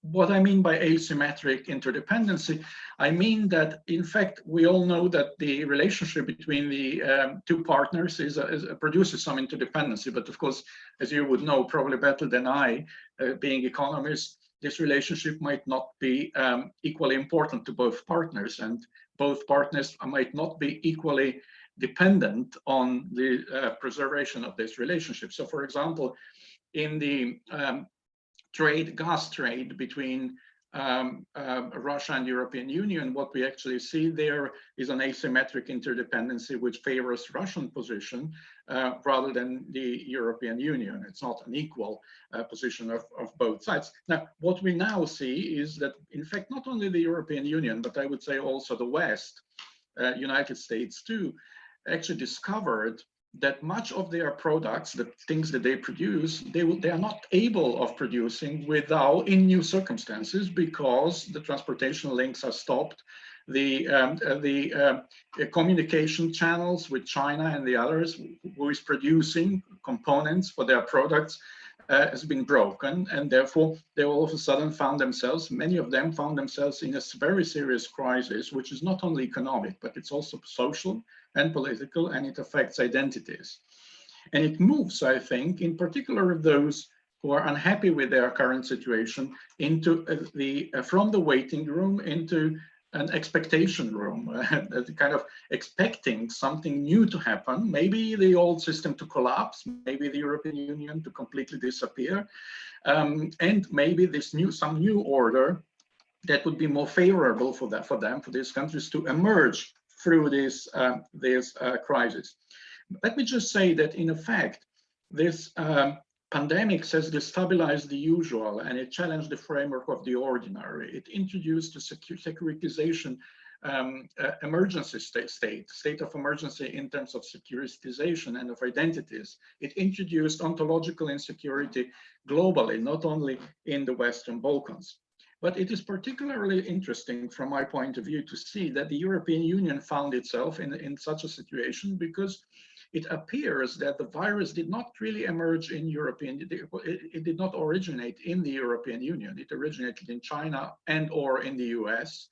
And these two countries started quickly, organized an oral or verbal war between themselves on who is responsible, who not. They started blaming and shaming the other, the Chinese virus and so on and so forth, for the source of the problem. So the source of the problem was not in the European Union, but the European Union found itself being in a situation of maybe becoming the biggest loser if the crisis continues indefinitely. And not only the loser in this economic sense, but also as an idea of liberal order with open borders, with freedom of movement, and with creating some kind of an alternative to sovereignist nation states. The other aspect I think we need to notice refers to an opportunity, as I said earlier, for the revisionist states to improve their position relative to more successful and more satisfied states who are advocates of status quo in political security and economic terms. I think we need to notice that, as my predecessor has just explained, that some countries in the Western Balkans have been affected more than others. For example, those who are tourist destinations, and a colleague of mine has already mentioned Croatia and Montenegro among them. And their GDP was hit hard, whereas at the same time, it seems that Serbia has not suffered that much. And I think this introduced an interesting opportunity for a new development and the new balancing of powers within the Western Europe based on the results of this pandemics and the following economic crisis. I think statements by the leaders of Serbia indicated that Serbia sees the crisis as an opportunity to close the gap between itself and primarily Croatia in economic terms. I mean, we witnessed several statements by Serbian officials who were saying, okay, GDP in Croatia is down by 9%, maybe 12%, ours is only 1%. And if things continue like that, maybe there will be we will readdress the unfairness when it comes to different levels of powers within the Western Balkans. So this is not just an economic issue, but it's also one that affects identities and the sense of pride and self-respect. I think especially taken into account that in the region, as sensitive as Western Balkans is, identities are largely based on the stories we tell about the others. And I think the story in Serbia has been largely created about the other being Croatia in this case and the other way around. And Croatia, as we know, has improved its international standing by joining NATO and European Union. And actually, when it responds to this, there's expectations somehow that, in fact, things will change because the GDP drop in Serbia will be much smaller than in Croatia. So if these things continue, there will be some new equilibrium and not the widening of the gap. Croatia's response to this is, well, but we are members of the European Union. We rely on European funds. So you cannot catch us, in fact. In as much as we drop, it will be served and covered from the European money. So this is, but then the next question is, what if Europe is not there?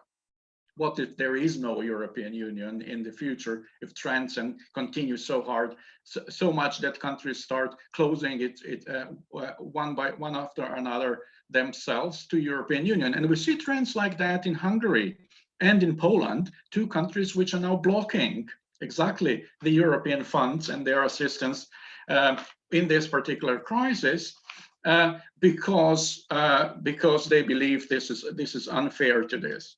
So I think to summarize this, that is, Serbia uses the crisis to claim first that the European Union is a fairy tale that cannot help in the moments of crisis. Secondly, that therefore membership in the European Union is not as important as it's often claimed. It cannot save the country by itself.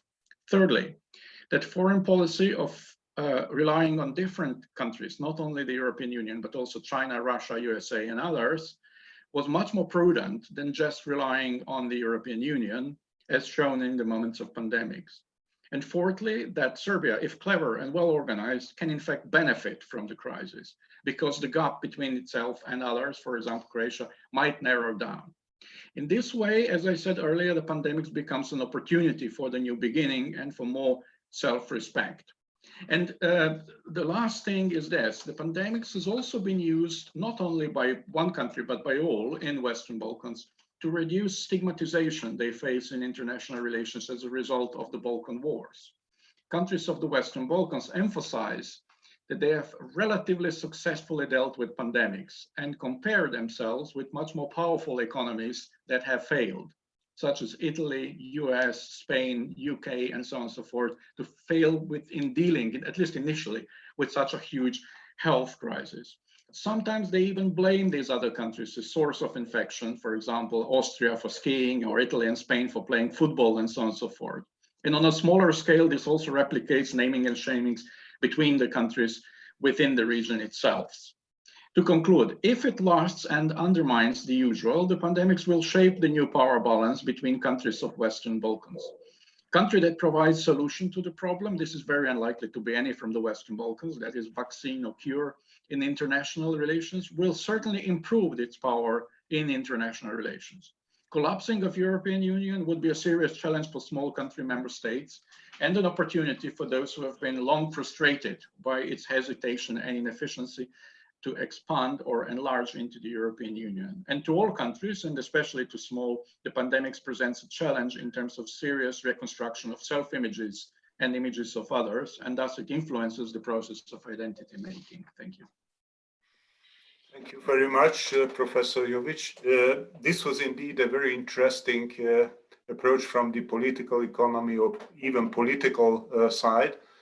I am very eager, and maybe during the discussions and also the other presentations, we will just get some answers to the question if these processes, political, especially political and social processes that you were talking about, can somehow deeply influence the economics hard facts, or this fundamental is solid enough or big enough not to allow major changes through these impacts.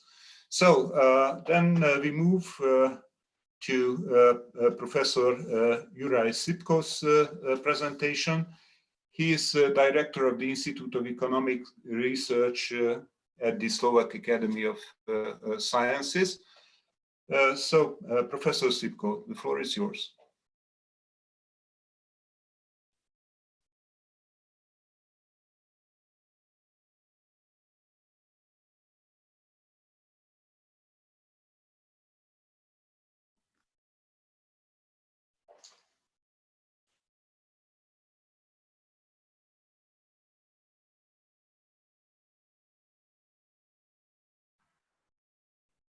We cannot hear your voice, so maybe you should unmute your microphone.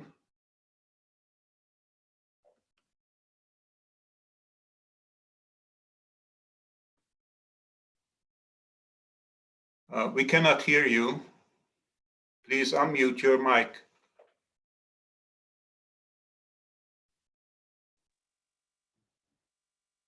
That's okay. Okay, fine.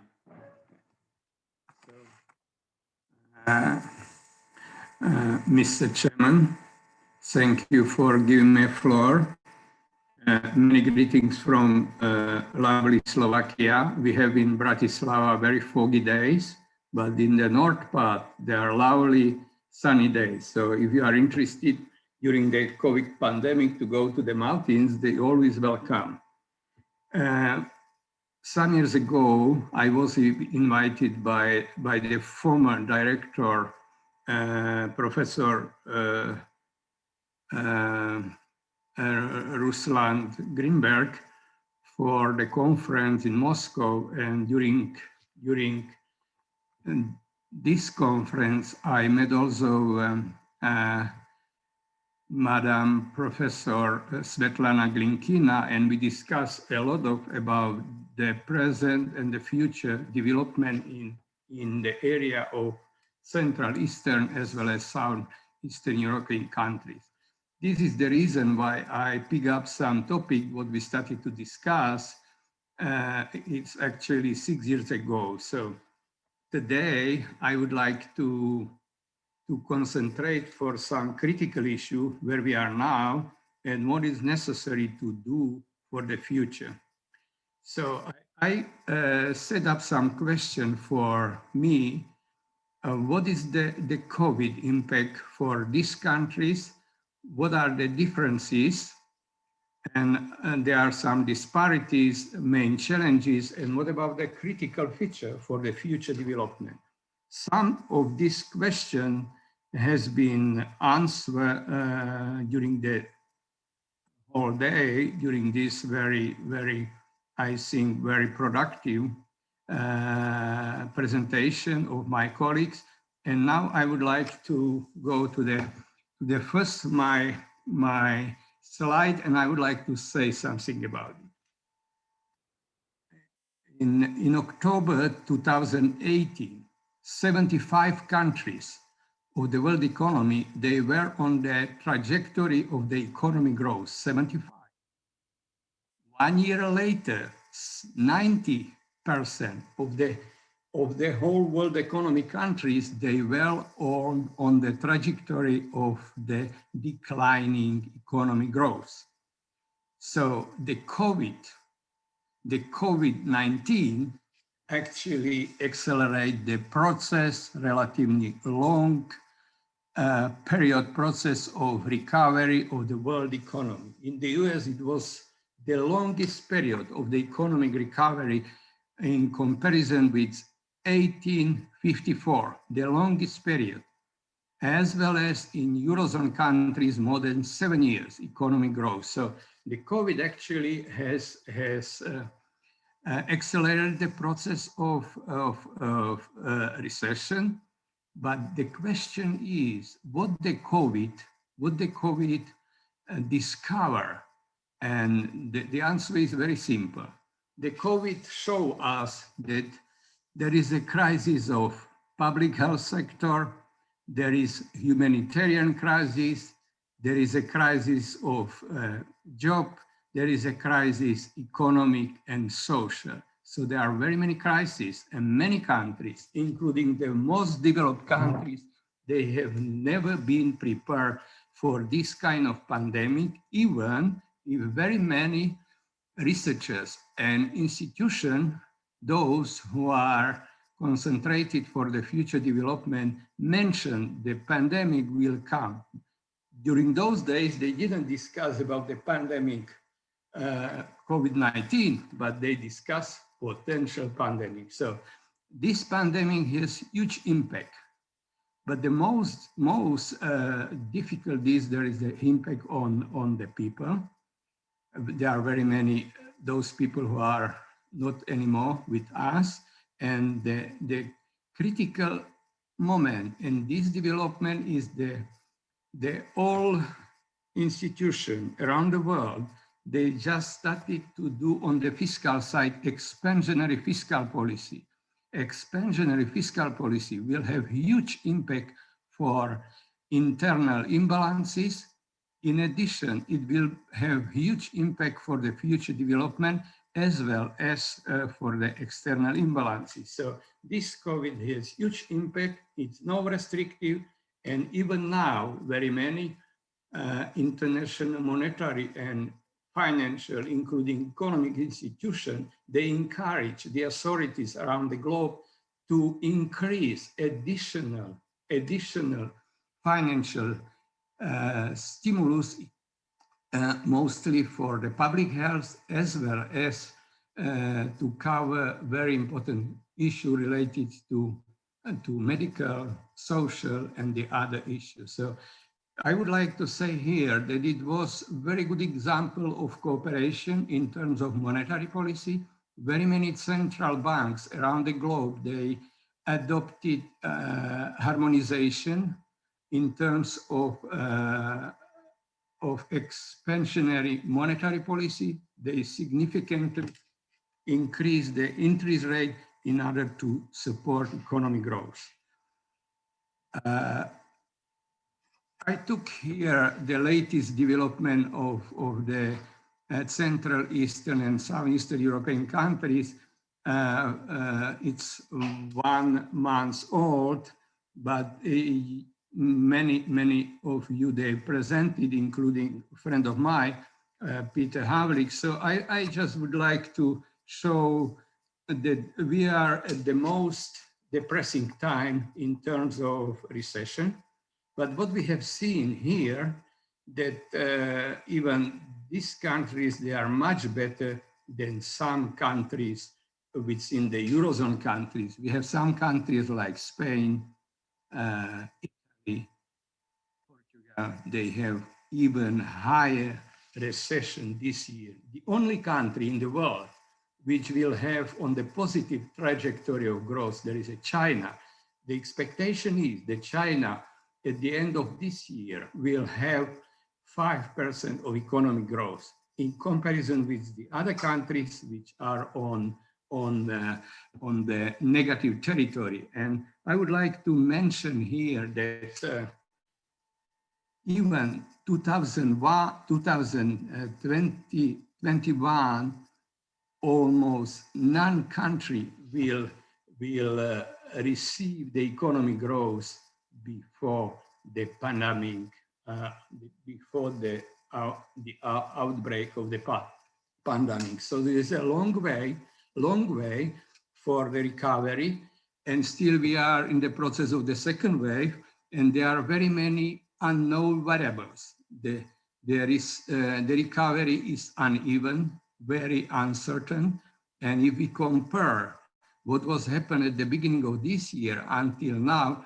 we have the highest level of index of economic uncertainty, of financial uncertainty, of geopolitical uncertainty, including the global trade uncertainty. So we have mostly uncertainties, and there is a time when we are moving, what will be the next? I think the COVID is also the opportunity to change the strategy for the future development.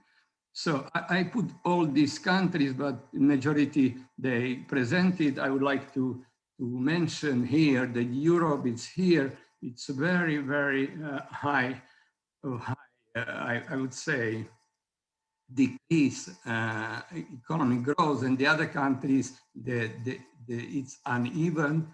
In 2020-21, it's uneven. The best country, it's according to the data, it's Slovakia. It's always was, but including the Czech Republic. But the question is, what about the quality of growth, and what about the supply chain and the other issues? All forecasts for the near and medium-term development, they are hypothetical. We really don't know what will be tomorrow and week later or months later. We do not know what will be the next year, but this data, they clearly said that none country will be into 2021 with economic growth as was before the pandemic. And here there is for Southeastern European country, we might see here, and it's a huge, mostly for those countries, they are dependent on tourism, and they have the external imbalances. Then the question is, as Peter Gavlik mentioned, where we are now in terms of convergence process. But talking about the convergence process, we always measure by the purchasing power parity. And we have seen here that those countries which are a member of EU, they are much better than those countries which are Central Eastern European, but the worst they are Western Balkan. Even if they are on the trajectory of linear increasing, still there is a long way to go. For 30 years, it's a long way, so they see when they will go. And I would like to mention here that even the most developed new member countries or within the Eurozone and EU, still they have big income disparity, and this disparity is going to be even larger than it was before the outbreak of the global financial crisis. But the most important issue here, that the disparity mostly is on the regional level. So the question is, what we should to do, and it was actually discussion with the Professor Glynkinas 6 years ago. What is the most important in order to support convergence and economic growth? A majority economists, researchers, and policymakers, they agreed the key issue is how to eliminate infrastructure gaps. So in this slide, we might see the main issue regarding the infrastructure, and we might compare here that in new member countries of EU, it's a far way to go into compare with the oldest countries or highly developed countries within the European Union. So when we will continue with this very low level development of infrastructure, we will suffer for the future. And this might be the key issue, how to manage this disparity, these balances between the EU countries and even between new member countries and within the Central Eastern European countries and Southeastern European countries. So the question is how to do it. One of the most important issues, which it's called for policymakers, there is the question to build infrastructure and to accelerate the process infrastructure. It was exactly what it was after the Second World War. There was a huge investment for infrastructure, and all these countries, they significantly increase economic growth, but at the same time, they unbelievable, they decrease public debt. So here is the question, how to manage infrastructure and what about the resources? And there are very many supporting ideas. The most important is to use also public-private partnership, not only public sources, because public sources will be very, very limited due to the relatively very low level of GDP growth, as well as for a relatively very high level of public debt. So in order to answer this question, there is also always the question how to find the sources. And very many researchers, they came to the conclusion that the most important is to have stock of capital.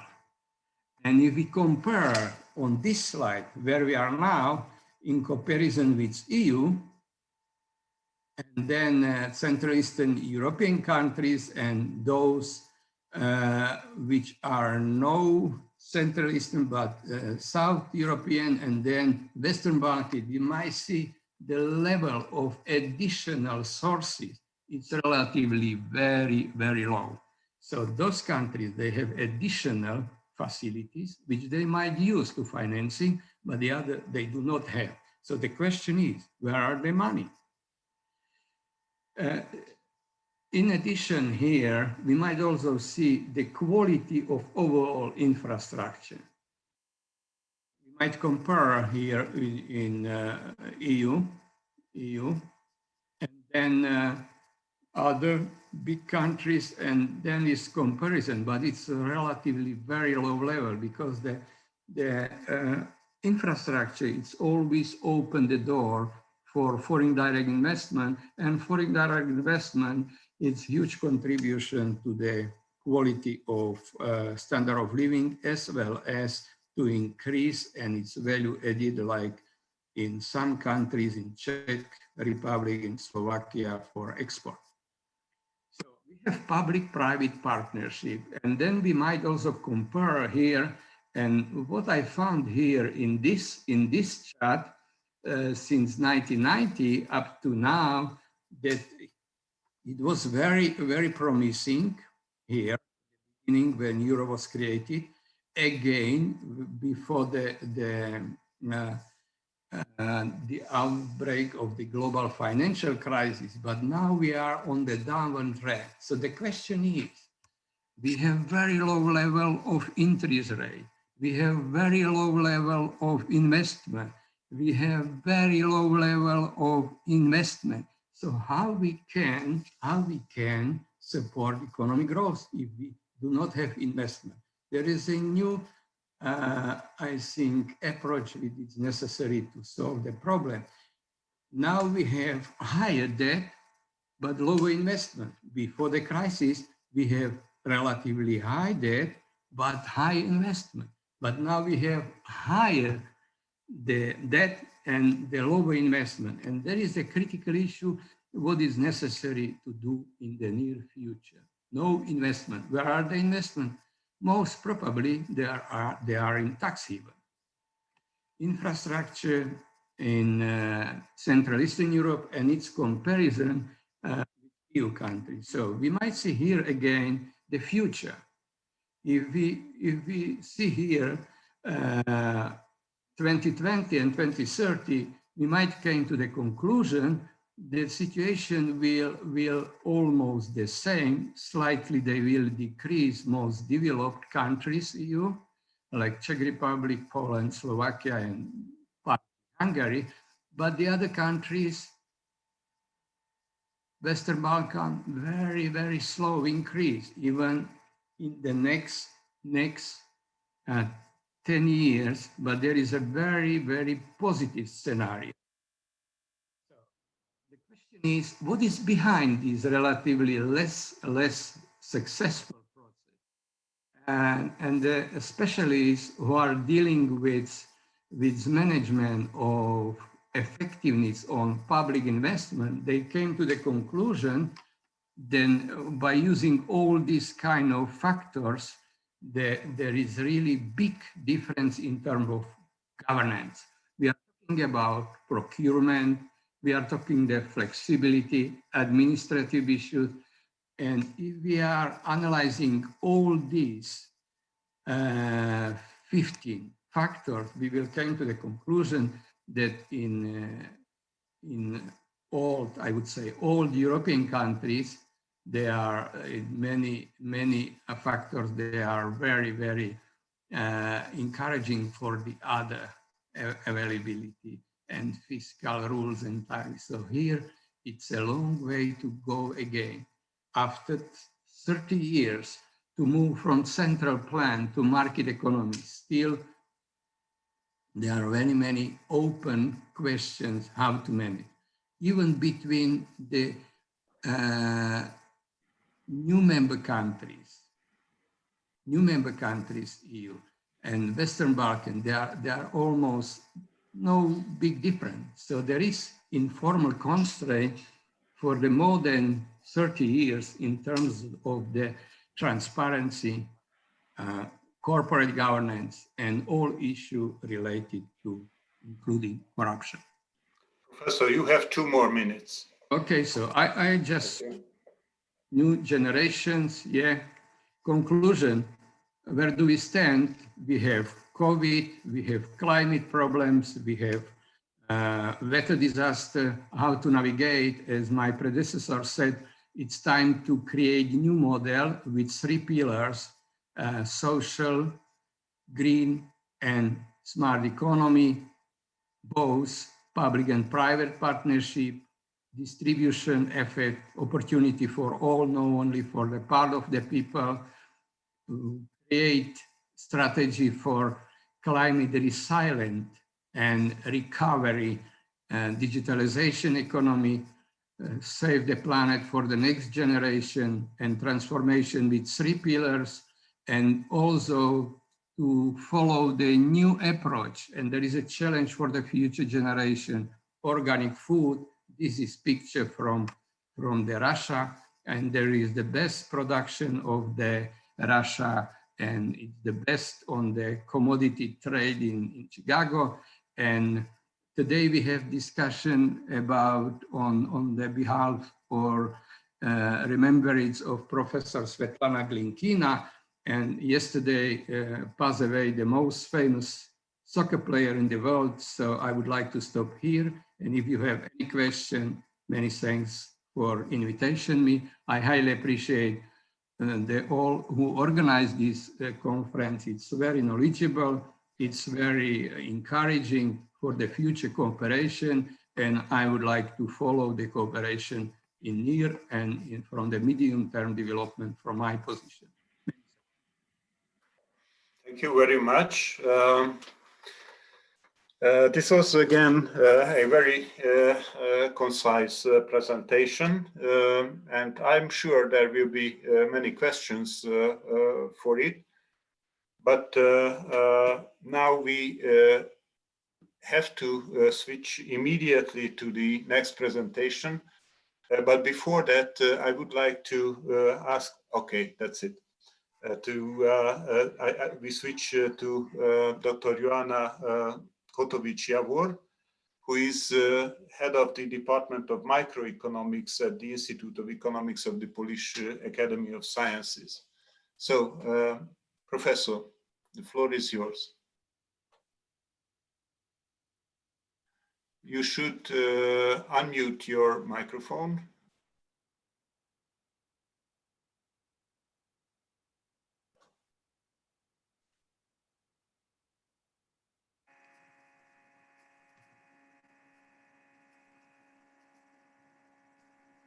It is somewhere in the left bottom side of the picture.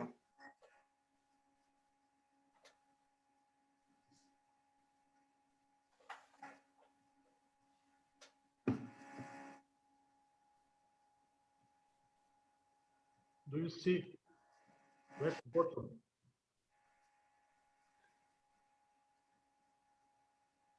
Left bottom. So it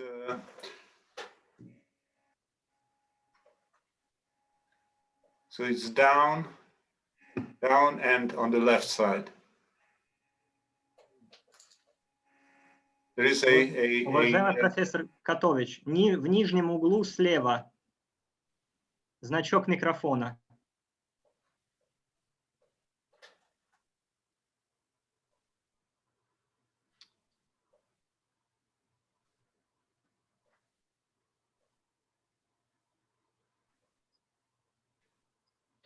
I think that Mikhail may did that.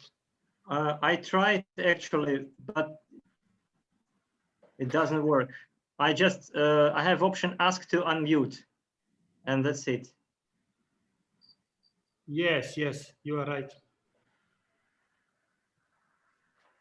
I already tried to help, but well, I think you need to use the mouse just to kind of to see this microphone.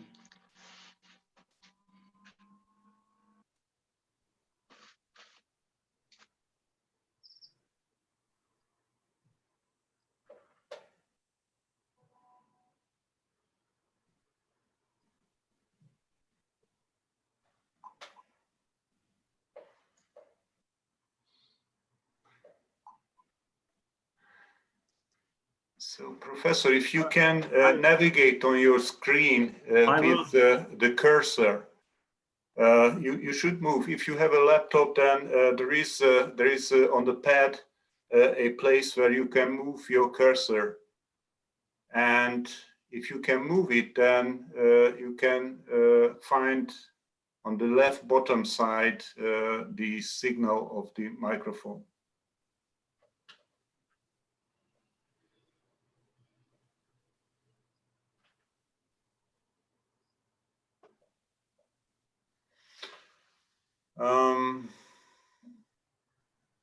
Well, perhaps,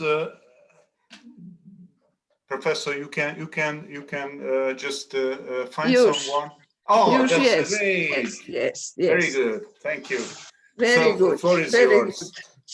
Sukces, tak. Da. I would like to thank very much for the invitation to this very interesting conference. I will present my paper on Russian because my English is not perfect. It's not perfect. Из-за этого я буду говорить на русском языке. Я занимаюсь в этом моем докладе, кратком очень докладе, занимаюсь положительными эффектами. Тоже это есть продолжение этой проблематики, которая была прежде. Занимаюсь положительными эффектами COVID-19 dla polskiej ekonomiki i общества. Основным препятствием развития польской экономики является ее низкая инновационная способность, ограничающая возможности международного конкурирования. Вспомню главные факторы, определяющие эту барьеру. Низкий уровень затрат на научно-исследовательский сектор – это 1% валового продукта.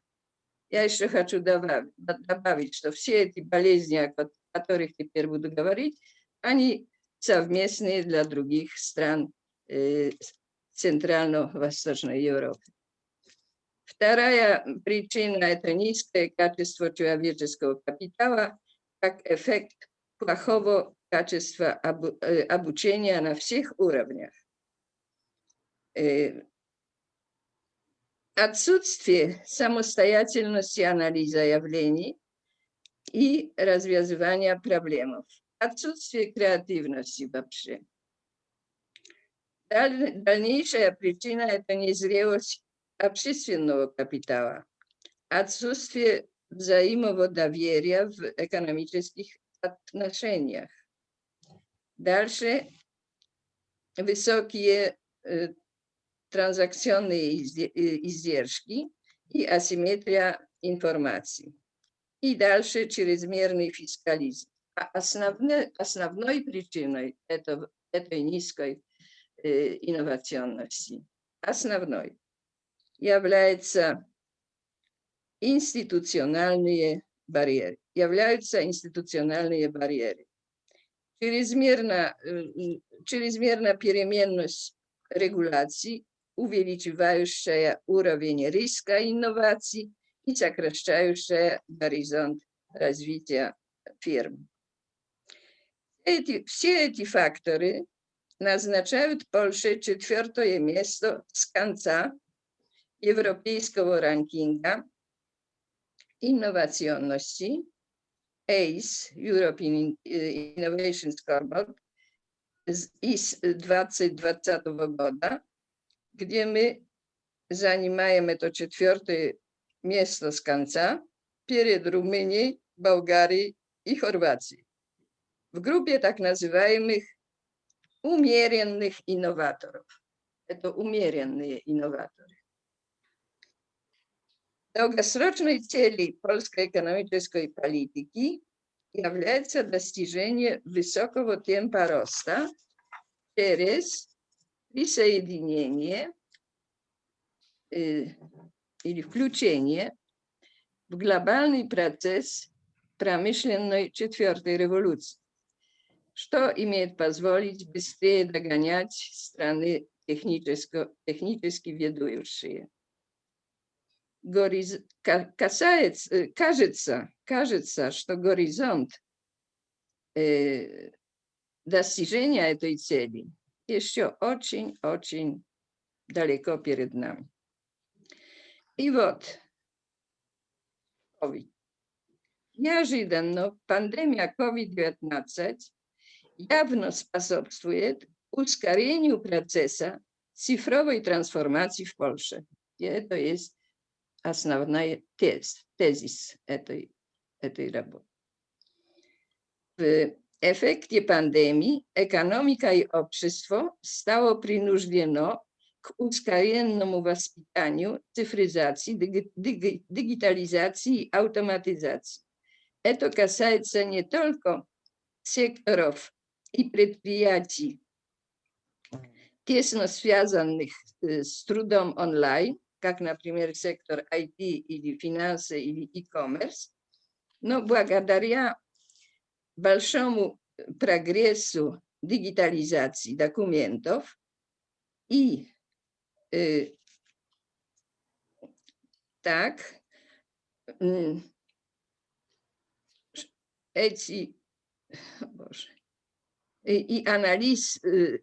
благодаря дигитализации документов и анализ в облаке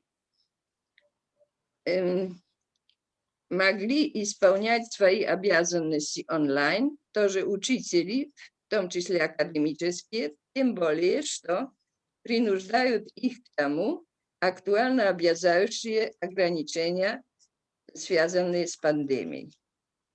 Связью онлайн пользуются тоже чиновники, поднимая административные решения, менеджеры, суды, банковские служащие.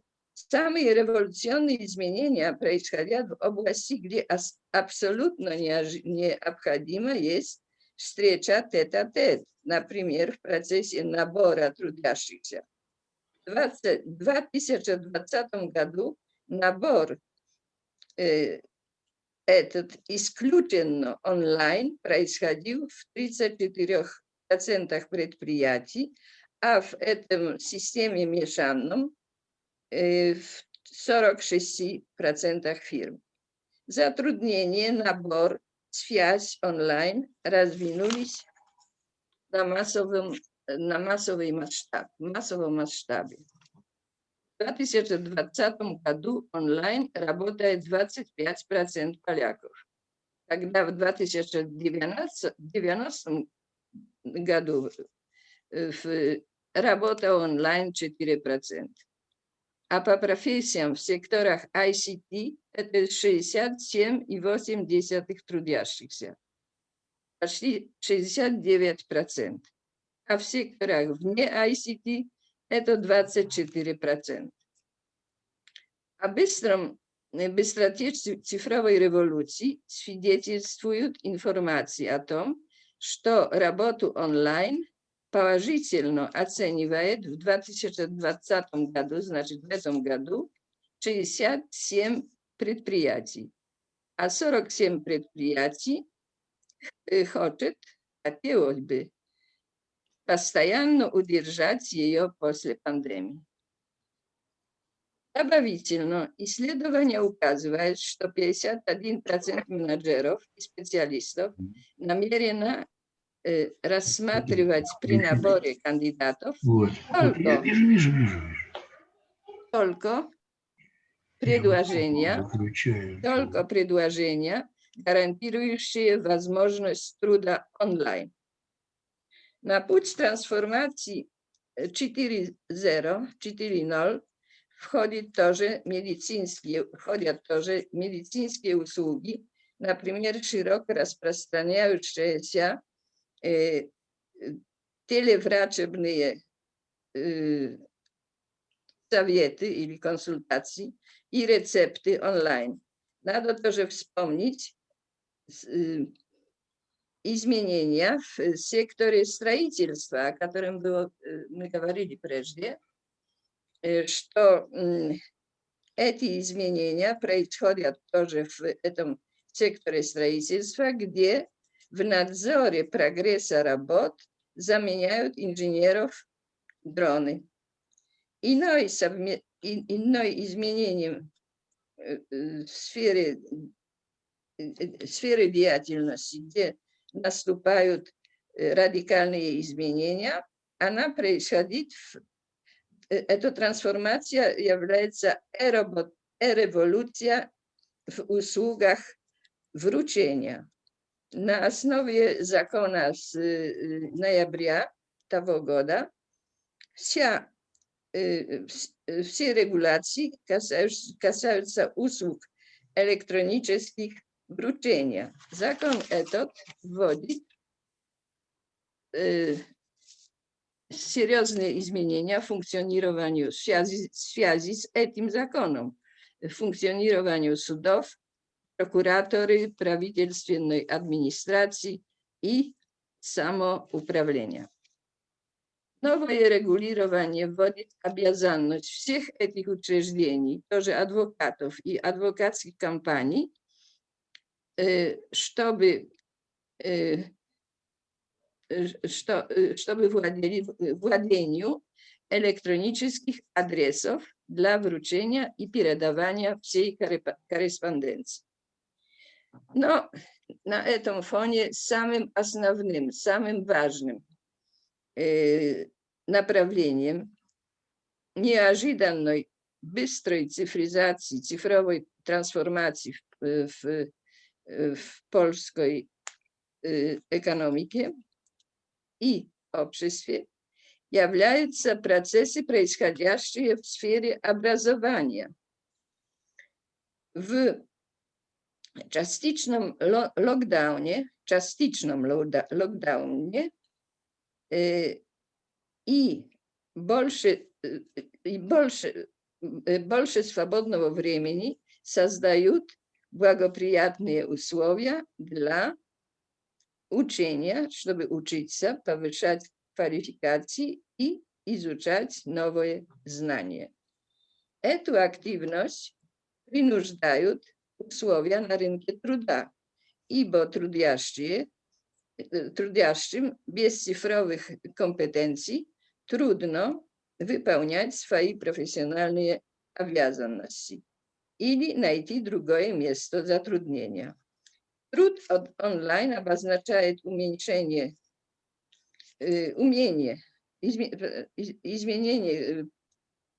требований, касающихся реализации задач, связи, отчетности результатов работы. А со стороны менеджеров кооперации и координации работ виртуальных коллективов и контроля результатов их деятельности. С другой стороны, пандемия обозначает для тысяч граждан потерю затруднения и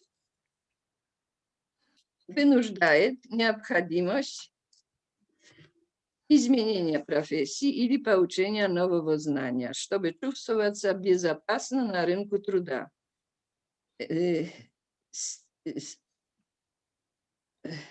Смотря прагматически на локдаун, можно принять, что наука, развитие компетенций является самым хорошим, самым полезным, наиболее полезным способом использования этой рестрикции. Это значит использование локдауна. На университетах польских, где большинство докладов и занятий перенесено онлайн в этом академическом году, наборы студентов показали большой рост числа кандидатов, особенно из дальнейших районов страны и из-за границы.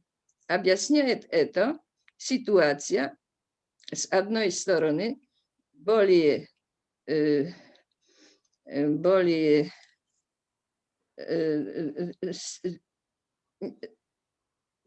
является, с одной стороны, более богатая и разнообразная оферта, предложение курсов и лекций онлайн, обещающих получение новых компетенций без добавочных временных финансовых затрат, связанных с помещением, диетой или делегацией. Надо добавить, что университеты приспособляют программы научения к меняющимся быстро условиям из-за COVID-19. Примером может служить новый курс на Краковской школе бизнесу или школа бизнеса в Кракове. Курс под заглавием, который называется «Управление эпидемическим риском в институциях общественных». Это пример трансформации в программах изучения на университетах во время COVID-19. Во время пандемии значительно увеличилось число кандидатов на постдипломные, после диплома курсы, позволяющие получить знания узких специализаций, полезных в будущем и аттракционных на рынке, как, например, Big Data.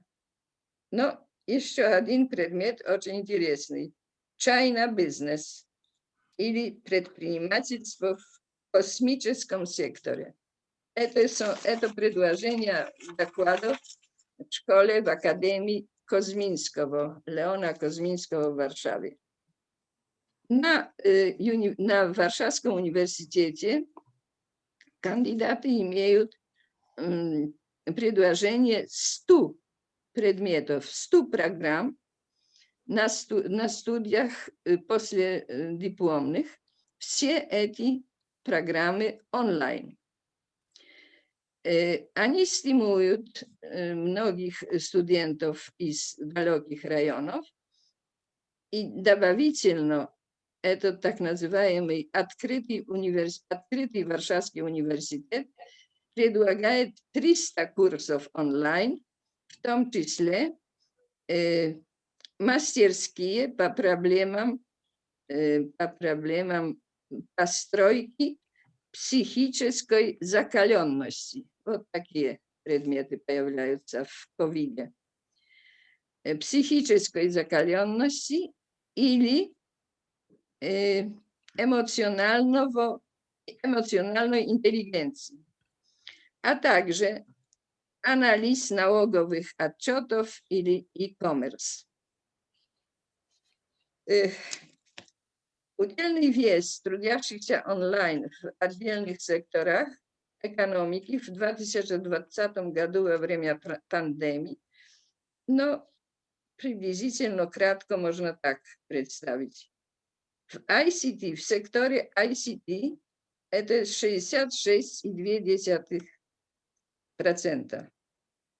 В секторе финансы 55,6%. В секторе транспорта 12,4%. В торговле 8,7%. Но интересно, что в продукции 6,8% только. Профессор Котович-Явор, у вас 2 минуты. Już.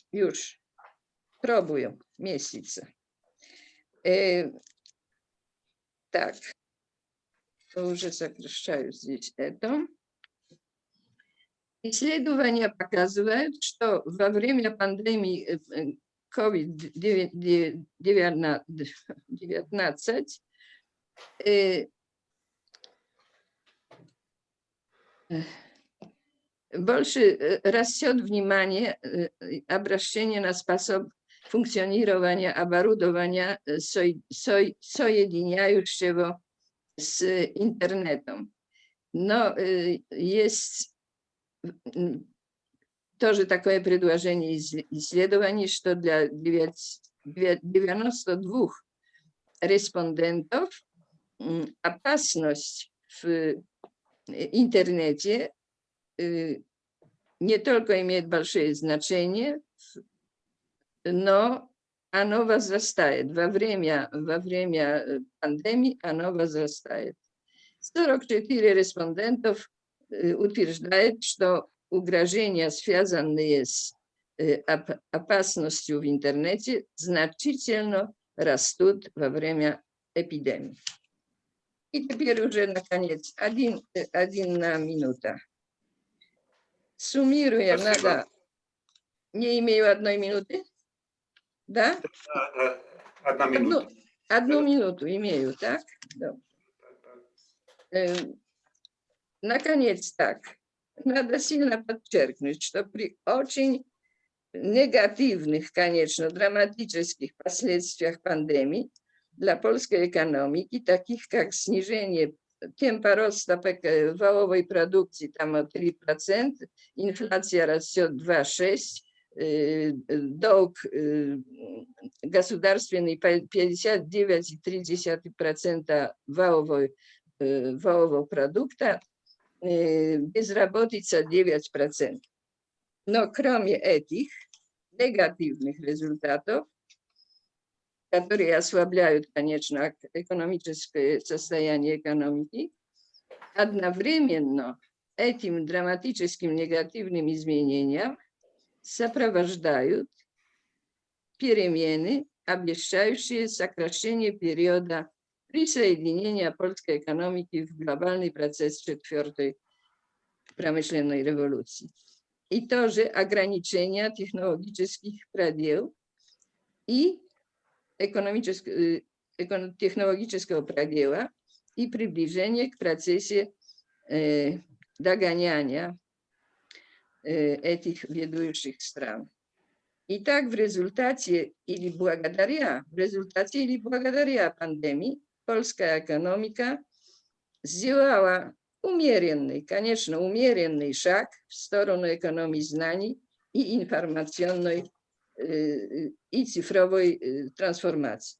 Все-таки надо помнить, это последнее уже предложение, все-таки надо помнить, что это технологическое оживление тесно связано с имитационным путем развития.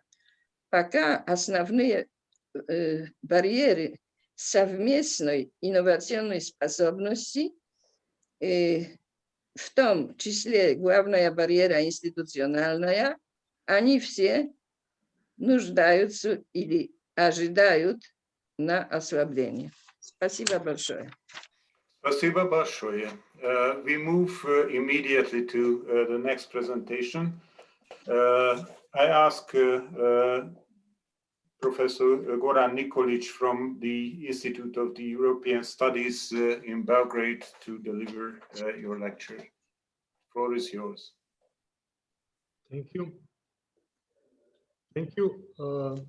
My topic is the economic growth in the post-pandemic period, the prognosis for the countries of the Central Eastern and Southeastern Europe.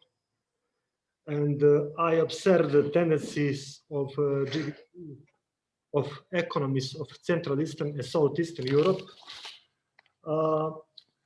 Hereinafter CE, SEE, or simply Eastern Europe countries. And I defined these states as all former socialist countries of the Europe, which can be seen in this map. The main goal of my analysis is to try to understand the implication of the pandemic on those economies individually and as a whole through tendencies of economic activity basic indicator, namely GDP. I use the GDP as total GDP and the GDP PPP per capita and constant price. The introduction of GDP PPP per person at constant price is very important because it indirectly shows change of living standard in different years in all these states. Then I compared the change or projected change according to IMF of these economies' GDP, again individually or as a whole, with achieved of projected average GDP growth rates both of advanced economies and emerging markets and developing economies as one part. There is some literature of the impact of pandemic of those countries, but I will skip this slide because of time. Generally, it is about it is mainly serious negative impact by some authors, Rajčudik, Kilic, and Marin, and so on.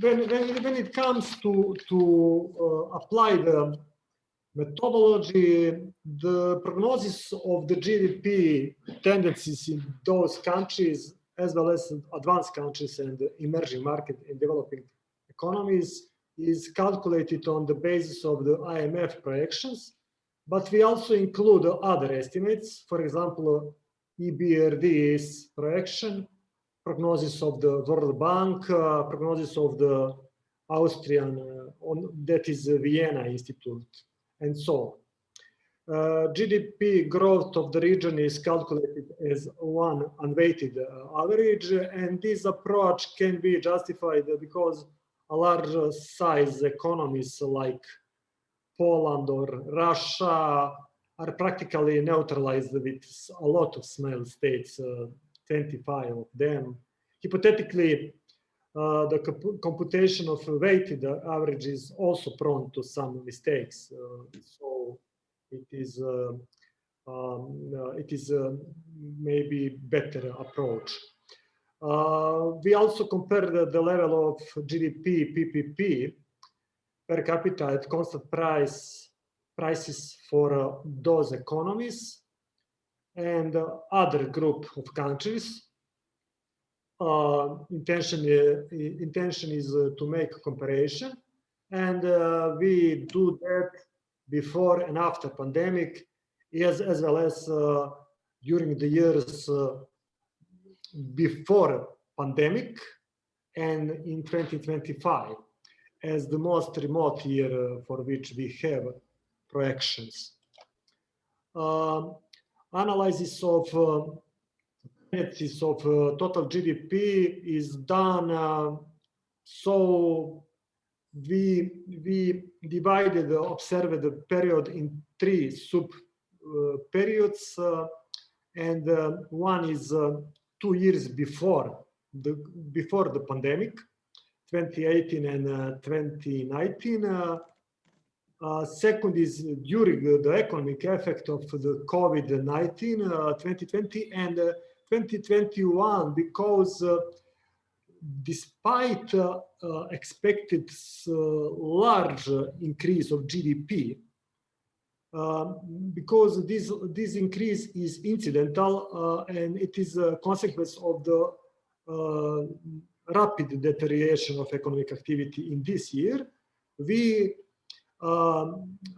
considered that it is methodologically correct to combine these 2 years and make average economic growth rate for these 2 years, and compared these 2 years with 2 years before the crisis and with 4 years after 2021. Of course, in accordance with IMF projection.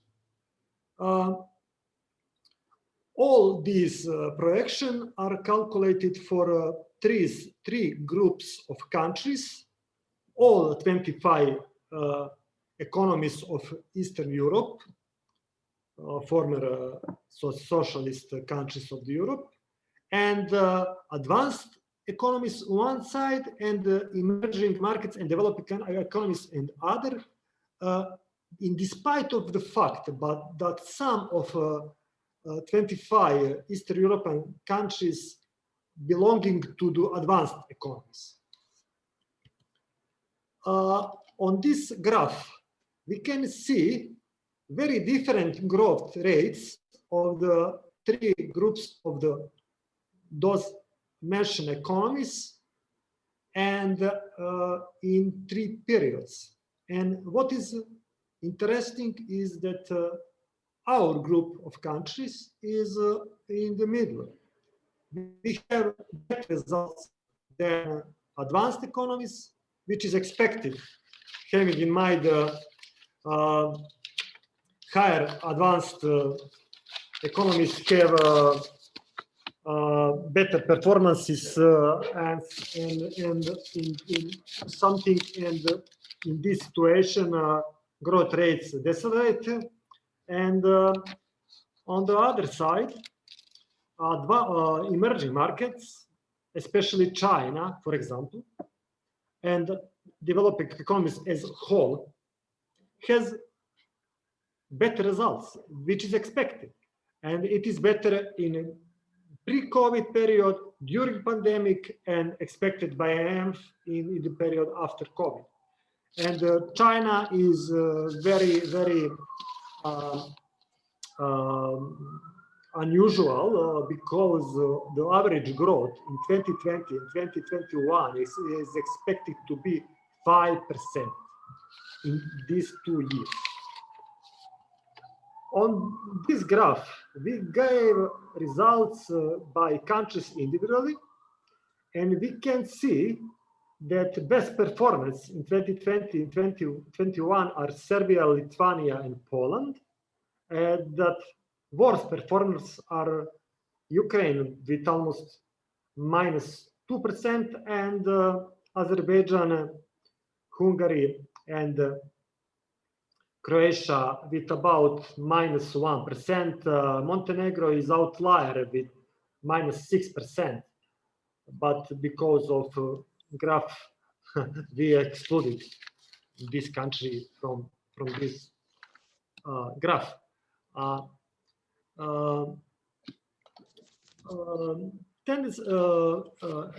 Tendency when it comes to tendencies of GDP, PPP per capita in those countries, PPP is purchasing power parity, a concept of GDP which incorporates relative prices in countries, and it is higher for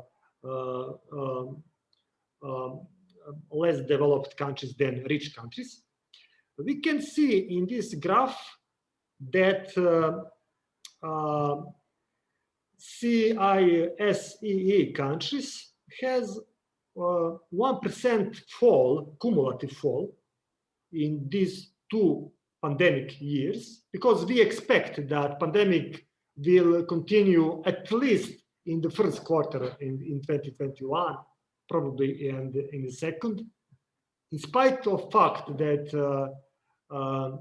year-to-year growth quarterly regarded will be positive, and that recovery in the after 2021 will be strong, but not so strong as emerging market in developing economies, and it is as expected stronger than in advanced economies. In these graphs and in the next, we can see practically the same best performance and worst performance looking at GDP, PPP per capita figures, and they are same, Serbia, Lithuania, and so on, Moldavia, and we compared 2 pair of years, 2021, when we expect crisis on the end of this year to end, and we take 2025 and compared with 2019 to see growth of the GDP PPP per capita in order to have insight in tendency of living standards. What is striking is that in 2021 GDP will generally be still below its 2019 level. And it is even worse in countries like France and so on. And it is expected, but results for Germany, which are something better than from France, especially in the 6-year period, are expected. So we then go to EBRD projection to compare different projection, which are practically very similar, but EBRDs projections are something less optimistic, and in the region which are covered by EBRD, the best results are expected for Western Balkans countries, which are expected to grow almost 2% cumulatively in these 2 years, while other areas or individual countries are expected to detect negative growth in the same period. In this table are given the same results, but for all countries. I will skip that shortly. Generally, the EBRD expects smaller contraction in 2021 than in majority of rich countries, and faster return to the growth in 2021, which is generally in line with expectation of countries of the IMF compared to other emerging markets and developing economies. States in the EBRD regions has less vulnerable labor markets with fewer small and medium-sized enterprises. And also fiscal stimulus in these regions covered by EBRD are often higher than in other countries. On average, 4.2%. In Serbia, almost 30%.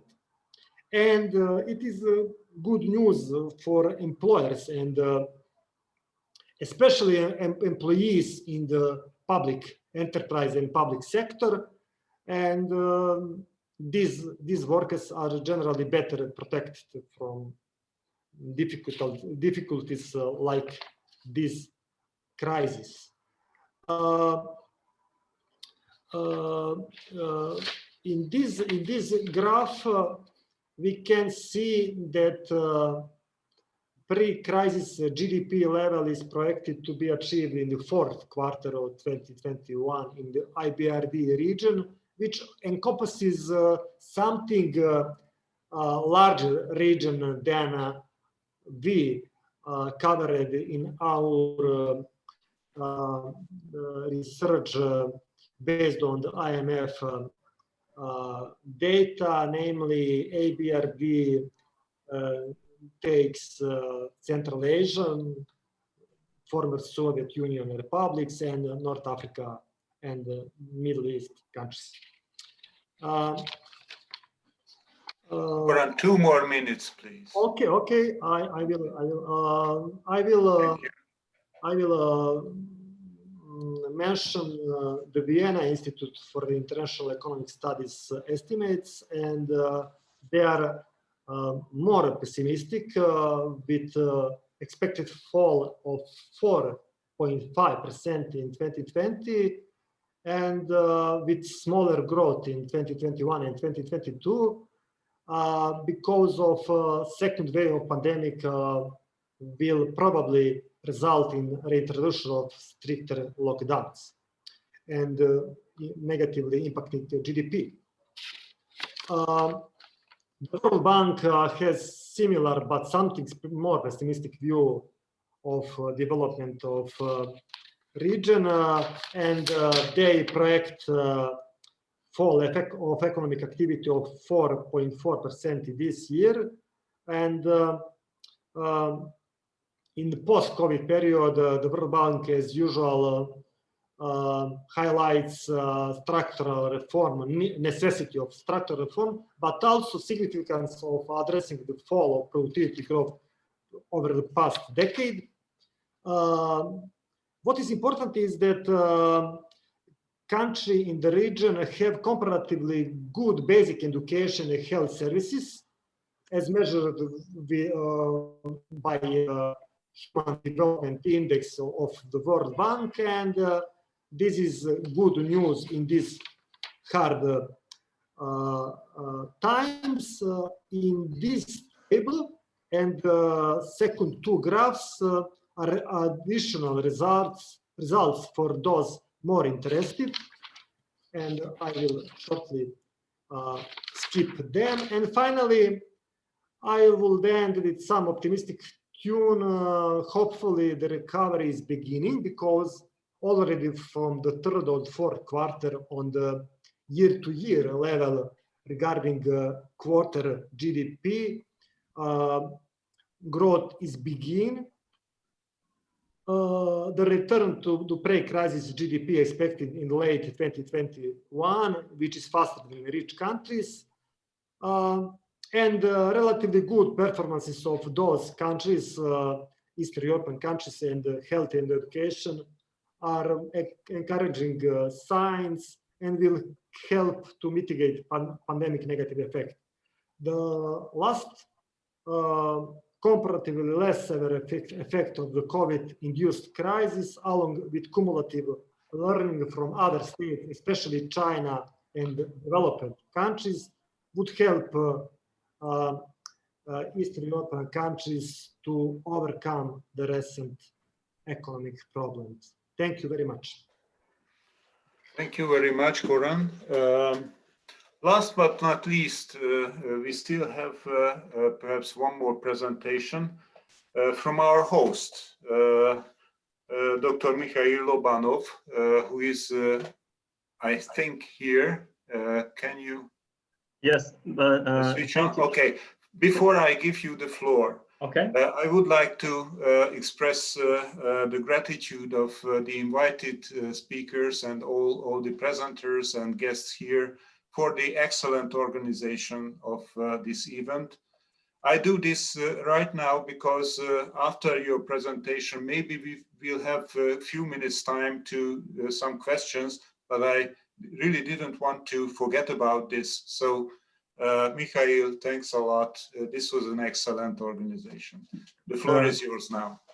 Thank you very much, but I should mention that it was a teamwork, the organization of this conference, and I would like to thank all the people that helped to organize the conference and set the strategic goals of the conference and help technically to share the information. So thank you, Mr. Sanyi, for the nice words.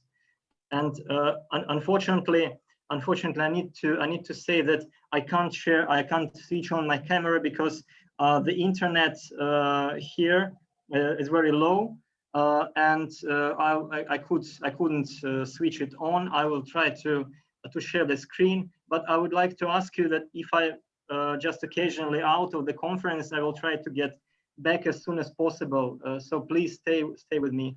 I hope that everything will be okay. Okay, very good. We can hear you properly. Okay, thank you. Here's my presentation. Can you see it? Yes, we can see it. Yes. Okay. Great. Thank you. I will speak about the industrial development of the countries of the region.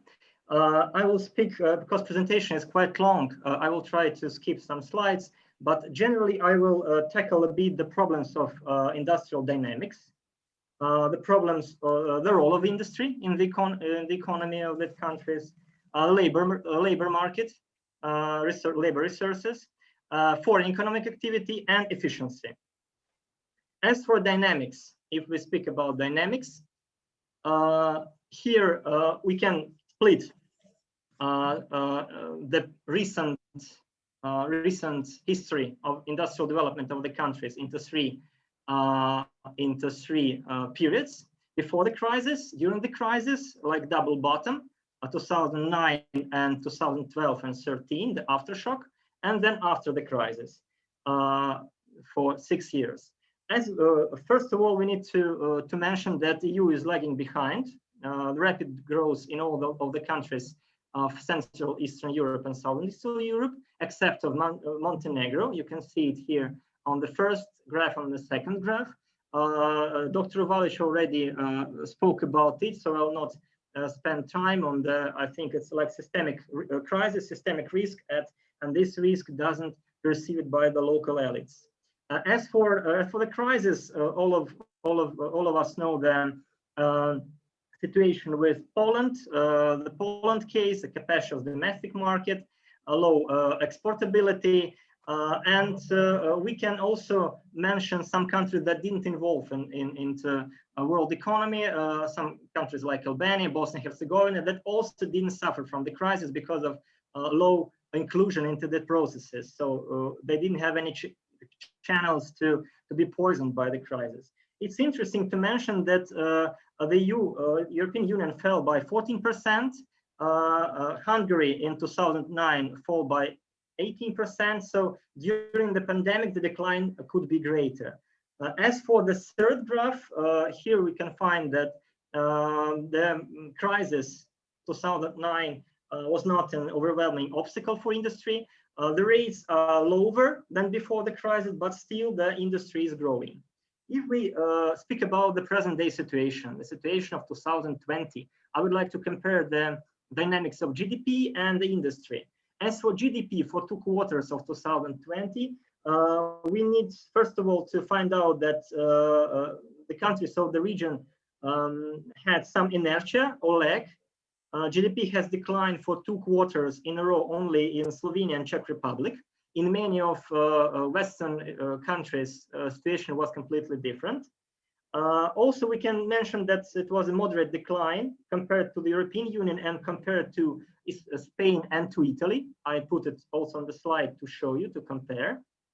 And some countries generally could went to zero. Maybe we need to wait for the statistics for the third and for the fourth quarter, but still the situation is not so bad.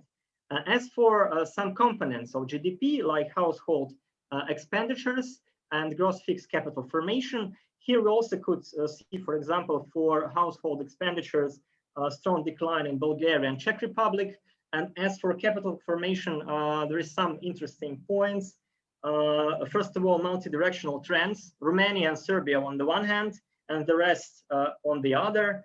But nice that nobody has reached the low level of Spain and Italy that fall 20–25% for the second quarter of 2020.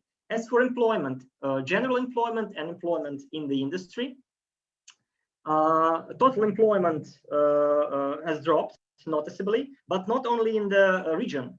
As you can see here, the labor force dropped, the employment dropped in Austria and Italy and in Germany also.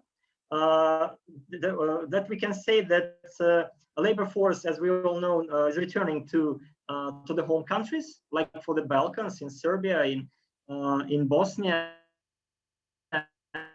in Croatia, but the fact, sorry.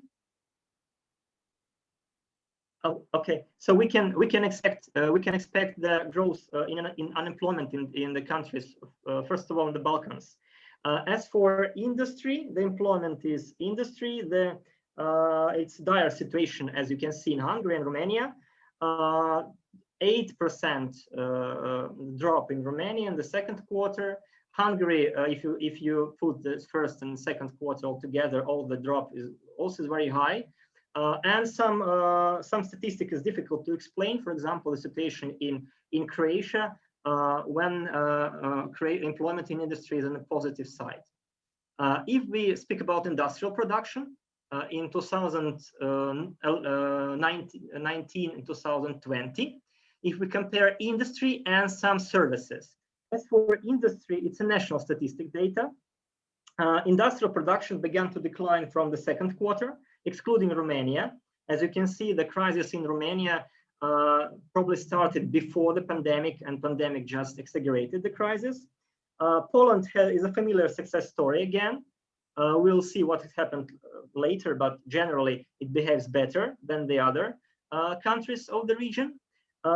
If we speak about the total decline, as you know, some experts expect that the decline in the industry by the end of the year may reach 10, 15, or maybe 20%. That means that it could be more than during the crisis of 2009. And it's interesting that in industry, the situation is even worse than in trade, transport, hotel and restaurant business. So actually, I expected a little bit another situation. If we compare, for example, hotels and restaurants, food service activities, but maybe the 2020 crisis could be a real sector crisis at the end. The construction, for example, in general is growing in spite of everything. In the most of the countries, it's overwhelming for me. Construction is going up and the industry is going down. As for the role of the industry, very briefly, we put some indicators, the share in manufacturing in GDP for all of the countries, try to find some conclusions on this change, also the share of industry and employment structure, the absolute figures dynamics in all of these countries. At the end, we concluded that probably we could make a kind of typology, like industrial development patterns. Definitely, we need to check it later using another statistics, but we could split all the countries into 4 groups.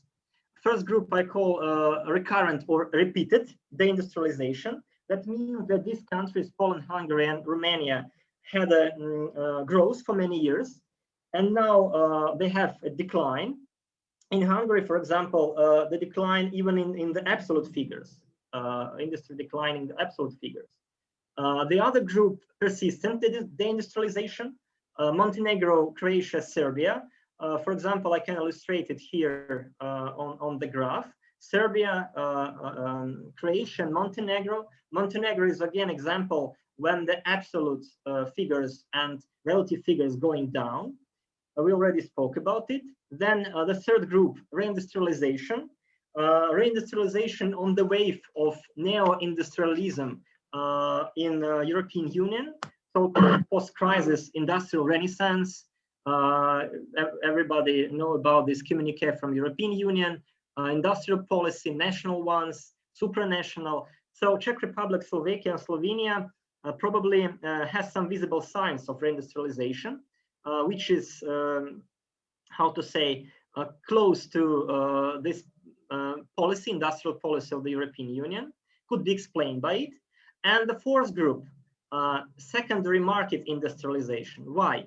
All of these 4 countries had catastrophic decline in 90s. For example, in Bulgaria, industry dropped 6 times from 1990 to 1995. 6 times in 5 years. In all other countries of the group, the situation was nearly the same. So after this catastrophe, they started to make a framework of the industry like N.U. So this framework of the industry was actually created in market conditions. So I call it secondary or market industrialization. Like all of these countries had pioneer socialist industrialization, now they could have secondary market industrialization, and we can follow it using the statistics. The share of industry growth in employment, in GDP, and absolute figures is growing. And it's interesting that this industrialization have nothing in common with industrial renaissance of the European Union. It started before, and probably European Union doesn't influence at all on the results. As for labor markets, what had happened during the crisis of 2009. I split all the groups, our group, into two parts: Visegrad countries and countries of Southern Eastern Europe, and they differed a lot. As for labor market, employment in mining and manufacturing in general. For example, differences in the depths of the fall. As for Balkans, 25% was the fall. As for Visegrad countries, approximately 10. Just Slovakia fall like 17%. Generally, the depth of the fall was completely different. The duration of the recession was also different because in Central Eastern Europe, the minimum level of employment was in 2010, as you can see on the graph. So just 2 years of fall. If we speak about Balkan countries, the labor market was devastated by the crisis. For example, pre-crisis indicators already exceeded in Visegrad countries, already exceeded. As you can see the statistics for 2019 for Poland or Czech Republic or Hungary. If we speak about Bulgaria or Romania, for example, in 2019, there were 15 or 20% fewer jobs than before the crisis. So I think it's quite interesting to explore later what had happened to these biggest economies of Southern Eastern Europe. As for average personal costs and the salaries, because we speak a lot about backshoring, reverse relocation, normal relocation like reshoring, about the differences in the level of labor costs in the West and in the East. And it was interesting to study, is there any convergence? What about the competitive advantage? And the situation is like this. The gap between the European Union and most of the countries remains, except for Slovenia for salaries. For example, Slovenian salaries nearly 5 times more than in Bulgaria. So the group of Central Eastern countries are very heterogeneous. And it's interesting that the salary gap between, for example, Balkans and the European Union has not been overcome. You can see, for example, compare the statistics for Bosnia and Herzegovina or for Croatia, the costs and the wages, and for European Union in general. So I will not lose the time for this slide only, but it's interesting that we can speak only about the convergence of labor costs for some industries, individual industries. Maybe if you study textile or some machinery, we'll find this convergence, but generally it didn't happen. As for foreign activity and the dependence on the markets, Professor Inotay already told us about the dependence on traditional markets. It is very difficult for the countries of the region to reorient to another markets, to third markets. If we compare the share of European Union before the crisis and after the crisis, now in 2019, we will find out that the dependence increasing, except for Slovenia. And it's interesting that all of our countries are the top countries concerning the EU share in trade. Slovakia, Czech Republic, Hungary, they're just after the Luxembourg. So the prognosis, the forecasts for diversification after the crisis have remained only on the paper, not realized. Our economy is very dependent. It's very dependent on the foreign capital. And all of us know that the level of influence of foreign companies is the highest in the European Union, just after the island, Slovak Republic, Hungary, they have extremely high dependence in production and in employment, as you can see here on the graph. Compared to the relatively small Austrian market, the region's transnationalization is impressive. Even in the Slovenian fortress of protectionism, there is a noticeable increase. In Croatia, look at Slovenia and compare it to Austria. What was before the crisis and what had happened now in 10 years after the crisis.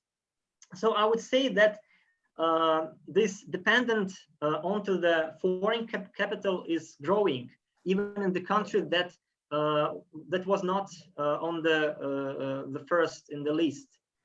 And I have only, I think, 3 slides before I will finish.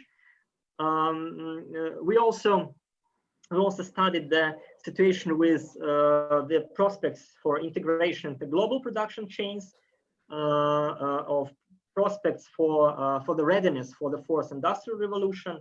We know that these markets is characterized by low absorption capacity. And because of low absorption capacity, we can speak about spillover effects in case of innovation. Also, the diffusion of innovations does not affect export platforms. And we speak about Czech Republic, Slovakia, and Poland as for export platforms. Export platform doesn't need innovation generally. But actually, I would say that the situation with technologically intense production is better than we could expect, because it's interesting that most of the Visegrad countries, they grew before the crisis. If we speak about the high-tech exports, look at Hungary, look at Slovakia, Czech Republic. So they stopped a bit because 75% is a very, very, very high level of technologically intensive exports. It's comparable only for Germany, as you know. Hungary and Slovakia and Czech Republic is comparable only for Germany. But it's interesting that Balkan countries is also growing after the crisis. So, for example, you can notice the situation in Bulgaria, in Serbia, in Macedonia, in Romania. The only example of not positive example is Bosnia-Herzegovina, and definitely Albania. The situation is getting worse in Albania. As for labor productivity in manufacturing of the countries, if we compare the growth of labor productivity in the European Union and in our countries and compare it to the wages, we will find out that productivity grows faster than salaries everywhere except Romania. It's interesting. Maybe it is caused by the immigration from Romania that caused the labor shortage and outstripping wage growth. But not all countries closed the gap in comparison to the EU in terms of labor productivity. And growth rates are slower than the EU average. It's also an interesting point because we speak about the labor productivity and the prospects of these countries to close this gap. And you can compare the situation in the European Union and, for example, in Poland or in Croatia, for example. And the situation is not so good. And the final slide of my presentation, I just wanted to find the relationship between labor productivity and the share of foreign companies, because I do not deal with the econometrics. I'm not the economist, I'm an economic geographer, so maybe it's a bit simple model, I would say, but I try to make a kind of scatter plots for the all European countries, A, B for 12 countries of the region, and C, 11 countries of the region, excluding Slovenia. And probably we can think that it's a positive correlations for the countries of the region. And when we asked how does the attraction of foreigners affect labor productivity, maybe it can be argued that the factor that increased productivity are mostly exogenous, not endogenous.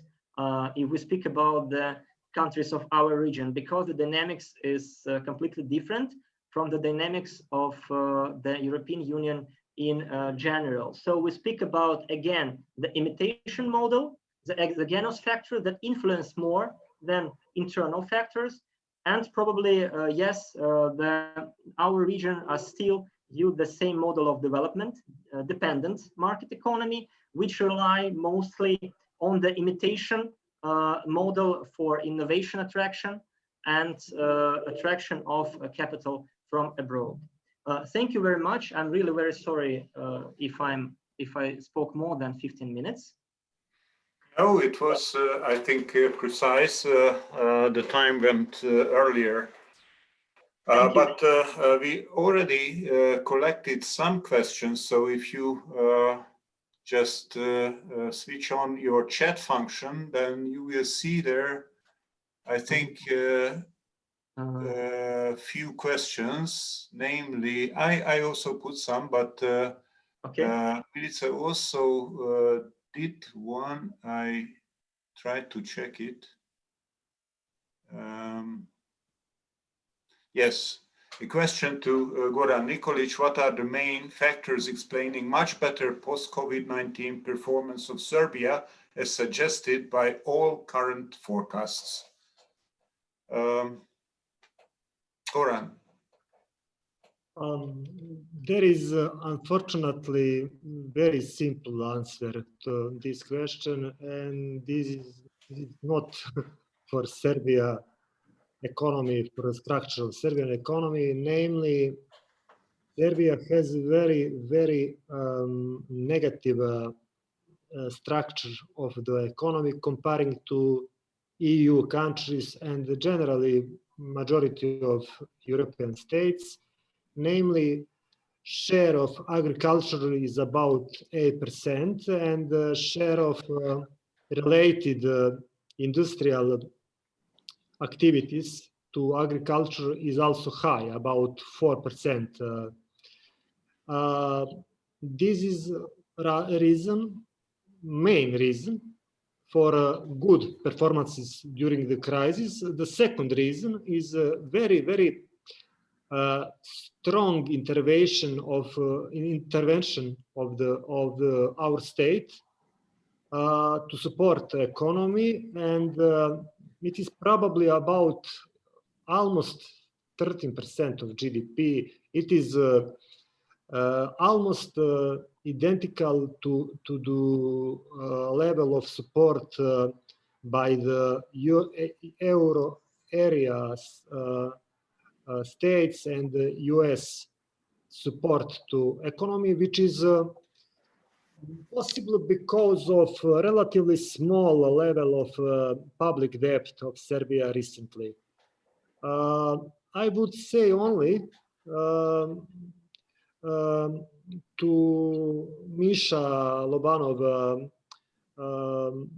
presentation as one maybe important addition, not only that Western Balkan states are oriented to the European Union at roughly about 2/3, but having in mind that CEFTA is the second largest trading partners of all these countries, dependency of the European Union is much higher, and it is about 4/5. Thank you. Thank you. Other questions, comments, please. Коммент можно один? Да, конечно. Коммент. Я хочу только краткое замечание сказать насчет вопроса, который поставил в начале конференции профессор Гринберг. Он поставил вопрос Польше и Венграм.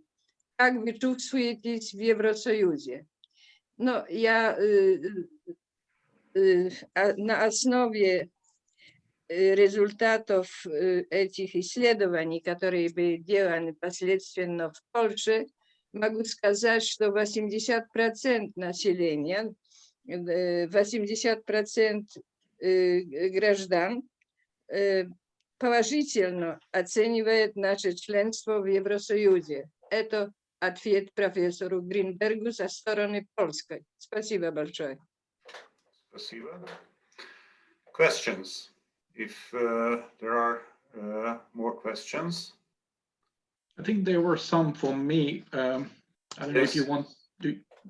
Perhaps I think there were two. I think from what I see. One is, can the processes I spoke about impact the hard economic facts? And then there was another question on alternatives to European Union and Central European Union in Central Europe. And the Balkans, and well, I mean, it really depends on how things develop. I mean, we assume that the European Union will continue, and I suppose the European Union is encouraged with the Biden win in the United States. But I mean, as we identified only the last week, I mean, there are certain problems and veto powers within the European Union, which can slow down the whole process and maybe just increase somewhat the sense of uncertainty and disappointment among member states and candidate states. Then there are also some other processes, such as, for example, Bulgaria's decision now to block North Macedonia on the grounds of interpreting whose language is Macedonian or Bulgarian. There's an interpretation of the past and so on. Just as Greece blocked Northern Macedonia previously, and Slovenia did the same to Croatia. And I think Croatia will do the same to Bosnia and Serbia and Montenegro when this issue comes. So I would imagine that, in fact, the answer to the question whether there is an alternative to EU or not, I mean, nominally they're still talking EU, but I don't think they believe they will ever become members of the EU. So there is a search for the B strategy, strategy B, and let me just say, identify one or two ideas actually along these lines. The first one is the so-called mini Schengen, which is grouping of the candidate countries, 5 or 6, as I said earlier, into one customs area, which would also be one area of easy transferring of goods and people and so on and so forth. And so far, it seems also there is a problem with this idea of mini Schengen because 3 countries seem to be more interested than the other 3. So the 3 that actually came together is North Macedonia, Serbia, and Albania on some issues. Montenegro still hopes they will join the European Union before the rest, and therefore they are hesitant in joining mini Schengen because they feel this is not a Visegrad group, but it might be an alternative to EU. And they believe that since they are, in their own eyes, the front runners, that they should join the EU individually on their own. I think it was a big mistake for European Union to go along the individual country approach rather than to group them. They should have grouped all countries of Western Balkans, including from Slovenia to Bulgaria, in one group and treat them as they did with Central European 10 or 8+2 in 2004. I think the 2004 enlargement was much better than individual approach that followed this. And then the other idea that comes even from within the European Union as an alternative to EU, perhaps, or a supplement to EU, is the 3 Cs initiative by Croatia and Poland, which also has economic elements and also energy and digitalization aspects. Then there is also China there. Everyone wants to do a business somehow with China, even Croatia. I mean, a month ago, the outgoing Secretary of State Pompeo visited Croatia, and he insisted actually that Croatia should not get itself very much involved with China, but he got a very cold response to that. He was practically ignored by Croatian Prime Minister. Also because he ignored Croatian priority, and this is intervention in Bosnia-Herzegovina on political issues concerning ethnic Croats. So in a way, it seems that Croatia, for example, is quite grateful to China, which is building a bridge connecting to these parts of Croatia, the south and the mainland. And also, I think there is another player there that is an alternative to EU. I mean, I don't think it will work, but I mean, people are trying to think of alternatives, and this is US. I mean, Serbia signed the economic trade with Kosovo deal with USA. And what we saw is the representative office of the International Development Financial Corporation in Belgrade. Now, how serious is this? How much the American investments in Serbia there would be?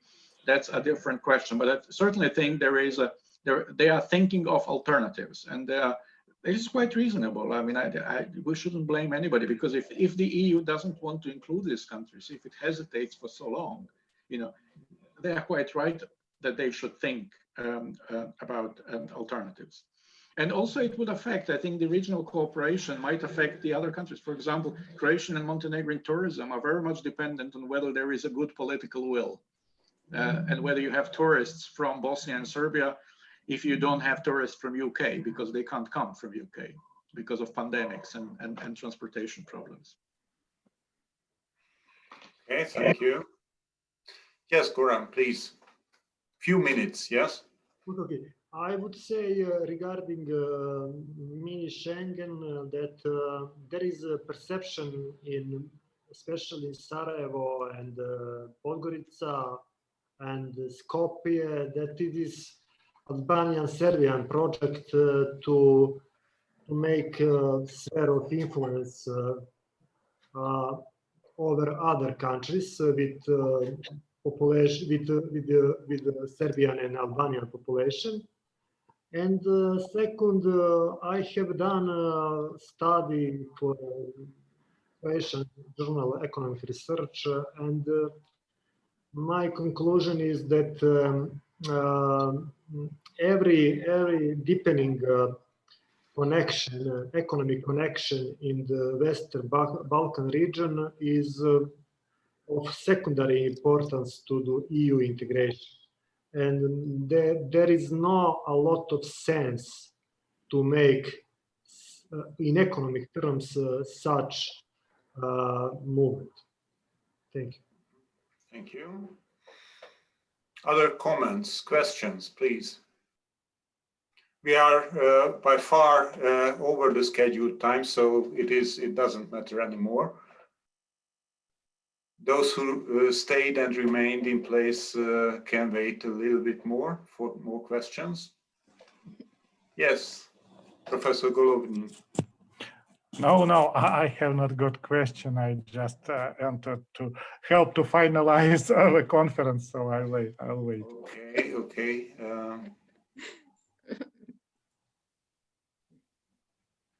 There is an expression of gratitude in the chat forum.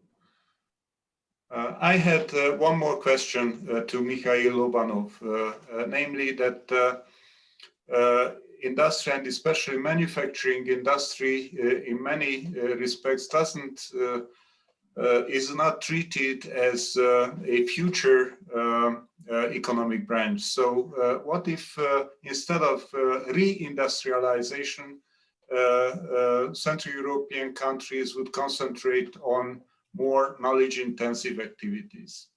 So is it an alternative or not, in your Thank you for the question, Dr. Sanyi. As we know, the industrial policy of the European Union and the countries, new member states, is so-called innovation policy. So industrial policy, if you read communique from the European Union, 90% of it it's about Green Deal, it's about climatic change and innovation that will help us to overcome these problems, about the labor, about the quality of labor, about small and medium enterprises, and generally I would say the innovation aspects of the industrial policy approach of the European Union is very high. So when we speak about the industrial policy, we will not speak about some rotten, inefficient old factories, but probably we speak about some 3D printing by small and medium enterprises, some companies of subsidiaries of the German and Austrian companies that will use blockchain, that will use cyber physical systems, all of the aspects of the fourth industrial revolution. So I would say the word industry doesn't mean now, at least after the crisis, doesn't mean industry like we perceived it before, like we spoke about before. It's more innovative, more green, more service oriented, and I would say that's my answer to your question. Okay, thank you very much. Thank you. My last question about comments and potential contributions. If not, then I would like to join the two new messages in the chat forum, the expression of gratitude to the organizers and to the nice conference that we enjoyed today. And I also skipped up till now mentioning Svetlana Pavlovna, but I don't want to escape this. Actually, I am very much impressed by her impact on our ways of thinking. So I just see reflected her ideas in many aspects in the presentations that we enjoyed today. So she really was an important person, an important scientist, and a good friend also, of course. And she made a great impression to our professional life. So we must be very thankful for her. And I hope that we can continue this tradition that she also contributed to. So then I think Professor Golovnin is here to say a final words. Yes. Yes. Okay. Thank you very much, Mikosh, and thank you for you to help us with moderating the conference. So it's our great pleasure for you and for all the people who come here and to share their views and to share with some memory about Svetlana Glinkina. And of course, I think we'll continue this tradition. I hope this will be annual conference. Anyway, we have online opportunities, but I hope we'll meet together and see each other and can share our views and interact. So thank you very much. It seems to me that it was very interesting conference, and this is the contribution of the speakers. Thank you very much. So I hope to see you, maybe not in a year. I hope we'll make maybe the other event, the other conference, roundtable. So I think it's a good tradition to keep in touch with you, and so please do not forget us, and I hope we'll continue our cooperation, which was initially established, of course, by Professor Glinkina, and I hope this will be our memory to her, not to break our ties. Thank you very much. Thank you very much. Thank you very much. Bye-bye. Thank you. Thank you. Thank you. Bye-bye. Thanks. Thank you. Thank you. So we have the recording of this, and I hope we'll place it on internet, and Mikhail Lobanov will send the link to all the participants. Thank you very much. Bye-bye. See you. See you. Bye. See you.